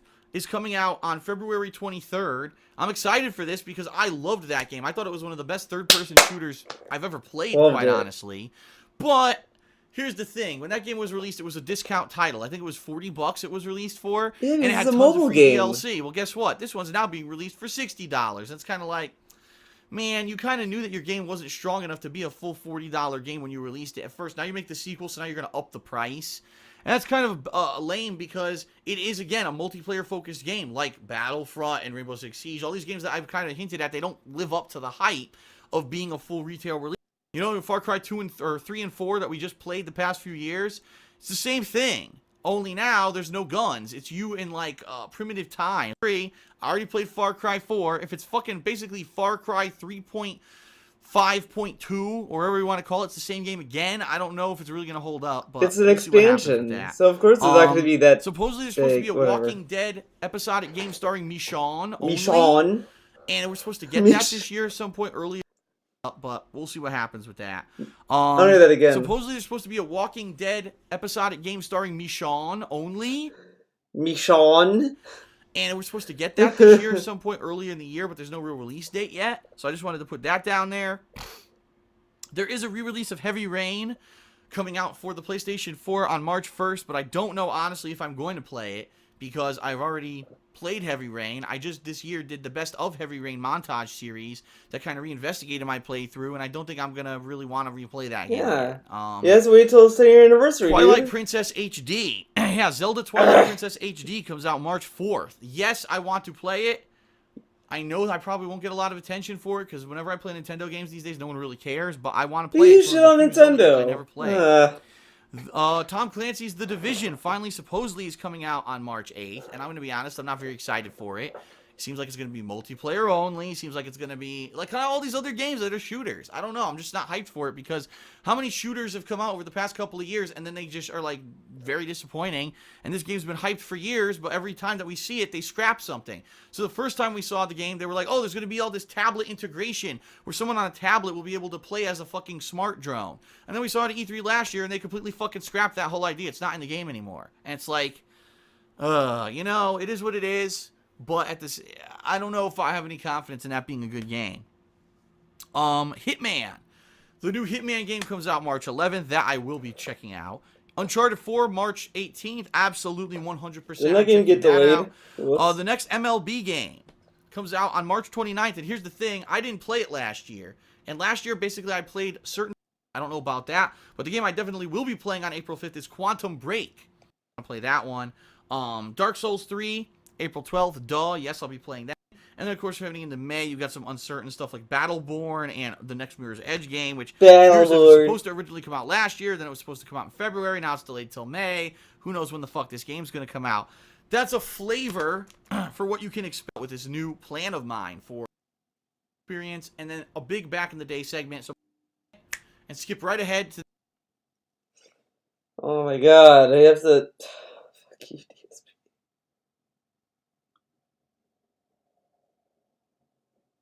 Where I say special thanks to the November patrons who pledged $10 or more to my Patreon account over here in the corner.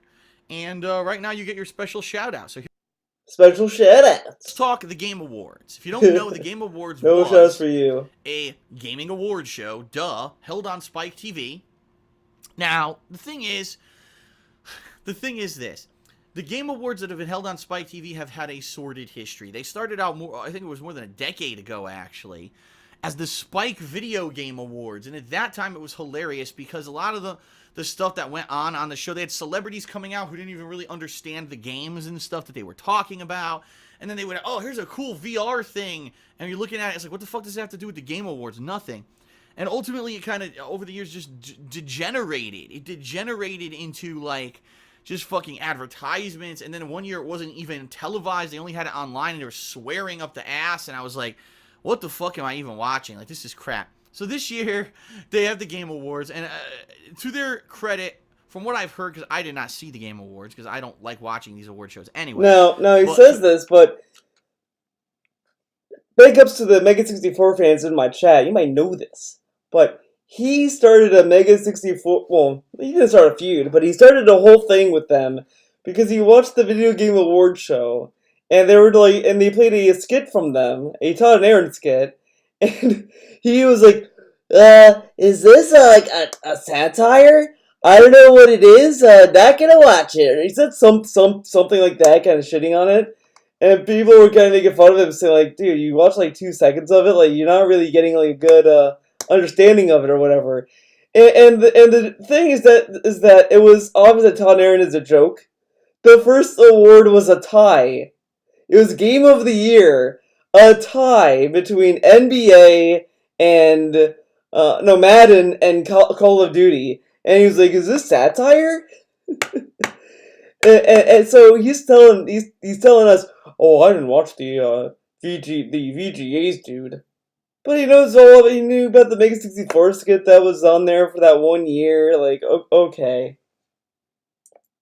From what I've heard, it was a lot more professional. It was a lot more well done. They actually had people as insiders from the gaming industry a part of it, which is good. Thank you. You're going a step in the right direction with that, all right? There's two things in particular at the Game Awards that people seem to have wanted my opinion on. The first is the Game of the Year winner that was picked by the panel. And if you look at the panel that they picked who voted on these awards, it was basically people from all over. People from gaming media, game developers, like all over the gaming industry, all right? All these people were involved. The Game of the Year was given to The Witcher 3, and Developer of the Year was given to CD Projekt Red. Now, up front, I want to say, okay, I know for a fact there's tons of people who absolutely say that The Witcher 3 is their pick for Game of the Year, and quite honestly, The Witcher 3 is going to be in my top 10 Games of the Year countdown. I don't know if it's going to win Game of the Year. It's certainly in contention. The game is incredibly long, has an insane amount of content, has one of the best narratives ever made for a fucking game, let alone an RPG. I forgot what and it's Game of just the Year really was well done. You could tell for that the year. game developers really loved what they were doing, and when they did this, they said, we want to make an RPG masterpiece. We're not going to put out a rushed piece of crap. We're not going to do it just for the sake of making a game. We want to really make a game that's going to resonate in the minds of the gamers who buy it. And really, when you spend $60 on Witcher 3, you are going to feel like you've gotten so much fucking bang for your buck and so much quality, as opposed to some of the other games I just mentioned on the podcast, $60 games that are just you're done with in 4 hours. Okay. Wow. Now, he shits on I personally, okay, you know what? I said this stuff in my review of research. Witcher 3, and I'm going to stick to it, have a few issues with people who've kissed the ass of Witcher 3 all year. I'm going to say this publicly right now, all right? And you can completely disagree with me, and it's fine. This is my personal opinion. Understand, this is not me stating this as a definitive fact. This is my take on the situation. Even though The Witcher 3 is an amazing game, it has flaws. And it has a lot of flaws in ways that really kind of, in my opinion, hold it back. No, it was such an amazing game. There's so many. It was Fallout 4. Not just mainstream reviewers, but YouTubers or whatever saying that Witcher 3 is. Fallout 4 was Game of the Year, not Witcher 3. It was in the countdown, but not number 1. Number 1 was Fallout 4, baby. 10 out of 10. Then you watch the review and they're like, well, this could have been improved, and this was a flaw, and this was a flaw. 10 out of 10. And I say to you, no, you can't do that. You cannot give a perfect score to a game that you're actually admitting in your review is imperfect. And I feel that because there were so many people who were like 10 out of 10, 10 out of 10, 10 out of 10. Oh yeah, it has all these flaws, but we're just going to sweep those under the rug and just kiss the game's butt. I think that's why the game has gotten such popularity. He says this, but he gave Fallout 4 number 1, the number 1 spot, and Fallout 4 has a lot of fucking glitches in it. Okay. And why so many people. He really thinks a 10 out of 10 is like a perfect, flawless game, no issues at all. That's a 10 out of 10. People are caught up in this hype of Witcher 3. A very realistic goal. Again, understand, I'm not saying the game is bad. I think the game is amazing. It's definitely a Game of the Year contender for me. But I hate the fact that people will say, oh, this is the best RPG of all time. And I'm like, well, what was so good about the combat? Because wasn't the combat the same as Witcher 2? Wasn't it the same kind of convolutedness where there was parrying and there was potions and there was these fucking oils and salves? And oh, look at how he's shitting on this, but in Dark's, but look, he's like, is it combat convoluted? Blah, blah, blah, blah. But then when you talk about Sekiro, oh, DSP, why you hit Sekiro? Sekiro is like very basic. It's not like Dark Souls or Bloodborne where you can be different classes. You have all this other system. Sekiro is a one-trick pony. But he's shitting on Witcher 3 for having different gameplay styles. What the fuck does this guy want? Oh. You could throw bombs and you had a lot of shit. And guess what? You didn't need one of those things. Like, you could just play it as like a standard action RPG and get through the game fine without any of that overcomplicated shit. Well, wouldn't it be a one-trick pony DSP? Come on. Had issues during combat. The camera, just like a lot of these action RPGs, would get stuck or would not be a good angle to tell what the hell's going on, right? There are issues with the dodging during combat where the dodging wasn't responsive or the dodging wouldn't act the same way in certain situations as it's supposed to. And just based off of that, that's only one thing I have to say about the game, right? And right there, it's not 10 out of 10. At least from my perspective, there's no way I would give a game that I know has flaws 10 out of 10. For me, here's really the way that I view The Witcher 3, okay? They basically looked at Witcher 2 and said, well, if it ain't broke, don't fix it. And for the mainstream person system, the inventory game, the fact that the game branches and you could, I have to say, best story of the year so far, Witcher 3. Because and you get more information. You said that Witcher 3's game, and what did this game do? It's kind of like, no, I would rather look at a game, right? Oh my god, right? still It on actually Witcher made the 3. game more a step up. Unfortunately, I don't have the list in front of me. I'm just trying to seamless. And you could disagree. The stuff, the plot, how it goes. I love the side questing. And then I get to combat, and I'm like, in this game that's above your level and everything, it's full fuck the year. I fully agree. Developer of the year. Not because, well, fuck you, of the year. I actually, let's take Witcher 2. So that's all I have to say about the year at the Game Awards. And he was not allowed to attend. And there was a lot of controversy around this. And Jeff Knightley, who was the host of the show. Jeff Knightley. Jeff Knightley. That sounds like a superhero name. That's Jeff Keighley's alter ego, dude. When Jeff Keighley isn't being the Dorito Pope, he's actually a superhero at night called Jeff Knightley. He roams the streets and he fights crime. Daytime, he is the Dorito Pope. At night, he's Jeff Knightley. Where's the crime? Gonna find the crime. Jeff Knightley.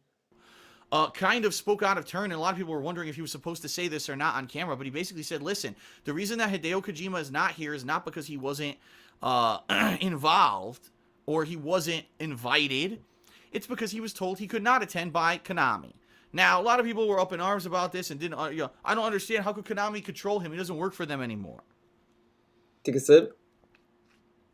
A lot of people don't realize this, all right? But when you're contracted with a company, and especially when you have an ending to a relationship between a company you're contracted with, you're going to have settlement terms. And apparently what I would assume happened with Kojima was that since he doesn't work for Konami anymore, they had a settlement where he probably received a certain amount of money for what was left on his contract.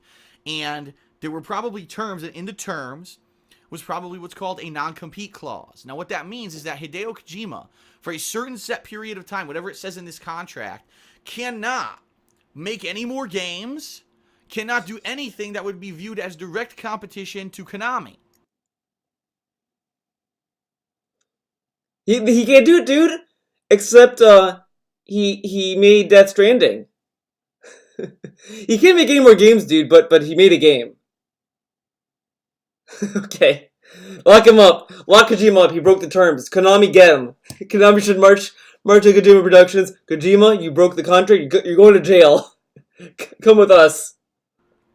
Okay? In fact, basically what they're saying is cannot make any more games, cannot do anything that would be viewed as direct competition to Konami.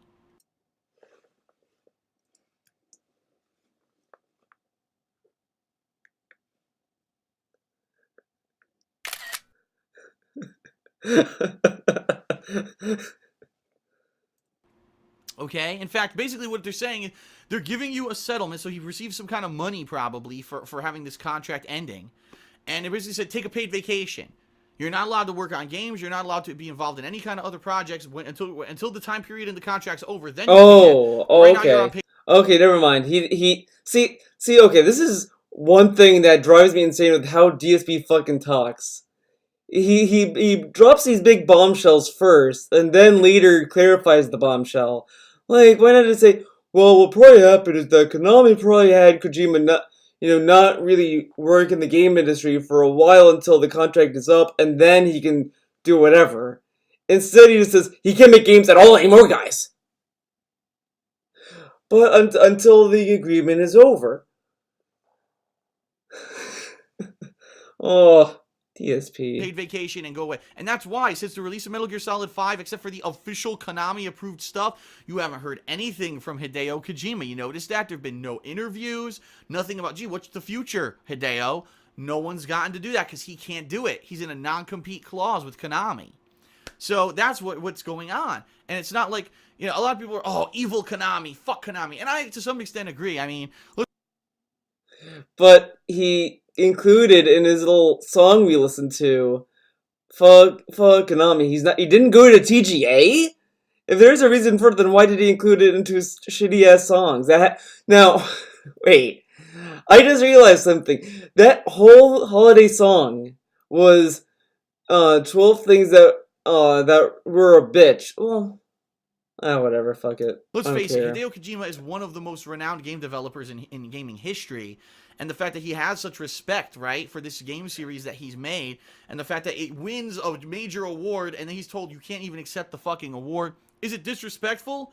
Absolutely, but I hate to tell you, business isn't always respectful. You know, in business, oh, we're just gonna give you the benefit of the doubt and give you. Now, I like how the award is the big deal, but the thing is that that was kind of a big deal. Is that Jeff is kind of friends with Kojima, and he probably wanted to kind of spend time with Kojima. I mean, it's not like Jeff Keighley like flies to Japan every day, so this is probably like his time to hang out with his best buddy. A pass on this one, Hideo. Go ahead, go to the awards and say whatever you want, even if some of it might be anti-Konami. No, they're not going to let him do that. So I'm certainly not surprised. Oh man, I like how, yeah, you know what, Subject, you bring up a very good point. You bring up a very good point. He talks about how businesses aren't always respectful and all that kind of stuff. But the one thing he kept talking about Machinima about is, oh, Machinima, they talk to me like a child. They didn't respect me. If you have a job that doesn't respect you, you should just fucking leave. But here he's saying that not all jobs are respectful. Like, what the... Okay. Okay, DSP. Jeff Keighley's in love with Kojima. Yeah, dude. Was not allowed to attend these game awards, and I think a lot of people didn't understand the reason. It's just legal shit. It's behind the scenes. I don't agree with it. Yeah, I think that definitely that Mr. Kojima should be able to receive any fucking award for anything that he's done. It's ridiculous that he couldn't, but that's what happens in business. You know, I have non-compete clauses. You know, I'm in contracts with Machinima, and it would be like, imagine this. Imagine if I had multiple YouTube channels, and one was with this company, and one was with this company, and one was with this company, right? Now, my name is what sells those channels, right?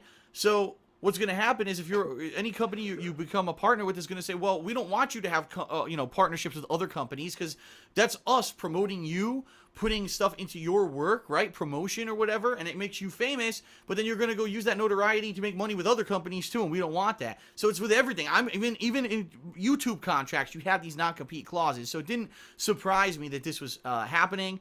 And although it's very upsetting and everyone was kind of really pissed off about it, I can understand why it happened, and it's bullshit, but that's business, you know? And I'm sure Mr. Kojima made a ton of money with Konami, and he's not upset with the amount of money he made. Creatively, he might be frustrated. He can't accept awards and make a new game yet. But it's insane that he calls himself a customer of YouTube. Like, that's not the relationship he has with YouTube. Customers don't usually get paid for being a customer, though. Oh my god. The money's there, so really can he complain is the question here, right? Okay.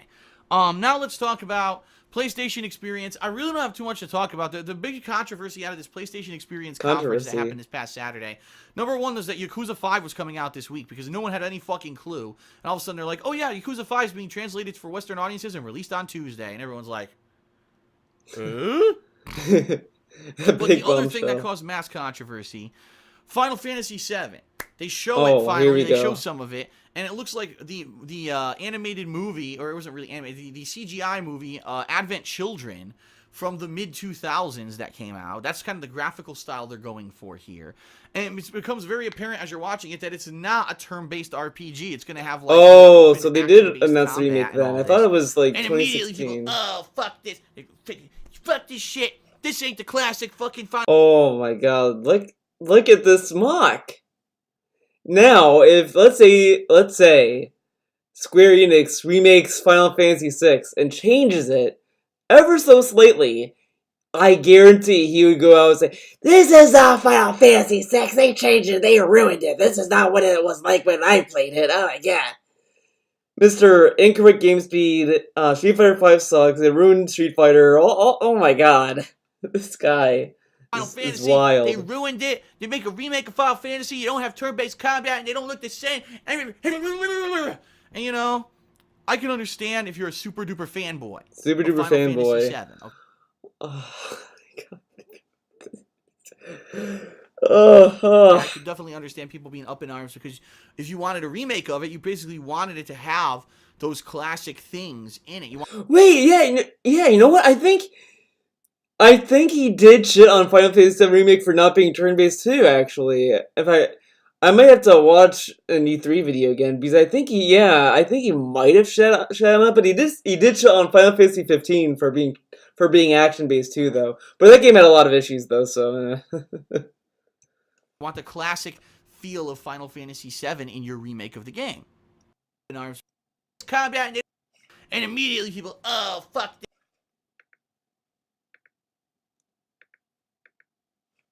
this. Fuck this shit. This ain't the classic fucking Final Fantasy. They ruined it.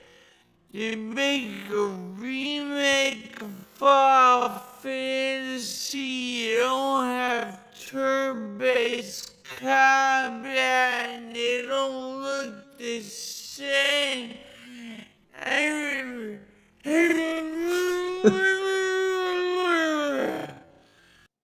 They don't look the same.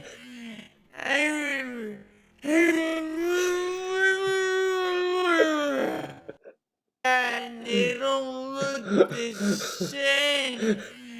And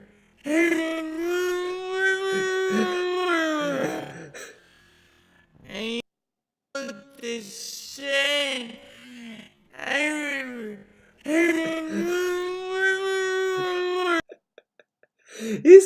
He's suffering a stroke. He says he's suffering a stroke while he's trying to do a Nixon impression. And they don't look the same.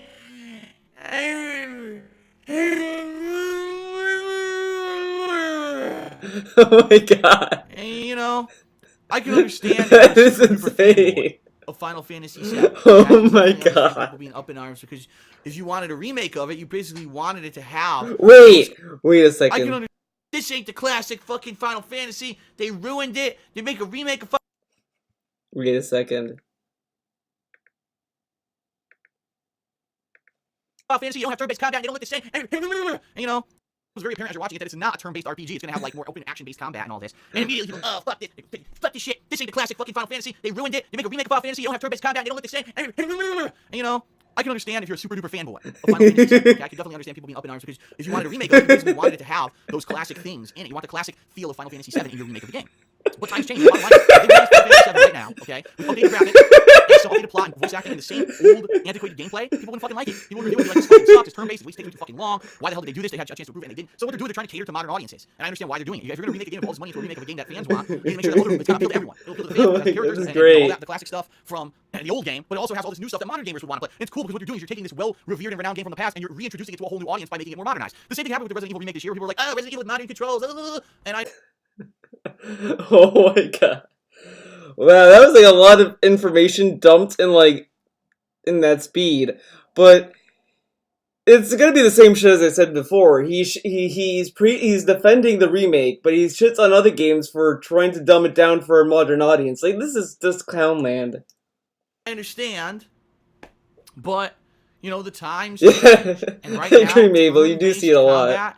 In RPGs is like, not even when you go through here, like, you kind of see how many times he moves his hands. Let's face it, it's very antiquated. Yeah, you know no one likes I mean? turn-based games There's anymore. certain games like Disgaea 5. That's why Persona 5 sold so well, because everyone hates turn-based games. Okay, Disgaea 5 because it is that more. That's why people like Fire Emblem Three Houses, because it was turn-based, dude.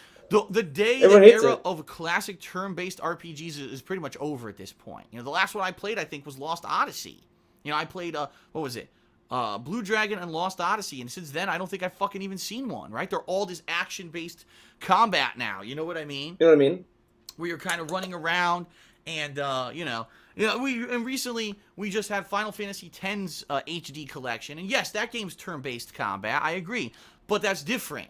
That was What? kind of like, it wasn't a remake, it was just upgrade Oh. the game to HD graphics, but it was Okay. the same game. This is a remake from the ground up of Final Fantasy VII, so I understand why it's different, okay? And that's why, that's why Pokemon's also not popular, because everyone hates turn-based games, dude. Oh my The only other god. thing from real PlayStation experience that I want to mention was Ni no Kuni 2. The guy who made all those insanely famous and very popular Japanese RPGs, oh god, Japanese anime movies over the years. Ghibli? And he teamed up with, game developers to make Ni no Kuni, Wrath of the White Witch, many years ago. It was what, 2013? And it was actually a game that I played right before I adopted Direct Capture. I loved the Ni no Kuni. If it was one of my... And I am thing, once in a lifetime, I cannot wait for this game to be released and do a playthrough of it, because I want to play Ni no Kuni 2. Hoi! And of course it'll look great. Hoi. What the hell? It'll look great with my Direct Capture setup and everything. And the other cool thing, how cool is this? So, when I played Ni no Kuni 1, it was on PlayStation 3. And I'm sure he loved Ni no Kuni too. I'm sure he loved it. Back when, I lived below I'm sure he's gonna love it. And at night I would grind, right? And I can't really do that anymore. But it's going to be on PS4. I have a PS Vita. I could use remote play, and I could still grind, and I could still... So the playthrough... I have a Vita? I could grind, dude! Nope, never happened. will be fast moving. You won't have to see me grind through... Yeah, this definitely happened. He definitely did this. For sure. repetitive enemies. I'll be doing it at night every night as I'm playing the game. Uh-huh. I'll be able to get to each boss. Now, there was no really, Did I move back in that vibe back? release date given. Like, I wish they could say, oh, coming out this fall.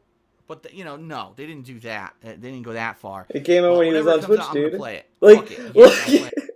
it's so crazy. You can landmark some game releases just by what's going on in DSP's life almost. Like, oh yeah, this is when he was streaming on YouTube. He's talking about Ni no Kuni 2. Wait a second, he didn't play that until he became a Twitch streamer, dude. Playing it, absolutely. It came out like 2018, Okay. I think. And now, ladies and gentlemen, to end tonight's podcast. I guess I'll put the Christmas hat back on, right? The Santa hat. Cool back in the day. Had here. We basically took all the stuff we had last year, and we actually used it all. And they do multiple colors every night. And then we have Christmas stockings that we hang in front of our fireplace. There's like almost like a sill. We went for traditional Christmas, so we had like red and green. This year, no, it's all silver, metallic with blue, and so a mixture between those two. So it's almost like a Winter Wonderland Frozen kind of icy theme. And does he have Let It Go playing in his living room? Let it go, let it go. so that's what we've been doing is every night we change the Christmas lights to a different color. But really, the best one is there's a setting that it's blue lights. But half of them twinkle, and as they twinkle, they go from white to blue, and it looks fucking awesome, man. And I'm just like, damn, seriously, it looks so fucking sweet. I'm so happy that that's our Christmas setup. And then we also have this light-up garland that we have wrapped all the way around up our banister, up the staircase going to the second floor, and that lights up too. It's got lights on it, and that we have plugged in. So we went kind of all out this year. The funny thing is, we didn't spend a dime. All this stuff was either pre-bought or sent to us from my parents, so we didn't spend any money on the Christmas decorations this year. It was all still here, and the house looks great, and we're very excited about that. Very excited. Very exciting. We also have outdoors a Christmas wiener dog. It looks like a dachshund, but it has like a Christmas hat and sweater on, and it has lights, and we put that on our front lawn. Unfortunately, does he still have that wiener dog? He should have put the wiener dog in the office. the thing, it's windy. It's been very windy and wet. Lots of rain here this past week. And I think so. Blown over and falling apart. Probably got it from a loot box every night. So. We did loot boxes back in the day. So our house looks great. But it's funny, and the reason that this back in the day segment that is coming up is because the other day I was downstairs in the front hallway of my house, and I'm looking at my Christmas tree, and I'm kind of reminiscing back to when I was a kid, right? And I'm looking, I'm trying to, I got the clicker because it has a big remote control for our tree. It's a fake tree, obviously. It has a remote control for our tree, and I start to go through the options. I'm like, oh, look, we can make it all red, all blue, all green. We can alternate between colors. We can have a combination of colors. I'm going through this. Oh, it could twinkle. It could just flash. It could do this. You can post that clip. Damn. And this Go ahead, one dude. tree. The tree. But I don't know if options, the chat's right? gonna allow you though. And I'm like, I don't think so I different from when I was a kid. I don't People know. don't even know how hard it was to do this. You kind could of try shit it. When I was a kid. See what happens. I said, for the hell of it, let me test something. I walk up to one of the bulbs on the tree that's been lit all day, right? And I hold it with my fingers, and it's ice cold. And I'm like, oh my God. So let me explain to everyone. Let's go back to a different era. Let's go back to the mid-1980s when I was growing up as a kid. And I want to tell you what it was like around Christmas time. Around Christmas time, it was a special time of the year. Because that would mean that all these holiday traditions would happen. First of all, my mother would actually bake. I don't even know what the traditional names of this thing is. It's a Polish tradition. It's this pastry that she would make. It would almost be like, think of a jelly roll. You ever seen a jelly roll? When you cut a jelly roll, how it's got fluffy kind of cake, and then it's got like filling of jelly inside of it. Now think of that, but only instead of fluffy cake, it's like a that line of cake pastry. And instead of like the jelly filling, it's got fruit or nuts. Like one of them should have raisins. Dude, inside. every year it's the same shit. They make this weird cake. I don't know what to call it. Think this. There would be like walnut, same shit. Poppy seeds. Like, what's the This point? really unique Poppy kind of Polish seeds. pastry. She That's would spend like a day. You know what? That's new. You know what? I've noticed something very, very like nuanced with this. Every year when he's telling us about the food she makes, he always adds a new ingredient. Because I've never heard him mention poppy seeds at all. This is the first time I hear him mention poppy seeds in anything. Before Christmas, like a couple days before Christmas, making these rolls out in the kitchen. So she would have the tables out, like spread out, stretched out, and she would be there decked out in her apron, baking all day, hand making the dough and hand making, rolling these pastries. I don't think this is the Taroni. I think this is something else. My great aunt and great uncle loved it, and my mom's cousins, who is actually my godfather, his family loved it. Wait, I thought your great aunt and great uncle was your grandparents. What? Basically make rolls for each family and bring it over to them for them to eat during Christmas time. And then my mom would traditionally around, I'd say right after Thanksgiving, start playing Christmas music. We had this stereo in the living room. And she would have the Time Life Classic Christmas Collection that she would play on cassette, and it would go emanate through the house. This Christmas music from like the 1960s all the way up to like the 1980s. Your favorite music montage of different Elvis and freaking all the classic Christmas carols that you hear all the time, like the classic renditions of them, Perry Como and stuff like that. She would have all those in the Time Life Christmas Collection, and that was really awesome to have this festive kind of thing going on in the house. And we also had an Advent calendar. This is, for those who don't know what this is, for Catholics and for anyone who kind of celebrates Christmas. There's different ways to do it. Some people, they get one, and each day there's a door you open.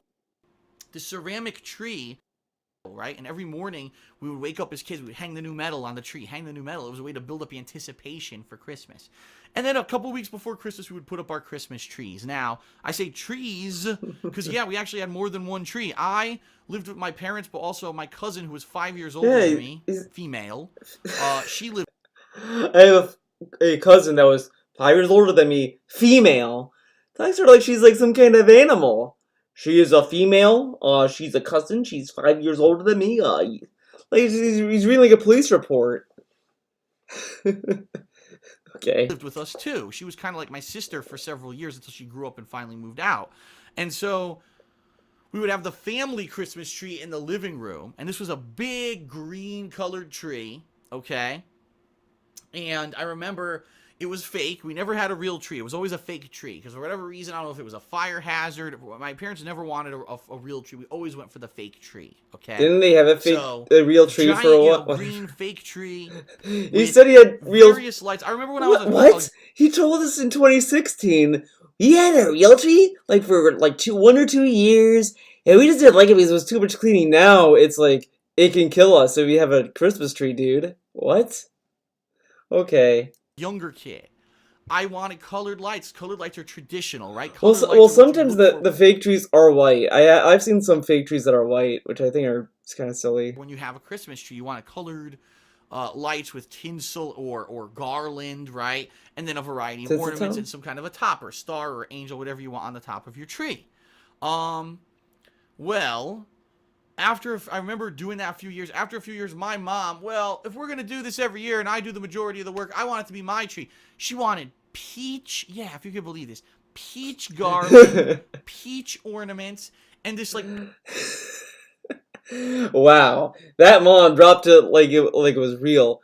Hey, I'm doing all the fucking work. If I'm doing all the work, I'm gonna decorate the tree. That really tells you how much DSP did the work, right? Peach angel to top the tree. And I'm not saying it was a bad looking tree. I'm just implying it, dude. I'm just saying that was her tree. Because basically, you know, we wanted a nice family tree. And after a few years, she was like, no, if I'm doing this, I'm going to do it how I want it. And at that point, it was like, well, if you don't like my tree, you could have your own trees in your room. And that's what happened. We ended up getting our own trees in our own. Wow, that's the origin of the multiple trees.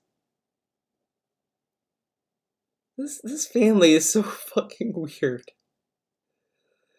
So, like, the mom was upset because she was doing all the work. And it was like, look, if I'm doing all the work, I'm going to decorate the tree the way I want. And they're like, we don't like the way you decorate the tree, so they get their own trees. I would have just said, hey, if you don't like it, then chip in and decorate the tree. But if I'm doing it by myself, then you get no say. Come on. Like, it's that easy. Like, they play it like this. If I'm doing all the work, I'm decorating the tree the way I want. And if you don't, and they're like, well, we don't like the way you want. Okay, so are you gonna decorate the tree? No, I don't want to decorate the tree. Okay, then what do you want to do then? Fine. You know what? Let's get our own tree. Fuck this. Oh my God! This family is insane. Bedrooms. So I ended up getting this smaller green, like, fake Christmas tree with colored lights, and it would have a few ornaments here or there. Now, my tree was very kitty-oriented, meaning it had, like, Disney stuff on it. His was kitty, his cousin was girly, the mom was mommy. Who's calling? Who's ring-a-dinging on the phone? Oh, Heartspring. Nah, you can have fun with... You can have fun with voicemail. Mommy style. Wait, you know what? Jasper should get his own tree, and Jasper can have a kitty tree. Like, it's Heartspring. They want me to donate shit. I've already donated enough, dude. Eventually, I ended up getting things like superheroes, Ninja Turtles. There was an ornament of that on it, that kind of stuff, and it would be, you know, kitty kind of stuff. My cousin, she was older than me, she had a white tree. So the whole tree wasn't green at all. It was a white fake tree. It was small, by the way. These were mini trees. I'd say not even like 4 feet tall. Okay, very small. And her tree had blue lights. So it was a white tree, blue lights, and she would put blue ornaments and stuff on it. So that was a very different looking tree than the typical Christmas tree that you would think about for Christmas. But you have a blue tree downstairs, DSP. And so I remember... you know, doing this, because not only would we put up the tree together... But you know what I just realized is really dumb? He bought a smaller tree because he's afraid Jasper Kitty is gonna destroy it. So, but if he gets a tree, wouldn't Jasper Kitty still destroy it though? Like, wouldn't the risk still be there just with a smaller tree? I'm not... oh my God. But when we were putting up the tree, also, we would also do... When I was a kid, I remember we had this train. It was a Christmas train. It was a little, you know, toy, a plastic train that you could put going around the tree, around the foot of the tree. And that thing was crazy because it was like, it would run on batteries, but it would generate fake steam. Don't ask me how. And it was funny because it would always run off the frickin' tracks after like a minute. And I remember, it's funny the things you remember when you think back and you reminisce about childhood, because I didn't even really think about this in years. And I remember I started thinking about the track, how it used to fit together, but it never really fit properly. And that's why the train would run off the tracks. And then after a year or two, it broke. Like, there was little snaps to put it together. They snapped off. So my dad bought these sticky, like, adhesive tape things, but they're made out of foam. Like, foam tape things. He would stick it at the bottom of the tracks to try to get it to hold together. And, of course, it wouldn't work properly. And the train would derail constantly, which is pretty funny. And the train got derailed. I swear to God, I've not thought about that since, like, I was a kid. And it just came to me the other day. I was like, damn, it's the things that come back to you when you start reminiscing about this stuff. Damn, man. Crazy. But let me give you some perspective. Oh, time for About how perspective. different trimming a tree is today, all right, than it was back then. All right. Today, Okay. you can buy a fake Christmas God. tree. It's pre-lit, right? The lights are already installed. They're installed into the fucking branches. Like, it's all there and done for you. And all our tree we have downstairs, it comes in 3 pieces. And all you do is you plug them together, and they're all connected through. Oh my god, no, we're not listening to him to explaining a fucking Let me tell tree. you about this tree. I remember this fucking fake tree we had. Didn't even come in sections, all right? The original fake Christmas trees that we used to get when I was a kid were individual fucking branches with holes in it. Branch would need to go into of these things, hours to put this thing together, because you would have to put in each. So, you know, you would put each branch in so long. We got the basic tree assembled. Oh my god. Every time I skipped, it was branches, skip, branches, skip, branches. Oh my god, he really was, like, fixated on the fucking branches. Now it's time for the lights. Now this was a daunting task because, ladies and gentlemen, back then, first of all, there were no trees sold where the lights were already on the tree. Did not exist, okay? Okay. You had to manually put the lights on the tree, and it would be these long strings of lights, which you can still buy today. I see them in the store. No shit. Wow, And man. the way that they worked is they were actual light bulbs. So think of a light bulb. A light bulb fucking gets hot, right? When a light bulb lights up, there's a metal piece in the side of it, and it goes, it gets real hot.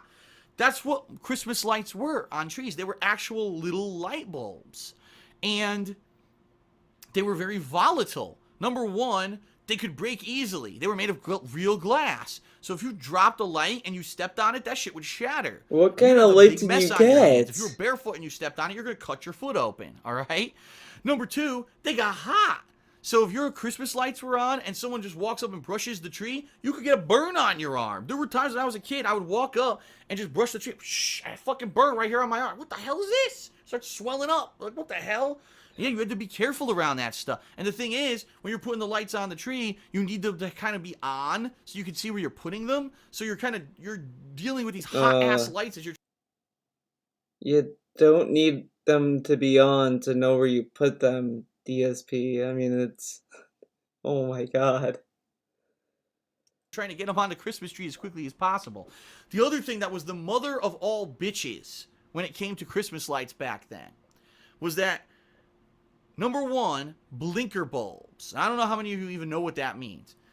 Lights today, when you get them on a tree, usually there's a setting to have them blink or not blink, or they just blink out of the box, okay? Back then, that wasn't the case. Back then, you could take any set of lights, okay? Any set. And if you had what was called a blinker bulb that was compatible with that set, you could replace a bulb on that set of lights with what was called the blinker bulb, and now the lights would blink. The problem is, if the blinker bulb burned out, they would stop blinking. And it was like, well, that sucks. So the blinker bulb would actually be a regular colored bulb, but they would paint like the most minute amount of red paint. They would put the very tippity tip of the bulb, and that's how you would see. So now imagine you're trying to remember what the blinker bulb is on this set. Oh man! So now you're looking through like it's a 200 back then. If one light blew out, get these lights, or today you get the. So you go check this one. Is it like? You know, the day after Christmas. This is the worst fucking, like, special I've seen so far. It, like, the others, like, at least 2016 was like, oh, this is what I do with my family and this and that. This is literally, like, explaining how, like, chores. It's like you might as well listen to someone explain how they clean the dishes. Well, I was in the kitchen, and I see a tower of plates, so I take an individual plate. Now, sometimes I put it in the dishwasher if there's a lot of stuff, but sometimes I wash the plate by hand, so that way it can be ready for the next usage.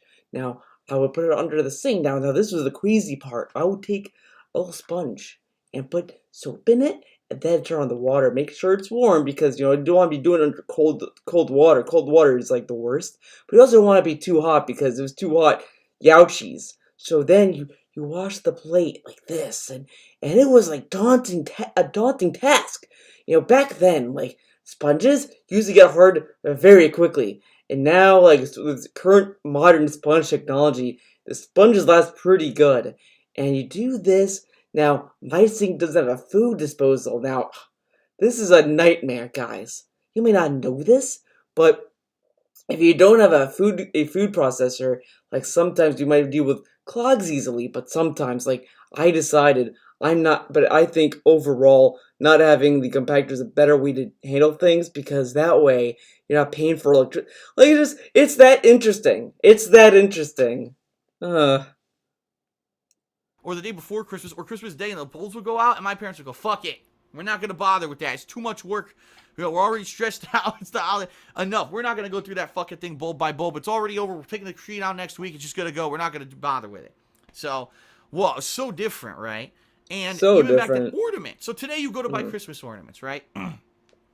The majority of Christmas ornaments you're gonna buy today are either plastic or cloth. You know, something safe because they try to make them family friendly now. They understand there's small kids, there's pets, right? Oh no! Back then, we would be very hard pressed to find an ornament that was not made of glass. And so, my God, there would be so many times. Again, something would shake. Someone would close the front door too hard. An ornament would fall off the tree, shatter all over the floor. Now you've got a big glass trap, right? And so now you got my mom would come in with the vacuum. Oh, I gotta get all the pieces, trying to get all the glass pieces of the thing that fell off. How do they the put tree. the ornaments on the Such an tree? ordeal, you know, Do they put like on the tippy top of the branches? Back then, I was Catholic or raised Catholic. Put it that way. Not that I was born ornaments Catholic. have tits, I Everyone guess. gets raised into a religion. I was raised as a Catholic, a Roman Catholic. And of course, you need the nativity. My mom was, you need to have this nativity, or whatever. And we have or something, and you position all this shit, you know. And every year, my mom was like, "Oh, gotta put up the nativity scene," and we put all this together and position. Every year, we try to position it a little differently, so it looks a little different.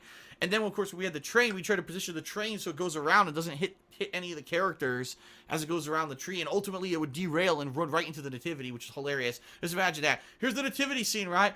The little Lord Jesus laid down. Holy shit! There's a train! And jump out of the way. So that was kind of funny. That was pretty funny. What else did we do? Shit, man. There's so many traditions and things that we did around Christmas time. We had mistletoe. Man. It wasn't real. It was a nice sniff. A metallic, man, OG sniffs, a wire ball. It was a ball made of like wires, and the wires had fake plants on it, and then there was like a little thing that was supposed to be like mistletoe to either the living room or the kitchen. So it would be funny because it would be like Christmas Day and we'd have relatives over, and of course you got one relative, I got to use the bathroom. Another relative, oh, I want to see what's going on in the kitchen. And they'd crisscross under there, and someone would say, "You're under the mistletoe, you got to kiss." And they'd be like, oh God, there'd be uncomfortable pauses, and some people would kiss, some people wouldn't. And it's always weird when you're with your family and people are like, you have to kiss under the mistletoe. It's like, now wait a minute. What the fuck is wrong with this family? What is wrong with them? Oh my God.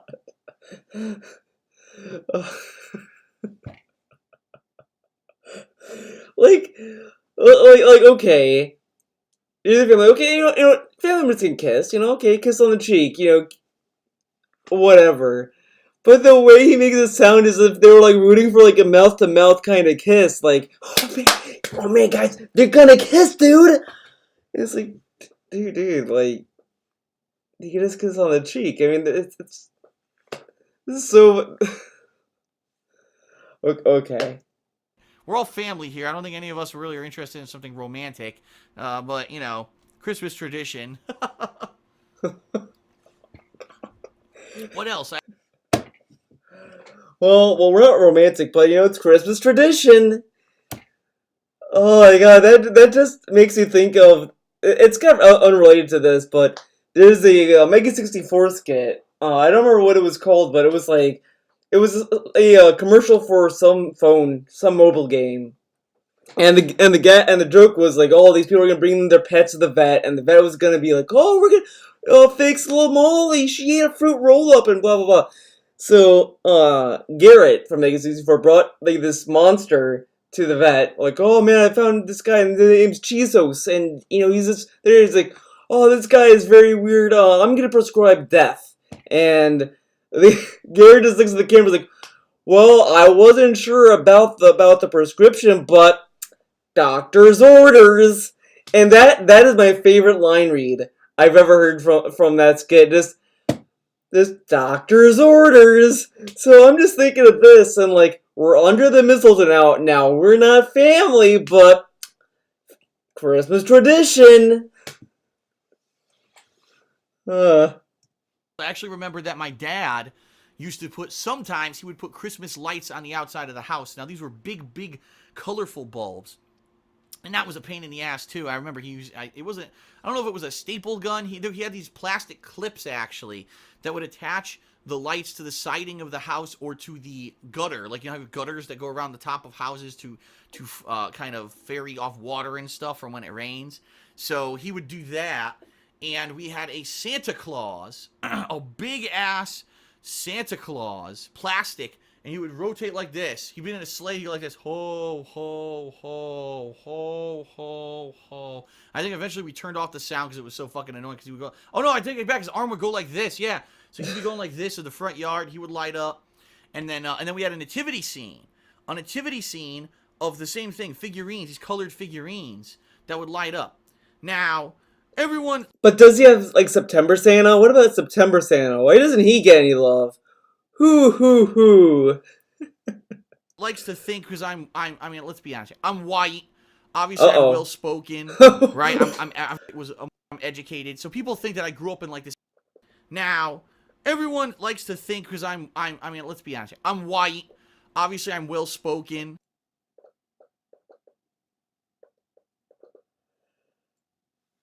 Dude, he said this, and then, like, in another video, like, in a stream, he was like, well, he spoke perfect English, so I assume he's African American. Like, what the fuck is this? So only white people and African Americans speak perfect English, and they're well spoken. Every other race, no, they don't know how to speak, man. Right, I'm obviously I'm educated. Obviously, I'm educated.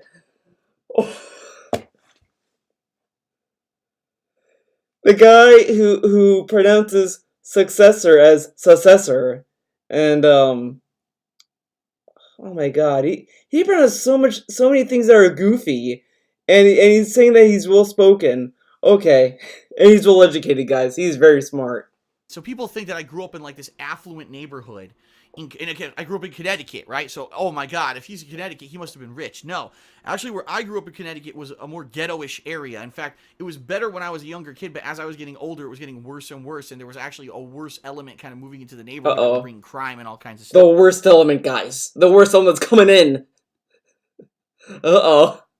Guys, be careful. If you can believe it, one year we came home on Christmas Eve, because we had been off to my great aunt's house. What used to happen is we would all go to my great aunt's house for Christmas Eve, and we would have a Christmas Eve dinner there together. And actually, my great uncle would dress up as Santa Claus. The streamers are coming for them. We'd hand out presents to all the kids. We come home on Christmas Eve. Santa has been destroyed. His top half has been... Wait, but in 2016 he said that the baby Jesus was stolen. He never mentioned the Santa was destroyed. Now the Santa is destroyed. Like, ripped apart.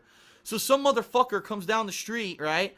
Oh, these white folk, right? He doesn't want to sound racist, but then says the guy that did this, he said, oh, those white folk. And then he wonders why people think he's racist.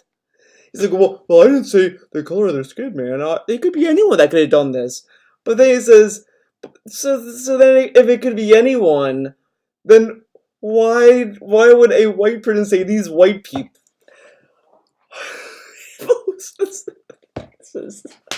Right? Oh, fuck them. They put up fucking Santa Claus. He must have got a bat or something and came by and just started wailing on Santa and busted the thing into fucking pieces. Yeah, okay. Oh man, these white people, that's it. Santa Claus, you're going down. What? What is this? What is this story? Like usually you would think like if someone has a race problem, they would go a little bit more personal than let's beat up Santa Claus. I don't know. This is clown world. Pieces. Another year, I shit you not, another year, they stole the whole fucking nativity. Oh, and that's the whole nativity. Back in 2016, it said it was just the baby Jesus. Now it's the whole nativity. What? Was it the baby or the whole thing? Which is it, DSV? I don't know anymore. I don't know anymore. So we're talking the whole thing. Mary, Joseph, the baby Jesus, the three wise men. There was like a donkey, all that plastic shit all lit up outside. We woke up, it was gone. Like, what the fuck? And that's when they knew the neighborhood was dangerous. They knew that they could get shot any moment because they stole the nativity, dude. They woke up and they're like, oh my god, guys. The nativity's gone. Guys, I feel so unsafe right now. The nativity's gone. Oh my god, guys. The nativity that's outside on the front lawn is gone. They can come in the house now. We're not safe here. We're not safe here. DSP, you gotta go to Washington State. It's not safe here. What? Now, just think about this. You have to think about this. It's the nativity. So someone who obviously probably was Roman Catholic or even Christian stole it either to either sell it or maybe to put it in their own yard. But you stole, you're supposed to be this religion that's about goodness. And thou shalt not steal is the 5th commandment. They stole the baby Jesus. It was crazy. And then it was funny because after a few years, we would do that for a couple of years. And after a couple of years where this shit kept happening to us, we were like, forget it. And we just stopped. We stopped doing the decorations outside because we're like, we can't. And it's sad. It really is sad because to see the degeneration of a neighborhood over the years, and that's what happened. Okay. When I was a young kid, my neighborhood where I grew up was a nice one. And then the some people Terrans started moved to move in. away. More people started to move in, and unfortunately, the people who moved in were The termination Not to attacks. say that they were bad people, because some of them were actually really nice. One of my best friends next door was a kid who honestly didn't have a lot of money. He came from kind of a broken home, but he was an awesome. Okay. He tells us, well, we weren't wealthy, man. We weren't wealthy guys, but the neighbor, he didn't have any money, man. What does that make us? What are you gonna think about that? Oh my god, this is like just Kid. I had a lot of fun with him, hanging out with him, and doing stuff with him. He was one of my best friends when I was a kid. But maybe he did it. Maybe he saw that your parents were loaded. It was like, yeah, they're not gonna fucking care if I take the nativity, dude. it was a different group of people. You know what I mean? Like people who, it's not against my morality code to walk by and steal the fucking baby Jesus and just wail fucking Santa's head off and not have a second thought about it. So pretty sad in that regard. But so that was the end of our outdoor decorations. And Oh, I'm sorry, but to me, I think outdoor decorations are kind of tacky. Like, Halloween is fine. Like, Halloween's kind of cool. It's like, you do it for the kids. The kids come over, they get candy, you decorate a little bit on the outside. But I always thought Christmas decorations outside were really tacky. Like, lights are okay. I can be okay with lights, but never really cared for, anything else. And traditionally, we never used to do this. It's funny. I never used to do this, but then we eventually, as I got older, the tradition was that on Christmas Eve, we would all exchange one gift. We'd find one gift to kind of exchange. And then later on, I remember as I got older, and really there weren't that many gifts to give anymore. It was more about, well, whatever gifts we have, just exchange them on Christmas Eve because we want to sleep in on Christmas Day. And that's what we would do on Christmas Eve. At night, we'd all have we'd have tea and maybe cookies or something, and we'd all exchange all our gifts then and get it out of the way, so that way it wasn't like we have to do it the next day. We just fucking sleep in and have a night. I think that's kind of worse, though, because if you do it at night, you're going to be sleeping and thinking of all the gifts you got, and like, oh my god, man, I want to play right now. But then you wake up the next day, the whole day. Nice day, a nice, calm, relaxing day to ourselves on Christmas Day, rather than worrying about, oh god, I have to do all this gift giving and stuff on the next day. But I do remember, I could tell you definitively the moment that I found out that Santa Claus was not Right, nah, you're fine. I was watching. Let's see you later, cutesy coon. Stay cutesy, dude. QVC with my mom. Oh, QVC, dude. Okay, with my mom, and Oh, the my mom story. loves the home. She still to this day, she fucking watches the Home Shopping Network like crazy. We She know, still DSP. We just know. the other day, I'm not even kidding you. Yesterday, I was on stream, and there was a knock at the door. I opened the door. There's a package. It's styrofoam. What the fuck's this? I bring it in. I didn't order anything. Even back then, his mom... Oh, my God. Even back then, his mom was buying junk for him. Dude, there's something wrong with his family. I don't know what it is, but I've never seen someone's parent just buy junk. Just junk for their kids. I've never seen anyone do this. I open it up, dry ice. It's ribs. Barbecue ribs. My mom ordered us 2 giant racks of barbecue ribs. She does this all the time. She'll order stuff that like you don't even know what's going on. She'll order you stuff and it just appears out of nowhere. She loves the Home Shopping Network. So, excuse me. So, I am watching QVC At this point, I wonder once his mom goes away, unfortunately, I wonder if he's gonna just miss the QVC suddenly, like, oh yeah, I miss all the gifts that my mom got me on the QVC. with my mom, and one of the hosts of QVC says, "Oh, isn't it a shame when the kids finally find out that Santa isn't real and finally see that light taken out of their eyes? Isn't that a shame?"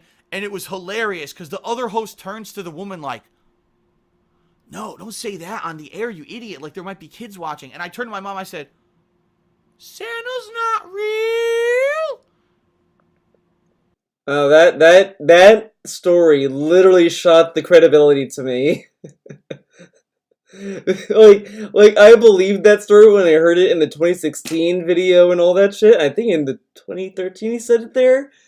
I believed it then, but that little moment just shot a ton of doubt. It sounds that just shot the credibility of it immediately. That's insane.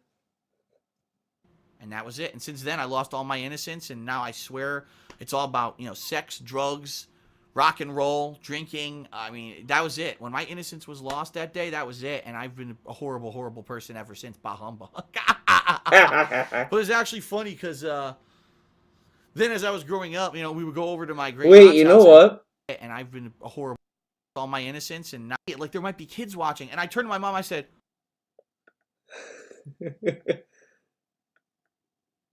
Let's see how demonic this sounds. "Santa's not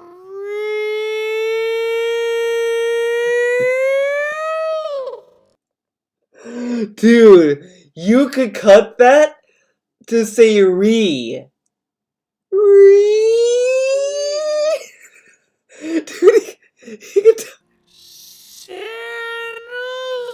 not real."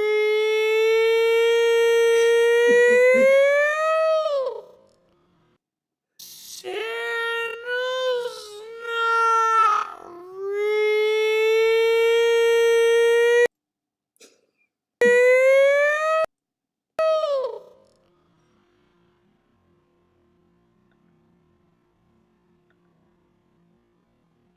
And that was it. And since then, I lost all my innocence, and now I swear.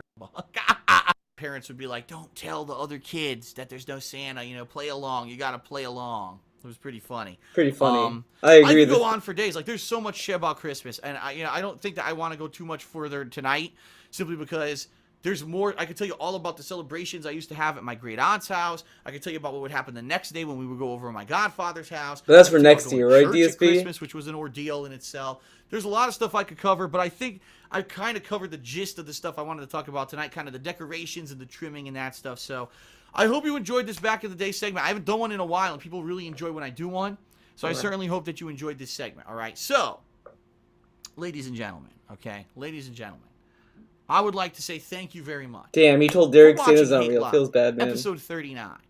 I don't know if we're going to do another one. I don't know if we're going to have another official podcast or not. I can tell you this, it certainly won't be in the year of 2015, okay? If we do wait, another what? one, it'll be sometime in 2016, and I don't know what the format's going to be because if to have another official podcaster. Now, I can tell you this, it certainly won't be in the year of 2015. It won't be in the year of 2015. This video was uploaded in the year of 2015. Okay. Okay. If we do another one, it'll be sometime in 2016, and I don't know what the format's going to be, because if I'm doing more vlogging, as I've discussed in this very video, then really, when the PlayStation Experience happened, that night I would have done a vlog, right? And it would have covered all the stuff, so I wouldn't have had to talk about it on Hate Live later in the week. So if that's how I'm going to be handling it, then that means that I'm not going to be doing these, these singular kind of podcasts, all right? So we'll see. Let's see what happens. And like I said, here's the thing. Yeah, maybe instead of doing a podcast, if I'll just do you back can tell in the day, this is from 2016 because he has the gamer pillows. He got rid of the gamer pillows because Cat doesn't like him, I guess. And there's no Muxy. There's not Muxy. Whoops. There's no Streamlabs. There's no leaderboards. I mean, come on. You can see the clues, dude. segment about a holiday coming up, and that'll be a whole vlog video. That'll be the vlog. The whole segment would have been this 15 minutes of me talking about Christmas rather than a 2.5 hour podcast. You know what I mean? We'll see what happens moving forward. Stay in touch with me, obviously. I know a lot of people only watch the stuff I put up on this vlogging channel. At least make an effort to follow me on Twitter, I always point to the wrong one. @TheyCallMeDSP, because I'm constantly putting up updates and stuff over there. And a lot of you who are watching this Hate Live might not even known that I put up an important video over on DSP Gaming this week, because it's okay, Paul. On this it's all right. Yet, okay, so thank you for watching. I'd like to say, whatever holiday it is you celebrate, even if you don't celebrate a holiday, first of all, happy holidays if you do. I at least wish you a peaceful, enjoyable December if you don't celebrate a holiday. If you do, please be safe. Don't go crazy. Don't stress out. This is supposed to be a time of the year when it's fun and festive and interesting. It's not supposed to be a time of the year where like, oh my God, Christmas. I hate Christmas because I got my presents and then I got to... Okay. We're done with this. I'm gonna wrap up the stream, but I want to see if I can find this. Jingle Bell Swag. Let's see if I can find it. Is this gonna be the music video? I want the music video.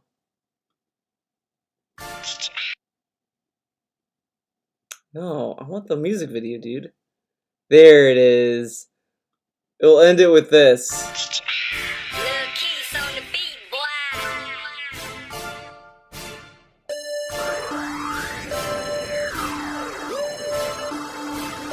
If the stream goes down, the stream goes down. But thanks for coming, everyone. Have a good holiday. I'll see you in the next stream. Sound good? Very nice. How exciting. Jingle bells, jingle bells, jingle bells, rap. Jingle bells, swag, jingle bells, swag. Merry Christmas, Merry Christmas, Merry Christmas, Merry Christmas. Jingle bells, jingle bells, jingle bells, rap. Jingle bells, swag, jingle bells, swag. Merry Christmas, Merry Christmas, Merry Christmas, Merry Christmas.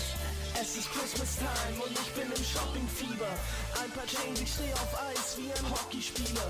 Ich komm vorbei in einem Schlitten, so wie Santa Claus. Und die Diamanten an meiner Chain sind gelb, sie sehen wie Fanta aus. Merry Christmas, ich steh bei der Punschhütte. Guck mal her, wie ich etwas Sizzop in den Punsch schütte.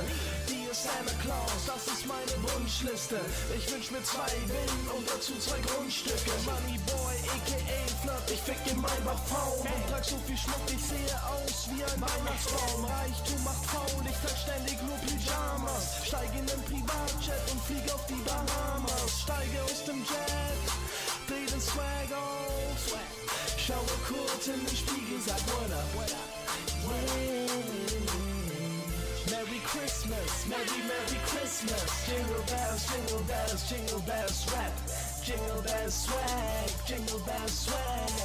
Merry Christmas, Merry Christmas, Merry Christmas, Merry Christmas. Jingle bells, jingle bells, jingle bells, rap.